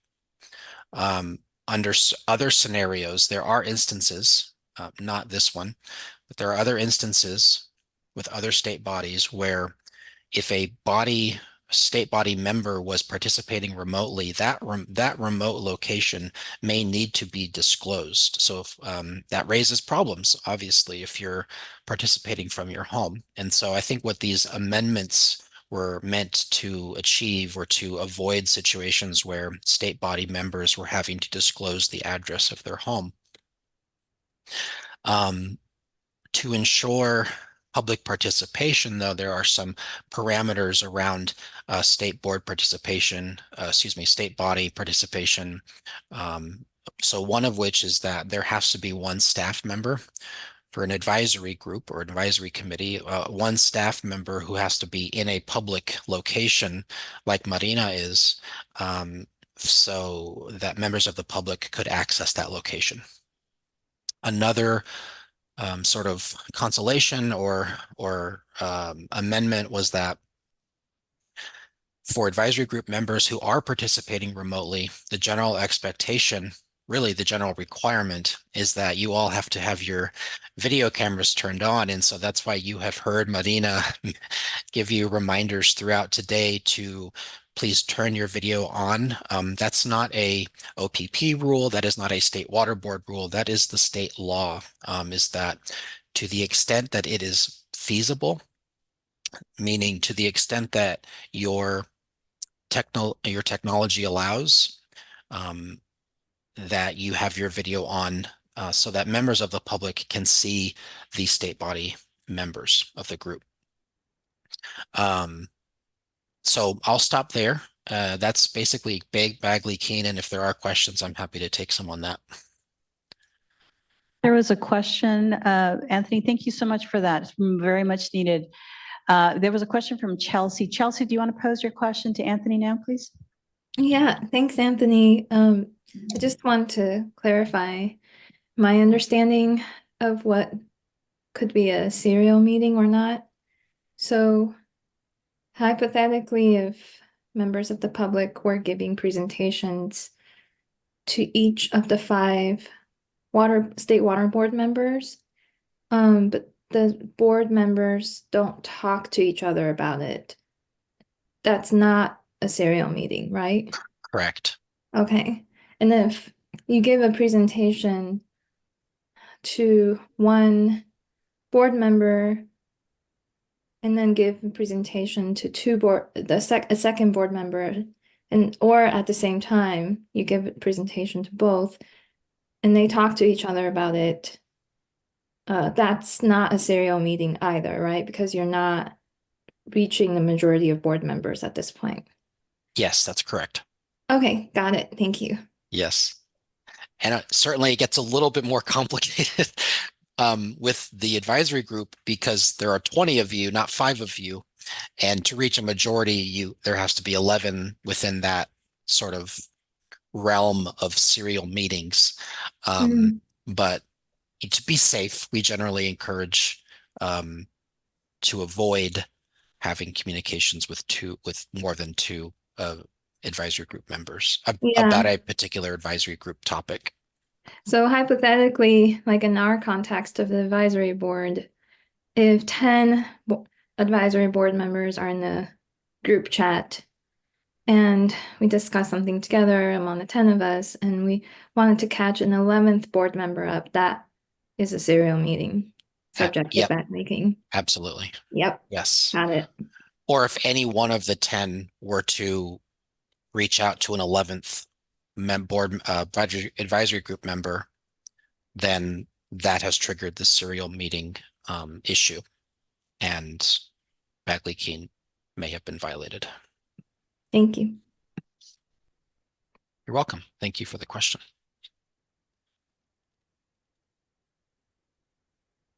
Were there any other questions? Okay. Hey, Anthony, just yes. Sorry, just one generic question. The Bagley-Keene Act, does that only apply to state bodies, government bodies, or does that extend to other groups like homeowners associations? Bagley-Keene only applies to state bodies. So commissions, advisory group committees, boards.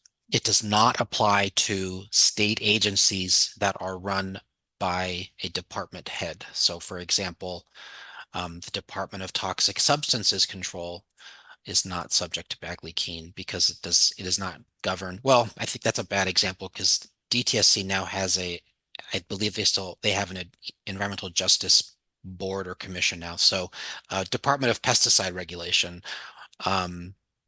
would not be subject to Bagley-Keene because they are not run by a board or a commission.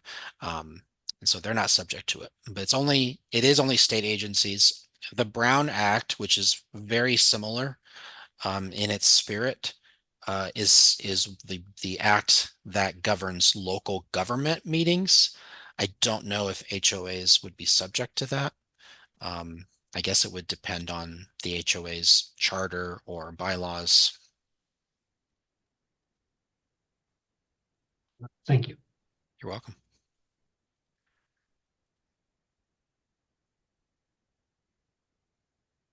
Okay, next slide, please. So in 2019, a bill was passed amending Government Code 11,000.5. And the bill prohibits state agency evaluators from reviewing a discretionary grant application submitted by an organization or person for which the evaluator was a representative, a voting member, or a staff member within 2 years preceding the receipt of that application. So I am not familiar with whether the Safer Advisory Group ever evaluates applications, discretionary grant applications. I don't believe that they do, but please correct me if I'm wrong. But if they did, a advisory group member would be prohibited from reviewing that application if that advisory group member was a representative, a voting member, or a staff member of that applicant, the entity or the person that submitted the application. And that is to avoid a conflict of interest or even the appearance of a conflict of interest. To be clear, the terms representative and staff member do not include unpaid volunteers.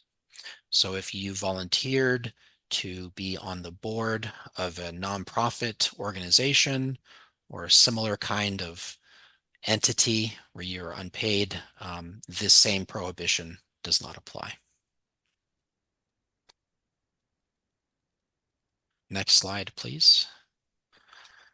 So this is the third and final area. There will be a few slides on this one, but this is going to be about conflicts of interest. There are a number of state statutory conflict of interest requirements and things to be mindful of with respect to conflicts of interest and your responsibilities as advisory group members. Next slide, please. The first one to point out is under Government Code Section 1090. Under this section, members and employees of a government body, which includes the advisory group members here, shall not have a financial interest in any contract made by them in their official capacity or made by any body of which they are members. So you, as an advisory group member, may not be on both sides of a transaction where you have a financial interest at stake. And there's an example here provided. So an advisory group member may not advocate for safer funding going to an entity which you have a financial interest in. Next slide, please. And I should say there are pretty stiff penalties and ramifications if that's done. The contract would be undone. There could be civil penalties, and I think there might be criminal penalties as well.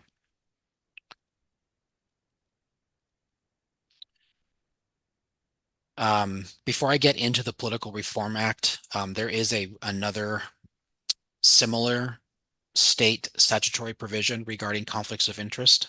This is under Public Contract Code, Section 10410. Under that provision, no state officer, employee, or appointed official shall engage in any employment, activity, or enterprise from which the official receives compensation or has a financial interest, and which is sponsored or funded by any state agency through or by a state contract.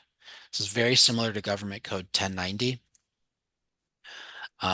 but just makes clear that, again, you may not have a financial interest in an activity that the Safer Advisory Group is undertaking. The Political Reform Act has been around for many years, decades, in fact. And there are two main requirements for purposes of the advisory group that I want to highlight. There are a lot of aspects and different pieces to the Political Reform Act, but there are really two that you need to be mindful of and that I'm going to talk about today. The first being a financial conflict of interest. Safer Advisory Group members have a disqualifying conflict of interest in a governmental decision if it is foreseeable that the decision will have a financial impact on their financial interests. To avoid the actual or even perceived bias, SAFER Advisory Group members are prohibited from participating in such government decisions. Now, there are 5 general types of financial interests where this could arise. Business entities or ownership, real property, income, gifts, and personal finances. If a decision may have, if a SAFER Advisory Group decision may have a financial impact or effect on any of these 5 interests, an advisory group member is disqualified from participating in that SAFER Advisory Group decision if the financial impact is foreseeable and is significant enough to be considered material. Next slide, please.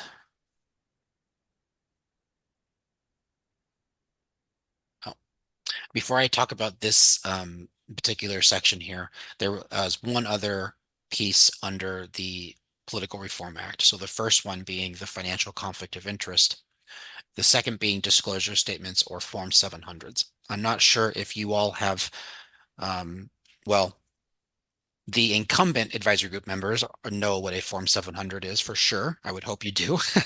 But the newly appointed members might not have seen the Form 700 yet. These are disclosure statements. Advisory group members are required to file a statement of economic interests every year.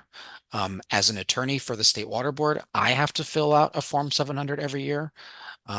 They are very strict about filling these out every year, and they come with very serious consequences if you fail to do so. But you have to disclose investments, interests in real property, income, gifts received, and other financial interests in these Form 700s every year. It's a lengthy form. There are instructions that give examples of what constitutes any one of these categories. So for example, if you receive a gift from your spouse, you don't have to disclose that. That is not a gift that needs to be disclosed. If you receive a gift from a professional acquaintance who happens to be a lobbyist for the State Water Board, you would need to disclose that gift. So the Form 700 instructions provide very clear instructions on what needs to be disclosed in these forms. They used to be done on paper. Now they have moved to electronic versions, which makes it much easier to fill out. And there are a number of resources that you can look to, not just the instructions, if you have questions about whether something must be disclosed on the form or not.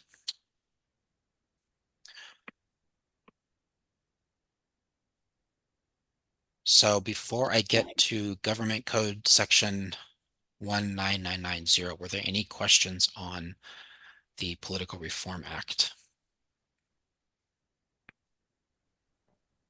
Well, in terms of this Form 700,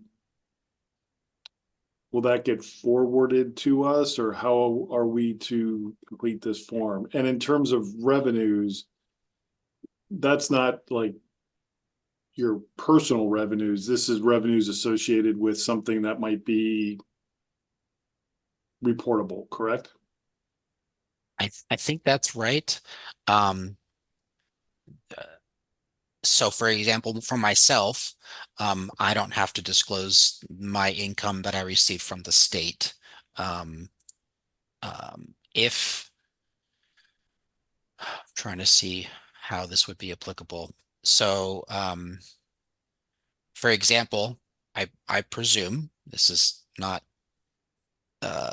please don't construe this as legal advice, but I would presume that board advisory group member Rami Colon, who works for a statewide private utility, would have to disclose the income that he receives for that community from that entity because of the work he does with the SAFER Advisory Group. It doesn't mean, disclosing these things on this form doesn't mean that you cannot participate in those activities. It's just a matter of disclosing to the public. These forms are publicly available. Disclosing to the public your ties to these different categories, so that if there is an actual conflict there, that you are properly separated from a particular decision that would fall under the purview of the SAFER advisory group, so as not to taint that process. When that form gets shared with you, I'm not certain. I would have to defer to OPP folks. I don't know if Marina, you are aware. If we could make the Form 700 available. Okay. Okay. Thank you. When I get it, it just comes to my email. It comes in my inbox, and that's how it's distributed to me. But I'm not sure about the advisory group members.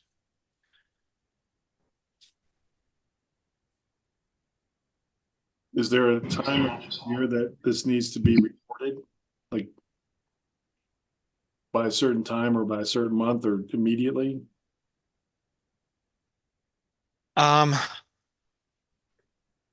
Yes. So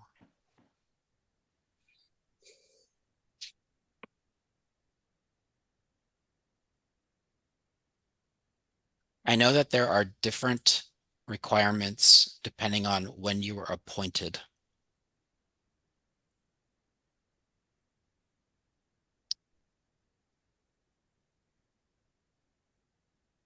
So it has to be filed within a certain period of time after your initial appointment. And then thereafter, it has to be filed by April 2nd of each year. But I can look into that and get back to the advisory group. Yeah. Thanks for that question, Shannon. Anthony, we have a question from Jim. Yes, Jim. Yeah, hi, Anthony. Just a quick question about the Form 700. Since we're in an advisory capacity and we're not making decisions, are we still required to do the Form 700? Because it was my understanding that since we weren't making any decisions, but just an advisory capacity, that was not a requirement for this group. Yeah, thank you. I will double check this as soon as possible. It was my understanding that as appointed members to the advisory committee that you were subject to it, but I will confirm that and get back to OPP and they can follow up with you all. And I do have one follow-up question on that. If we are required, is it? I know a lot of folks have sensitivity to having their personal home address on these forms, since they are public information. Would it be that we could use, or would it be appropriate for us to use the State Water Board's address as far as that contact information? I will look into that as well. Thank you for the question. Thank you. Yeah, just for clarification, any forms that we will need to provide the advisory group members, OPP will provide those to you. And we will do so just as quickly as we can. So as soon as we get additional guidance from Anthony, we'd be happy to make those forms available.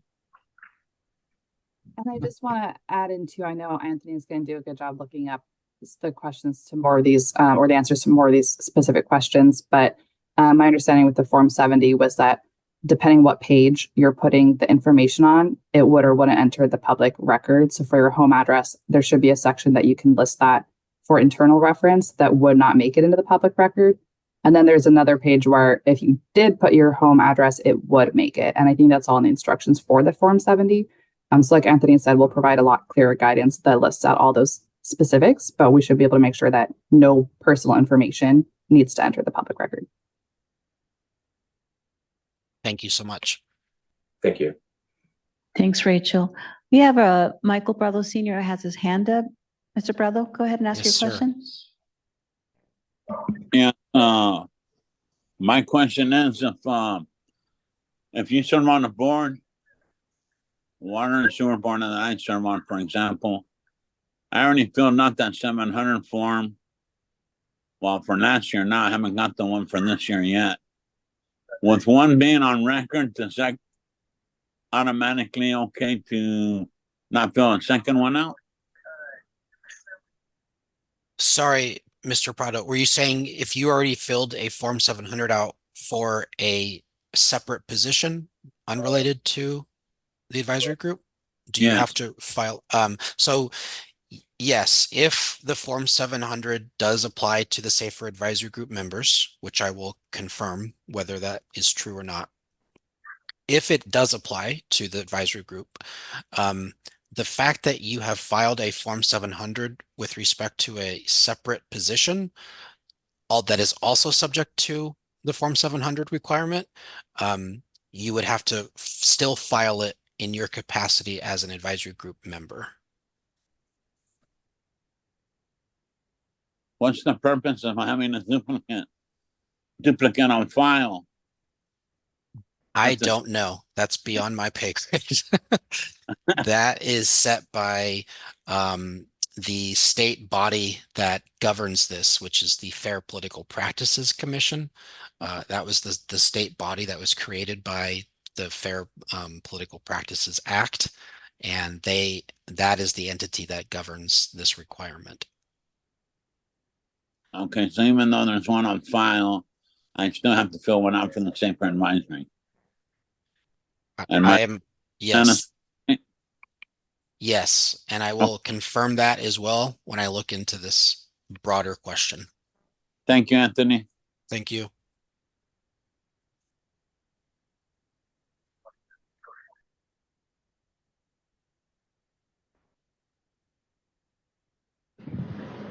Great questions so far. Any other questions, comments, concerns, clarifications?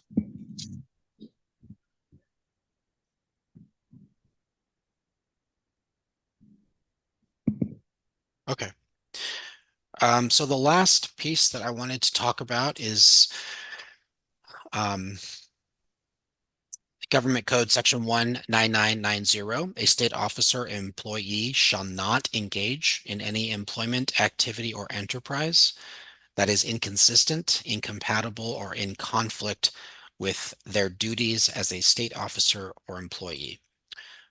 Activities that are deemed to be inconsistent, incompatible, or in conflict with that official duty include using your prestige or influence of the appointing authority for your private gain or advantage, or for the private gain of another, using state time, facilities, equipment, or supplies for private gain or advantage, receiving or accepting money or any other consideration from anyone other than the state for the performance of your duties as an advisory group member, receiving or accepting directly or indirectly any gift, service, gratuity, favor, or any other thing of value from anyone who is doing or seeking to do business of any kind with the State Water Board, the Safer Advisory Group, or whose activities are regulated or controlled by the State Water Board, under circumstances from which one could reasonably infer that the gift was intended to influence the advisory group member in your official duties. That was kind of a lot to unpack there, but avoid receiving anything of value, which would appear to be a quid pro quo, or as consideration for your influence on the advisory group. And I believe that's the last of the slides. If you want to advance to the next slide. Well, this is the last slide, but yes, it just reminds you that if you have questions, you can ask OPP, you can ask me, and we can help answer those questions.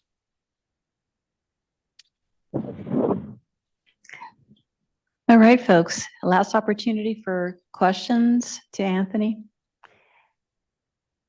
Great. Okay, Anthony, thank you so much. This is such a critical piece of information. And so please, if you have any questions at all, please do not hesitate to reach out to us. We'll make sure that we can get you connected with Anthony to get all your questions answered. So, okay. With that being said, we will move on to the very last section. I know that you all have been very patient and you have sat through an entire day thus far. It's been a long day, I get it. So we're just going to go ahead and complete this last section. So can you please have the next slide, please? The next section is going to be, we're going to be talking about, the charter, a little bit about the charter, the roles and responsibilities and expectations. And so we're just going to go into exactly what is the Safer Advisory Group. Well, the Safer Advisory Group is required by Senate Bill 200. And it's officially instated as an advisory group by the board in resolution number 2019-0060. The group advises and provides input on the fund expenditure plan and other key SAFER components like the needs assessment and other key analyses and policies. Now, earlier today, you heard descriptions and presentations on the fund expenditure plan and the needs assessment. And so these are some of the key content areas that we're seeking your feedback on. And so this is one of the reasons why we want to make sure that before you come to advisory group meeting, that you read up on all of your meeting materials, because it's kind of like going to class. You have to be prepared because you're going to be questions. Well, that's what the advisory group meeting is. We'll give you materials. We're going to pose discussion questions, and our expectation is that the group can provide some really good feedback on the recommendations, provide good feedback, good responses to the discussion questions that we pose on the various elements, whether it be the fund expenditure plan or the needs assessment or other topics where we really could use your feedback and recommendations. Additionally, the group is comprised of representatives from 7 categories, and members can serve up to 2 years and have the option of reapplying once their term is up. As you know, some of the folks here in the advisory group have served multiple terms. Again, that is, once you complete your term, you have the option of reapplying for an additional term. Okay, and lastly, the group is governed by a charter. Next slide, please. So what exactly does an advisory group do? What is their role? So just to be very clear, the advisory group advises the board on priorities of the fund expenditure plan, like I just mentioned, and other key SAFER components, like the needs assessment. So very clear, those are the 2 critical areas where you're advising the board. And again, all this expertise, experience, connections and network, this is all it's very valuable. And so your voices are valuable, and you are appointed mainly to be able to share those perspectives and share your recommendations to the board in terms of how we proceed especially for these next 5 years of the Safer Drinking Water Program. So what exactly does the advisory group not do? The advisory group does not approve plans, documents, or make policy decisions. The advisory group does not evaluate individual applications for funding. And the advisory group does not develop consensus recommendations or majority opinions. Next slide, please. So let's talk about how the Safer Advisory Group recommendations are shared with the State Water Board. As you probably know, probably can tell, we're taking notes. So, you know, this session is a little different because it's an onboarding session, but we're still taking notes about comments and ideas and that have been shared during the meeting. During the advisory group meeting, a standard one that's outside of the onboarding session, we take copious notes and that capture all of the conversations, recommendations, suggestions, etc. And what we do is we keep those notes, we share them with you to review to make sure we capture everything that's been covered.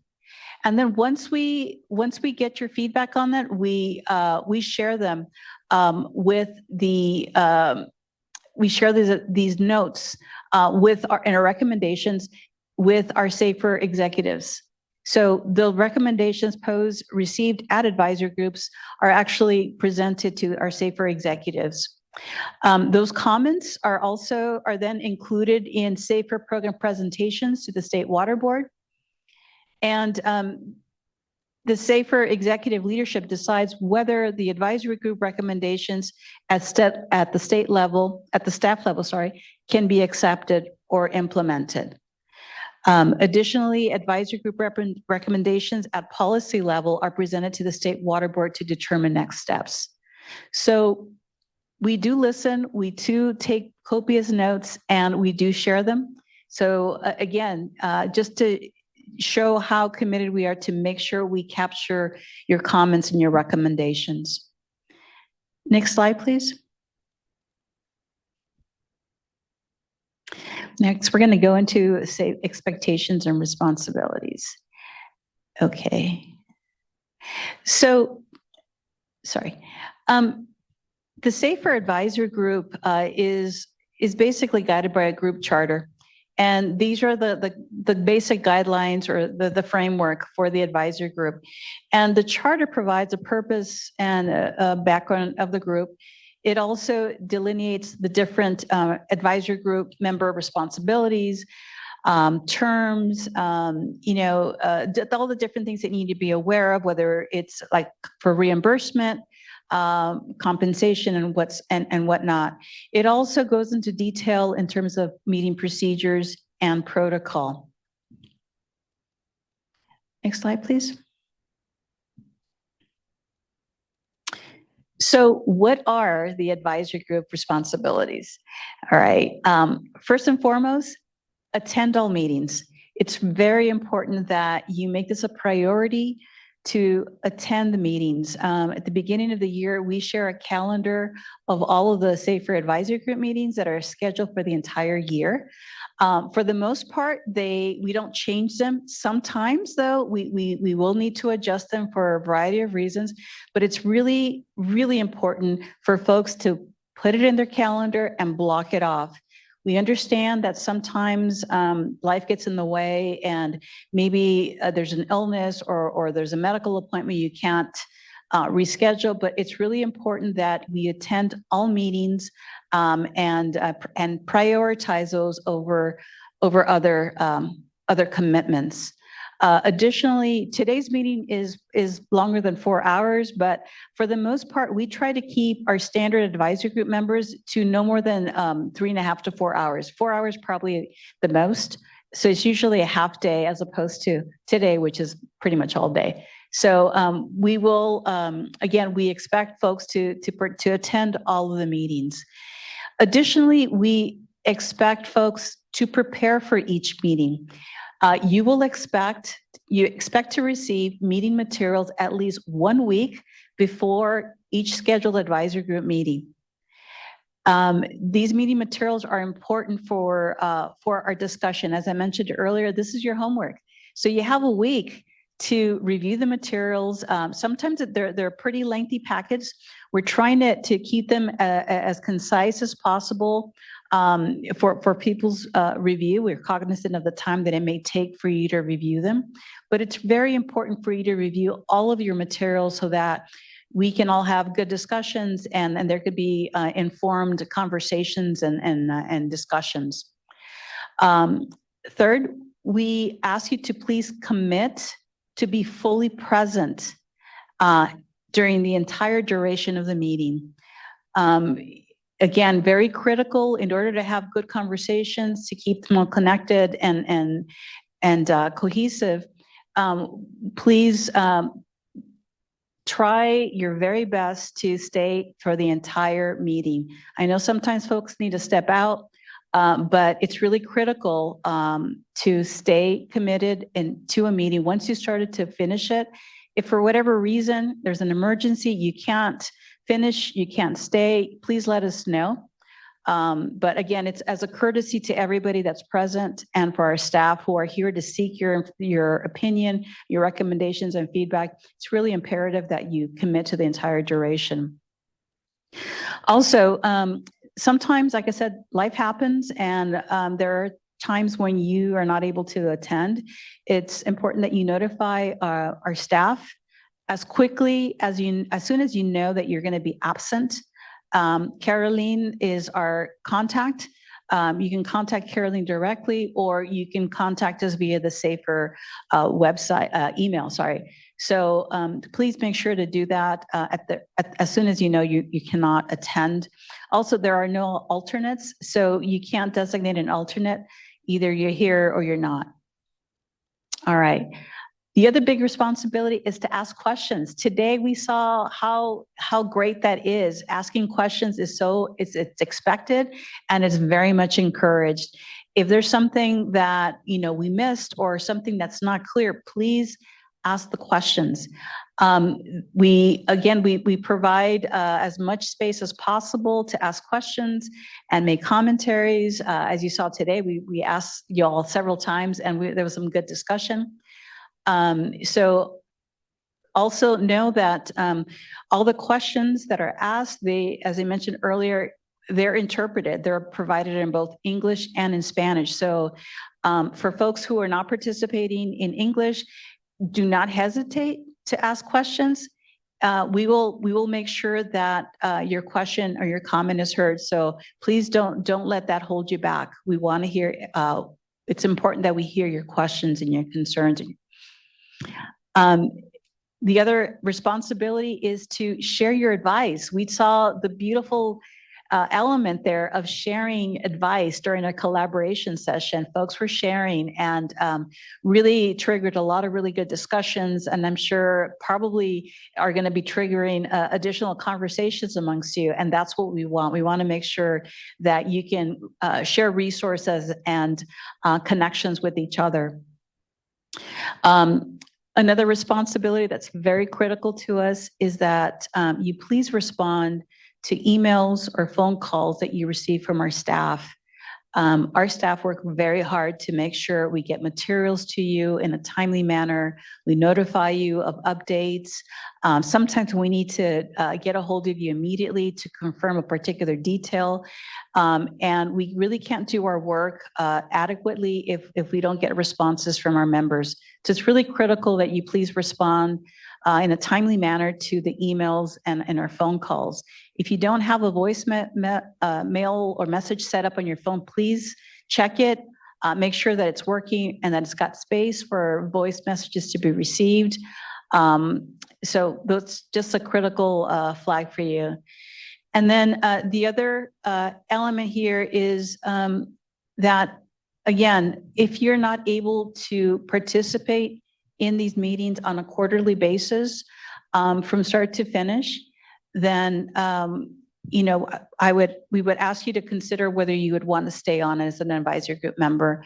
Members who miss at least, excuse me, 2 meetings, up to 2 meetings are subject to dismissal. So again, it's really critical that you participate. especially when it comes to this particular program, your role is to provide feedback. And if your critical voice is missing, then it could impact communities that really could use your voice. So it's important to stay involved and participate on a quarterly basis. Okay. Excuse me. Okay. I'm going to pause there if there's any questions.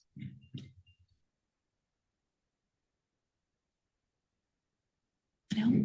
Okay. Very good.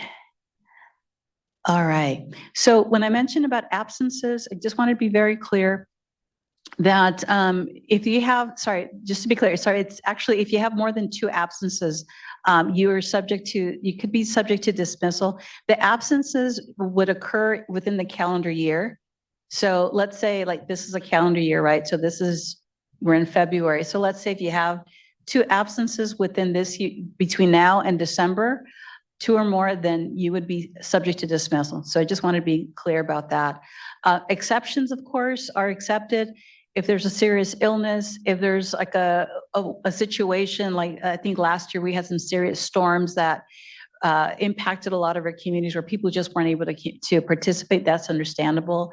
But anyways, but if you have an issue or a challenge, let us know and we can discuss it and it could be on a case-by-case basis, but just communicate with us. Okay. Okay, next slide, please. Okay. So now we're going to talk a little bit about expectations. Next slide, please.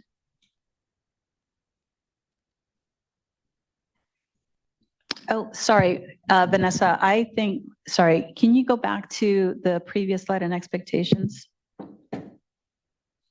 The expectations document. Marina, I Okay. just need to confirm because I thought we were going to go over the document, so I was getting ready to share that, but do you want Yes. to go to the And slide? yes, thank you for that. That's why I forgot. So if you can, yeah, so you're good there? Okay. So again, I'll go over the expectations really quickly. Again, the expectations document is in the binder that we mentioned. It's in tab 1. And again, I'll just go over like the main bullets and I invite you to review it or follow along in the document. So again, it mirrors the responsibilities, and one is to maintain regular communications with state water board staff. As I mentioned, respond to any emails or phone calls that you receive. Attend all meetings. Again, if you're not able to attend, please communicate with us. We also ask you to be on time, be prepared, and participate actively during the entire meeting.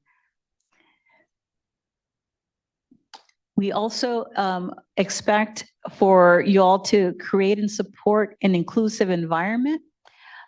So this is really critical in alignment with our commitment to racial equity and the human right to water. Members should conduct themselves in a way that creates an inclusive environment for their fellow advisory group members. I don't think I need to say that any further because I think that this group knows what this is about, and I know that you all are committed to that. Additionally, we want to make sure that people are open to hearing different opinions and perspectives. Obviously, we're all very cognizant of the fact that we be respectful of each other, and I think so far we're doing a pretty good job of sharing space and making space, and also to take care of ourselves by taking breaks as we need them. If you're taking breaks and you think you need a longer break, let us know, and that way we're in tune in terms of what's going on with you. And another element here is I want to touch upon is just to follow the virtual best practices. As I mentioned earlier, to turn on your camera. It's really critical to do that. If you're participating and don't have your camera on, we don't know whether you're participating or if you're away or what. So it's really key that you let us know that you're present. As Anthony mentioned, that's an expectation for these proceedings, for these meetings. Also, best practice, don't use a speakerphone. The quality is not the greatest. We have interpreters who need to make sure that they have good audio quality in order for interpretation services to take place appropriately. Also, a good habit is when you're speaking, identify yourself. Identify yourself. I know that you name yourselves on the little on your screen, but it's always helpful to say, "Hey, this is this is Ileana. I'd like to make a comment on X, blah blah blah." So that it really helps us because when we're taking notes, we can note down who those comments are coming from or other questions. And sometimes when folks just pop up and say make a comment, it throws us off. So we may be asking you who's making this comment. So just be cognizant of that. Throughout the meeting, we've asked you to also speak slowly and clearly. Again, this is one for the interpreters to be able to relay the information in Spanish to our Spanish speakers, but also it's for us as well so that we can capture accurate notes. If you are not speaking, we ask that you please mute yourself. Sometimes we have background noises that we're not necessarily aware of that are disruptive to meetings. So we ask that that you do that you mute yourself. If not, we may ask you to mute yourself, or we may mute us yourself. We also ask that when you're participating in virtual meetings that you use an appropriate background. These meetings are being webcast, so anybody in the public who's watching will be able to see this. So we want to make sure we have appropriate backgrounds. Additionally, there's a lot of things that we want to talk about. We meet on a quarterly basis. And so I know sometimes we want to talk about other things that are not part of our agenda. However, we kindly ask you to please stick to the meeting topics, provide concise feedback, and ask questions, and just be cognizant of other folks who may also want to be asking questions. If for whatever reason we are not able to answer your question, please follow up with us. We want to make sure we hear from you. If there's something, sometimes I know we can get a little jargony. Sometimes there's information that we share that are in words that we're not used to hearing on an everyday basis, and sometimes they're unclear. So we ask that, ask clarifying questions. If there's something that's said, a term that's used, or an explanation that's made that's not clear, please ask clarifying questions. We encourage that. And then another key thing that's important to us is participating in polls. At the end of every meeting, we provide meeting polls or surveys. It's really critical for us to get your feedback so that we can improve our meetings moving forward. So we will offer an opportunity for you to participate in such poll at the end of this meeting. And a few more other expectations, and you can follow along there in the document, is to provide feedback to further California's human right to water law. So again, your feedback is critical, in particular to the human right to water law, as well as providing feedback that furthers the Water Board's commitment to racial equity. And as Anthony mentioned, please follow the Bagley-King open meeting rules. He's already went over that pretty clearly. And if you have further questions about Bagley-King, please make sure to reach out to us on that. And then lastly, please follow any best practices for interacting with the media. And that basically consists of refrain from discussing safer topics with the media, members of the media, before advisory group meetings. Also, if you're approached for an interview regarding the SAFER program, please contact the Water Board staff regarding this interview. So in a nutshell, those are some of the main expectations. Again, I invite you to review them thoroughly as soon as you're able to, just to make sure that we're all on the same page regarding expectations. Are there any questions? Jim. Yeah, hi, thanks. On the last bullet there about the media, would it be preference of the water board that if we are approached by the media regarding SAFER, that we refer them to a representative of SAFER rather than us speaking on our own? That would be a good approach, yes, or Okay. contact us directly regarding the media, the source or the question. Yeah, and Sure. our media folks can give you some guidance on that. Okay. But that's Okay. a good question. Yeah. And Yeah. who within SAFER would be the appropriate person to refer to?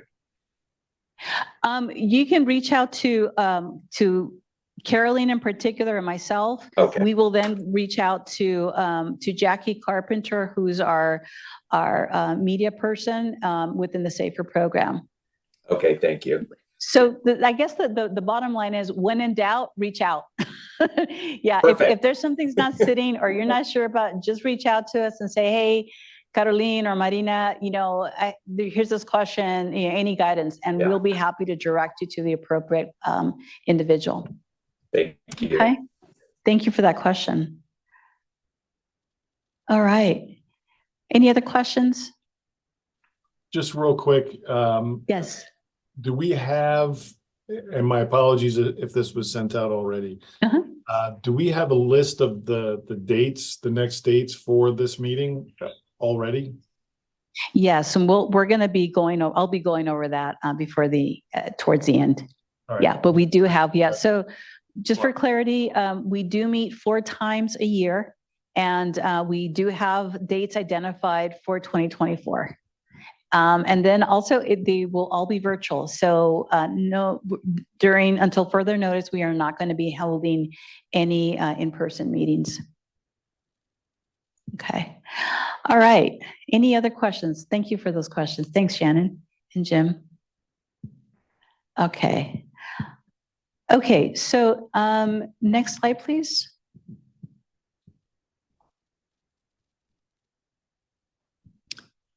Next slide, please.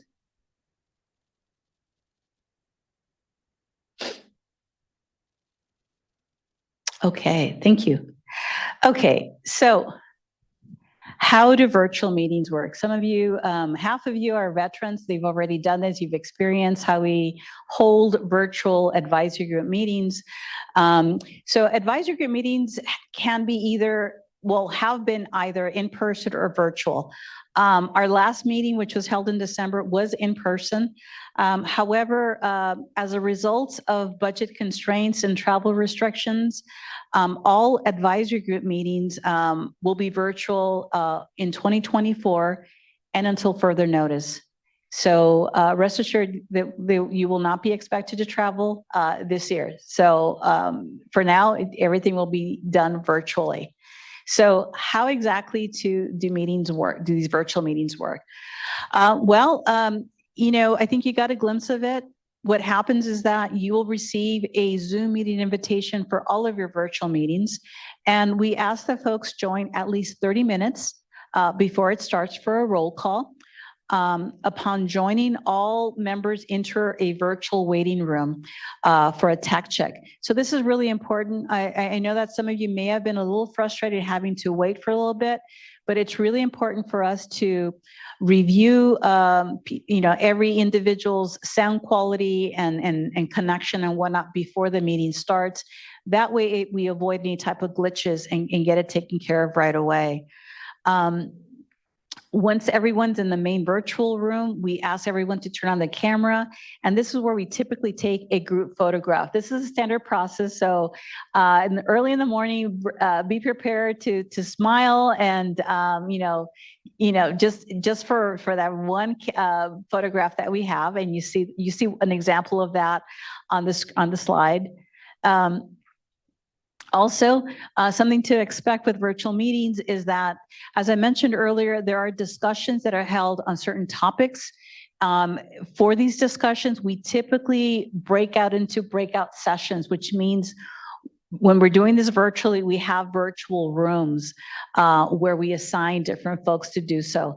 So again, be prepared that, to be sent to a virtual room for a discussion, and then you're brought back to the main room once that discussion is done. So the breakout sessions often consist of you providing feedback on information shared either in meeting materials prior to the meeting, or like I said, on certain topics. So it's really important for you to read the materials that are provided to you in advance in order for you to provide informed feedback. And then, of course, after the breakout session, you rejoin the larger group. The meetings are then, then provided with a public comment period, like we will today, for the viewing public, or if there's an in-person audience. And we end with a poll or a survey towards the end, again, to just assess the level, the quality of a meeting, and address any questions that you may have for us. Any questions on what I just shared on virtual meetings? Okay. So with virtual meetings, please make sure that you have, that you can participate on a laptop, on a tablet. Please don't use phones. Again, it's really important for us to capture good video and audio quality. Next slide, please. Oh, support system. Here we go. You guys beat me to it. All right. So how do we communicate? So before and after advisory groups, we will communicate with you by phone and or email and share information about the advisory group meeting date and meeting materials. Additionally, we will, as needed, we can conduct tech checks prior to the meeting, just to make sure that you're familiar with Zoom, or maybe fix any types of issues or connectivity issues, and guide you through some of the Zoom features. We'd be happy to do that. If you have some challenges, just reach out to us in advance, and we'd be happy to spend some time with you to make sure that you're ready to go the day of the meeting. Also, we have a contact list that we have in our binder. We ask that you make sure you provide us with your most recent phone number, mailing address, an email address. If it changes, let us know right away. We want to make sure that we're able to connect with you. And then also, we understand that sometimes, we may call you when it's not the most available time. So we just ask that you please please return the calls and messages as soon as we can. If we don't hear back from you, it's difficult for us to be of support to you. So please contact us if you are having a challenge. Okay. Any questions on this portion? Okay. All right, next slide, please. Okay. In terms of resources, next slide, please. Okay, so key thing here, as I mentioned earlier, the SAFER program provides all of their information in both English and Spanish. So we want to make sure that you let us know what is your preferred language, and we will in advance, and we will make sure that we can call you in your preferred language, provide materials that are in your preferred language as well as emails. If you're not able, also when you're participating in meetings like this one, for instance, we have Aldo and Mark, right, as interpreters. If for whatever reason you're not able to hear them, or maybe maybe it's the audio quality is off with the interpreters, let us know right away so that we can fix it. We can connect you. As you saw, Mark and Aldo were pretty responsive with challenges that we have with interpretation, as they always are. So they did a really good job today, and we really appreciate them. But let us know if you're ever have an issue not being able to hear the interpretation. And the same with with our English speakers. If you're not able to hear the English, the Spanish being interpreted properly, please let us know. And then lastly, we appreciate any feedback on the interpretation services that are provided at any of our meetings. Okay. Any questions on this section? Okay, so we do offer Spanish interpretation services. However, like let's say if there was, in the future, if there's an advisory group member who who speaks a language other than Spanish, we would be able to provide interpretation services in that other language as well, and translation services. So just be aware that if there's any prospective advisory group members that speak a language other than English or Spanish or any other language, we would be able to accommodate their language needs. Okay, next slide, please. All right. Language access services. As I mentioned, the Safer Drinking Water program is committed to providing all of our information, all of our communication pieces in English and Spanish for the advisory group meetings.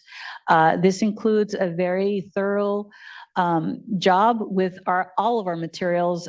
Caroline, in particular, who you've met, she translates all of the materials to make sure that they're available in Spanish for our Spanish speakers. We review all of the materials to make sure, one, that they are in plain language. It's really important for us. In order for us to communicate some of the technical jargony terms, we want to make sure we can simplify it so that it's understandable for everybody, and then also to translate it in the language in Spanish so that it's understandable as well. Interpretation services are provided via Zoom as we are doing today. When we have in-person meetings, we provide them in person. And then additionally, throughout the meeting and even before the meeting, we always have bilingual staff that are available to provide any type of support to you and your needs. Any questions on this portion? Okay, next slide, please. All right, so what are some of the best practices? Okay, so I think some of the best practices we've already kind of shown you today in terms of language access. We started that early in the day, where we asked folks to speak clearly and slowly and to be concise. And that, again, that's mainly to ensure we have accurate interpretation services being provided. We ask that when you're speaking, to slow it down a little bit, watch your cadence, and maybe pause between sentences and slow down when asked. It's really important that we follow this. I know sometimes when we're speaking in public, sometimes we may speak a little faster because we're nervous and whatnot, but it's really important for us to be aware of how fast we're speaking, because again, we want to make the interpretation effort a little easier for the interpreters so that they don't miss anything.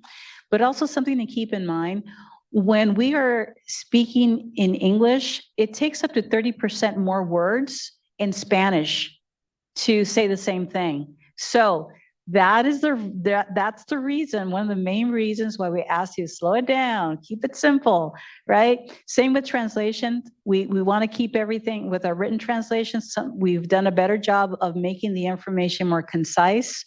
Why? Because when we translate it, we also have to account for that 30% more in words in Spanish. So there's a method to the madness here. And so I know that we probably sound like a broken record, but it's really important for us to make sure we share these best practices with you. Also, as an example you saw today, when you're joining Zoom, we're making a more concerted effort to give you clear instructions and actually have the interpreters provide those instructions.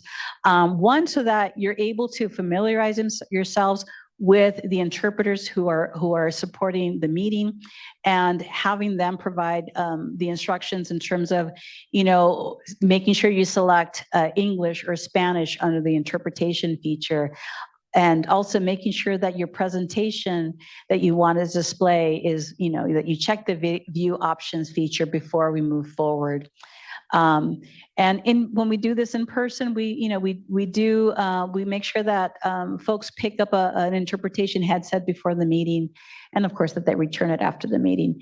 But again, as part of our efforts to ensure that our language access services are more than adequate, we want to make sure that we provide as much information and clarity at all times. Okay, next slide, please. Okay, so I mentioned that there is a resource binder that was mailed to you, was emailed to you. Some folks who requested a hard copy, we FedExed that to you a little over a week ago. I'm not going to go through it all, but I just want to make sure that you're able to review it. There's a total of 5 different tabs in the resource binder, and it's a resource for your role. It's a combination of different resources of best practices, some of the laws, information on the fund expenditure plan, needs assessment, a combination of the different elements that we discussed today. And again, it should be as a resource and as a reference and as a guide for you as you serve as an advisory group member. So it's basically what you need to know as an advisory group member should be in that binder. Last year, we held our onboarding session in person, and we gave out a really huge binder, looked like this. Some of you may still have it. Just wanted to let you know that some of the content, if you still have yours from last year, some of the content has been updated. So I would recommend that you look through it and maybe update that binder from last year. Okay, next slide, please. Okay. I know I talked a lot and I said a lot, and it's at the end of the day. So I want to make sure, I want to use this time to see if there's any questions before we go into the last portion of our meeting. I know you all are tired. Okay. Okay, if there's any questions, please feel free to send them to us, and we'll make sure we get to you by the end of the day. All right, next slide, please. All right, so next slide, please.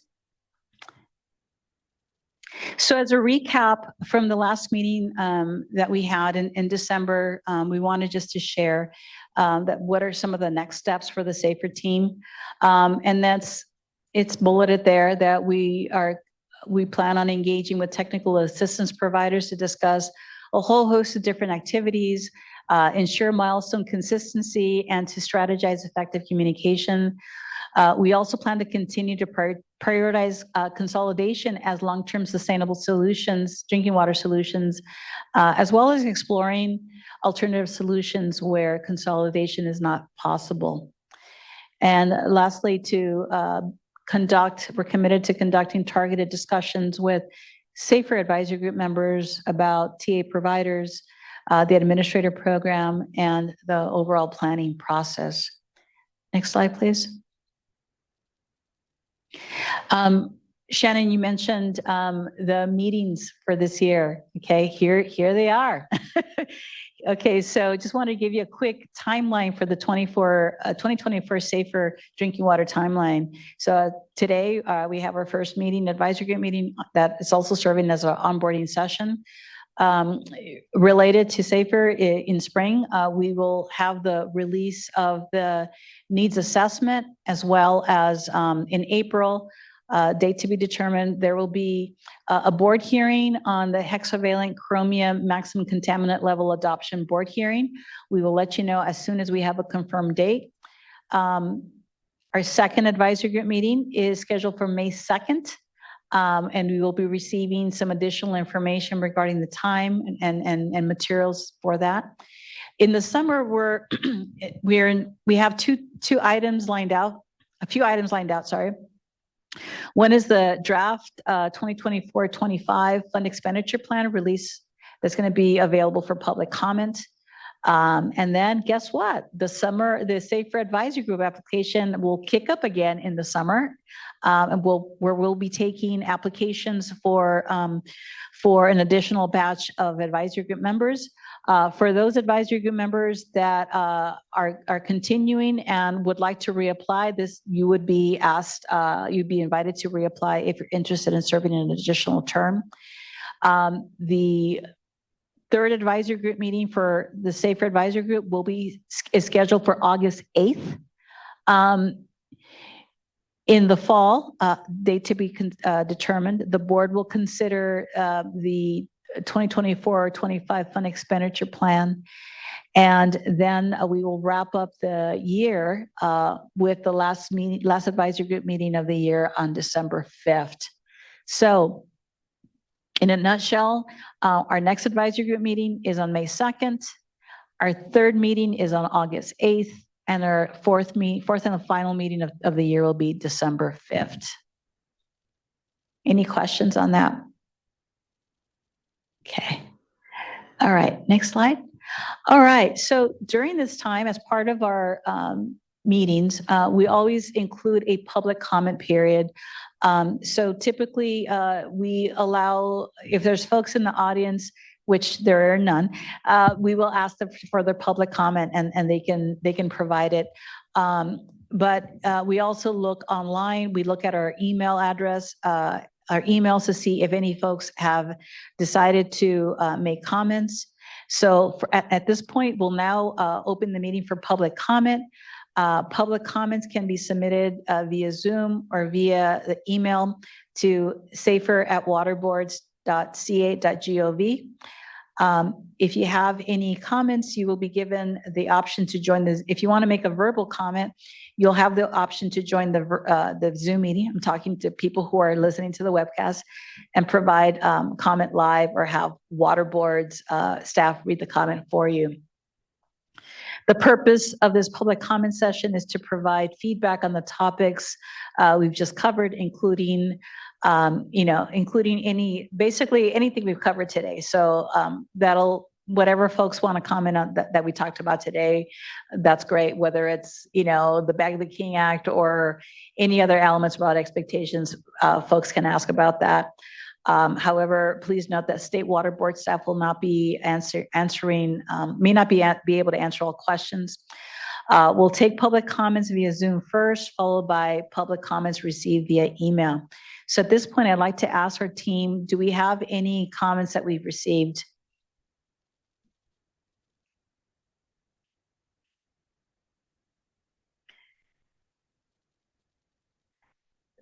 So we have not, Caroline or Vanessa or Rachel, do we have any comments that we received via email? Looks like there's no questions. Y no hay nada en el. So this is Caroline, and we have nothing received via email just yet. Thank you, Caroline. Appreciate that. Okay, so we do not have any comments that were received online. Okay, we have one comment from Kristen, so we'll go ahead and Kristen, if you can provide your comment.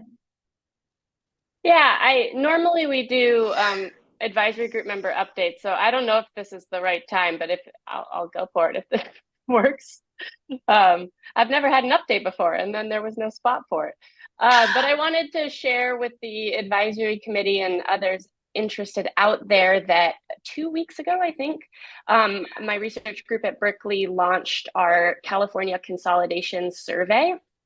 So it went out to all water systems in the state that either have completed consolidation projects or are in the process of planning or implementing consolidation projects.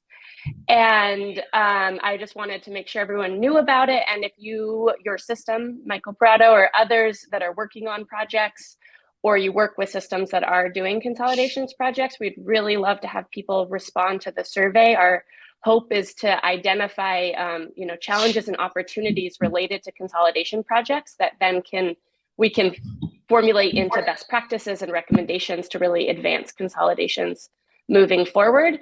And then the other thing we're hoping to do is really document the experiences of communities that undergo consolidations and what the outcomes are, so that we can better message those to water systems that are considering consolidation moving forward. So we've had kind of a slow start to responses, and I am very sympathetic to how much it is to ask water systems to respond to a 10-minute survey. But I do think it's really important, and we've spent about a year planning the survey with technical assistance providers. And so, yeah, anyone out there, if you have any questions, you can send me an email and we can conduct the survey over phone if that's easier for people, or via or online. And it only takes about 10 minutes.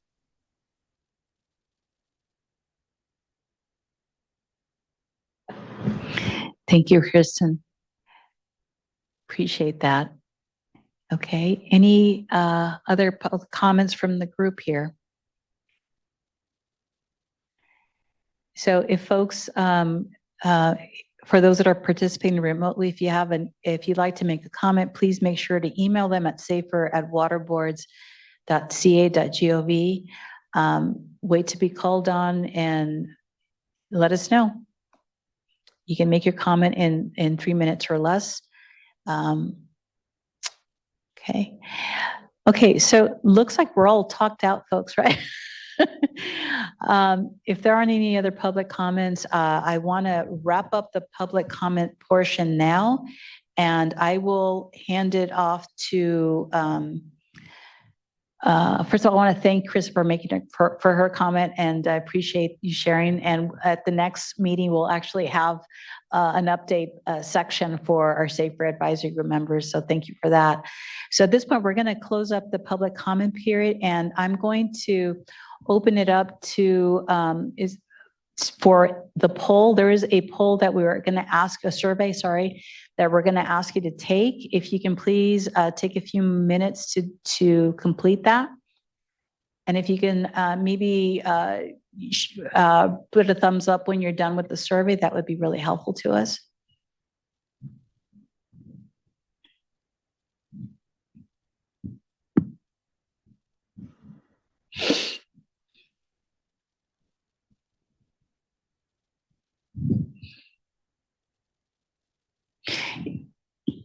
If you have any questions on how to use the poll, please let us know.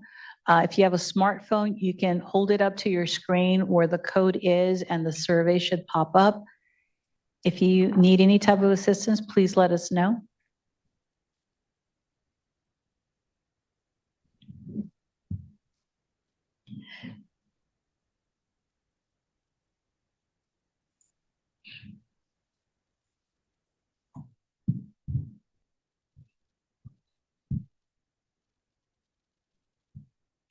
The survey is available in English and in Spanish.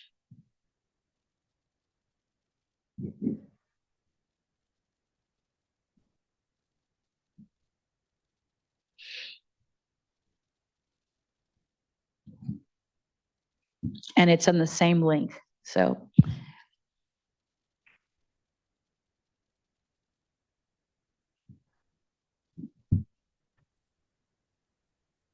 hago un comentario rápido para los So just a brief comment here for whomever would like to see it in Spanish.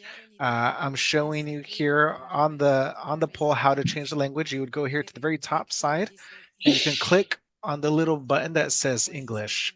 It's a drop-down menu, and then of course you can select Spanish or Español, and you'll see all the questions appear in Spanish as well.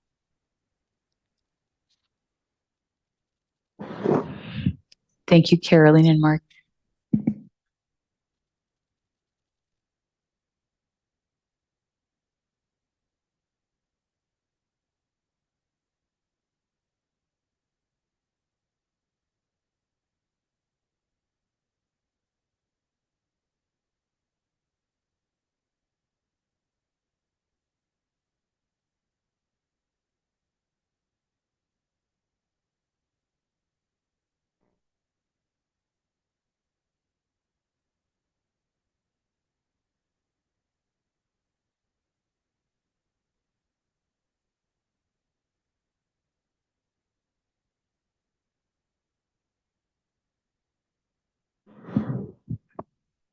So the survey should take no more than 10 minutes. And we ask that you complete it now because I know our history tells us that if we give folks a survey, they don't complete it until, they won't complete it if we give it to them after the meeting. So we'd like you to use this time to provide responses to this survey. Again, this is all intended so that we can have better, more productive meetings moving forward.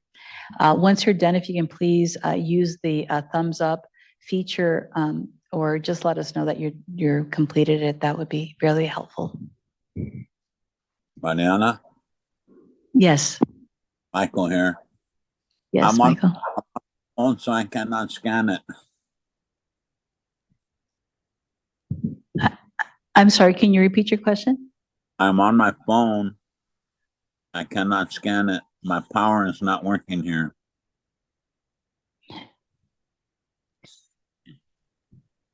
Can you click it, the link in the chat, Michael? I think they just put it in there.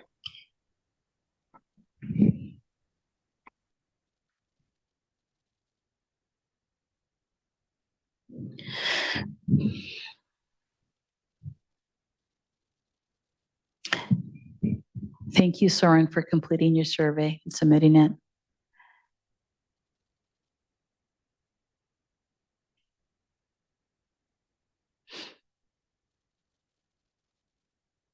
Now, what do you want? A thumbs up, a happy sign? What do you want? Anything you want, happy face, a thumbs up. Yeah. There we go. Okay. Thanks, folks. Okay, we have a few more folks that we need to finish. Okay, gracias, Isabel. Thank you, Isabel. Okay. Okay, at this point, I'm going to ask Vanessa if you have any further questions for the group or anything you want to say, any parting words? Not from me. Thank you for checking, Marina. Just thanks for everyone being here and in the background to all the SAFER staff for their presentations. It's been a good meeting, and I hope you all feel prepared to continue your terms. Absolutely. Thank you, Vanessa. Thank you for all your hard work on this. And Caroline, I'm gonna, do you have any words you want to say to the group? No, solamente muchísimas gracias. No, just thank you. It has been a long day, but it was really interesting. I think we lost her. Yeah. Okay. Okay, she came back. Yes, Zoom está jugando conmigo hoy. Zoom is playing some games with me today, but it was a pleasure to get to know some of you and some new faces, and sorry for these technical issues. Thank you, Caroline. Okay.